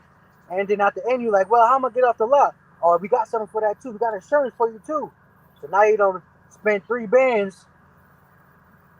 over 3 bands for the newest, the greatest breakdown that happened a month later. Because the person who had the truck before you ain't take care of it because they couldn't complete it. So they came and took that shit right back. I mean, you can do your best to kind of avert that, and that's, you know, after that, it is what it is. You gotta ask your questions, man. You gotta know what the questions to ask. You gotta ask them, and then you gotta put it together. So you gotta have them explain it to you in a way that'll make sense, because it may be your first time or maybe your second time, and you gotta compare prices, different dealerships, and then you gotta figure out, okay, this truck could have went through this, and then this truck could have went through that, and out of these 3-4 options, what are my top 2, and then, you know, eeny, meeny, miny, mo, catch a tiger by the toe, whatever the song is, and then pick.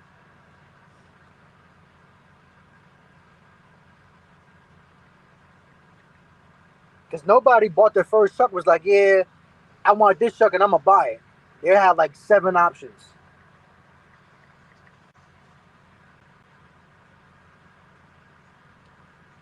And another thing too is a lot of guys, they come from company driver rates to owner operator, and they fail because they don't realize, because they're so used to being dispatched, like they don't know that you can tell whether you leased on or you're going under your own MC.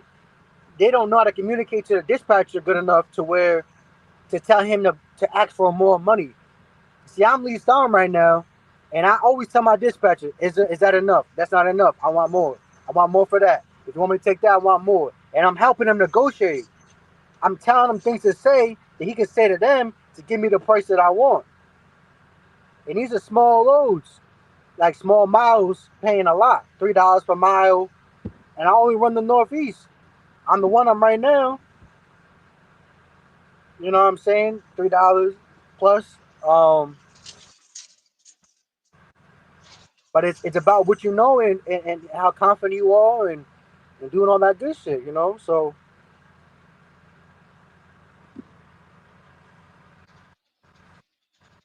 but a lot of company drivers that go on a ride for lease purchase, they don't even know like the locations around them and how much the fuel costs. Because they never had to think about it.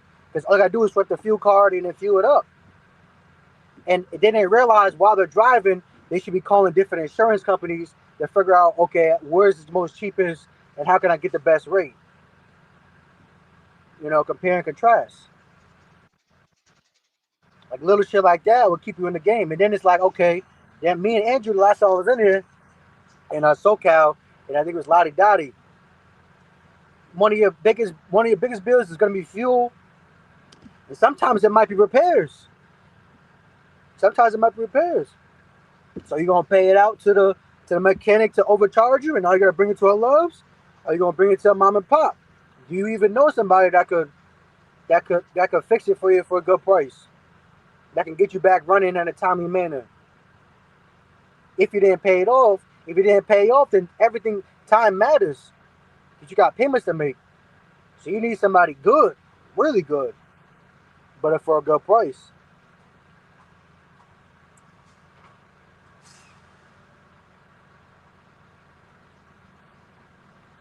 What I would do if I was still a company driver, and sometimes I wish I was a company driver a little bit longer, because it's really a luxury to be a company driver. There's less shit to worry about. You get to be in bliss. You know what time to get off the road. You know I gotta run 300 miles. But then when you figure it out, you're like, damn, I could be getting paid more for that, and I could choose when I go home, but no issues. I just came off a vacation last week, so I took a whole week vacation. I don't have to worry about nothing. That's one of the positives, but there's also negatives to it. I'm gonna tell you, just like that. If there's a company driver out there, that nigga is not driving no 300 miles. They drench me for every bit of 600. You try to maximize your job time. They not well. It's a caveat.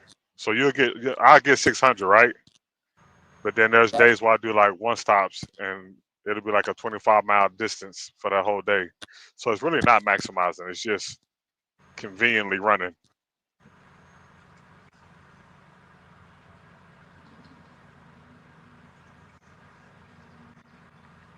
And everybody's trucking story is similar but different at the same time. So it's like anybody can do it, but you gotta work for it. Like when people say, yeah, keep your tires down, or what is it, keep the rubber side down, you know, keep trucking, you're gonna make it through. That means that little small statement means a lot. Because the only way you're gonna be able to do it. $219 fucking dollars. Yep. Oh snap! I'm Just by hearing that word alone lets you know that they're making money off that tank. And they got to be cryogenic, right? Nah, propane. Yeah, they make money. I got a propane driver I follow on YouTube. See if I can find this video. $219,000. What? You know you're driving a custom truck. Gotta be. That's what them boys do in Oklahoma. Drive all that.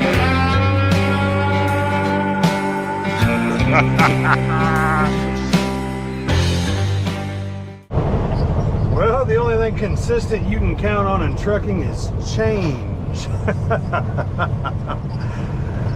That's right. Our dispatch has changed. Fortunately, I bumped into another one of our drivers at the loading rack for my Cleveland load, who proceeds to tell me he just delivered at Cleveland and the tanks are going to be full whenever I get there. So I was able to call the dispatcher and get those switched around. So we've got a new mission. I ease on down here to a little town called Olive, Oklahoma, and unload there instead. So that worked out really well for us because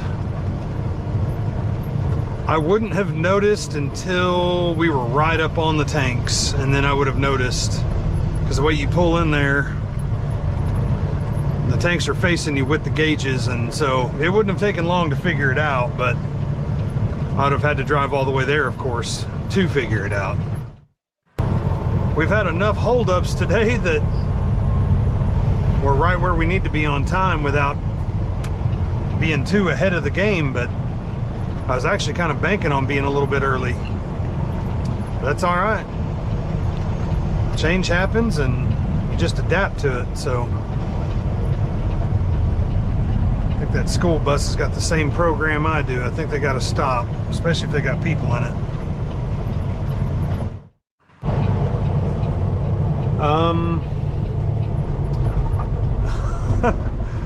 I guess I only thought it wouldn't be busy down here.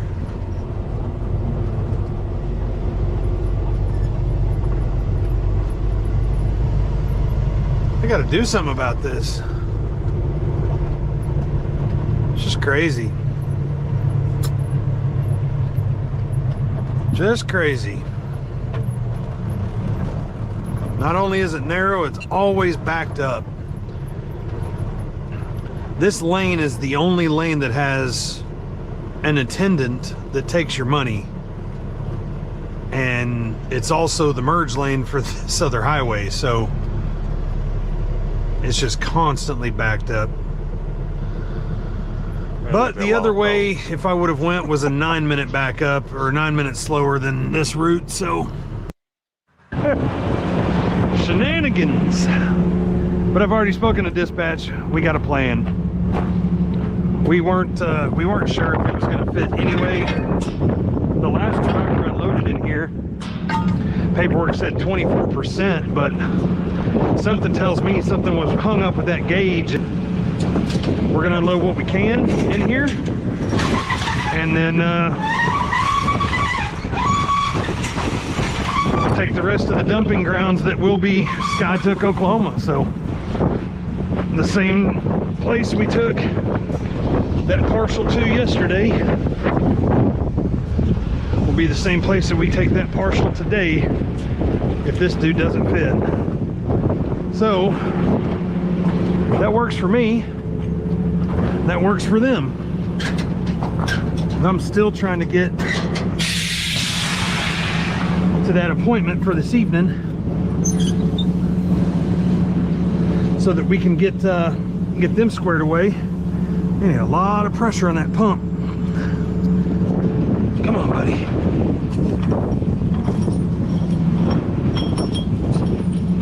I haven't even opened the valve yet. Well, this is about squirrely.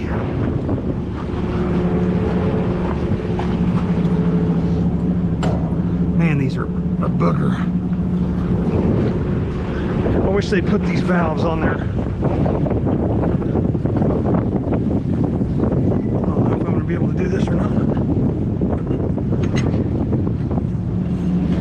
It's going to be tight, but it'll go. right on the lip of my trailer. Remember that statement I made earlier about the only thing that you can bank on being consistent with trucking is change. That load not fitting all the way there in Olive was originally slated to go to Skytook with the remainder of it, but changed the plans again. Happened. Yeah, man, they be riding super clean. Man, one of my driver, not my driver, but a driver broke down here in Nashville, so I'm finna go rescue him. Right. One of the Russian Super Ego drivers and broke down here in Nashville, so I'm finna go pick him up. Take him. He said to go in the Greyhound. Know how that goes. Damn, Lottie. Got him. Ride the Greyhound. Live feed. All right, I'll catch y'all later. Let me go rescue the driver. All right, Jason. All right. Take it easy.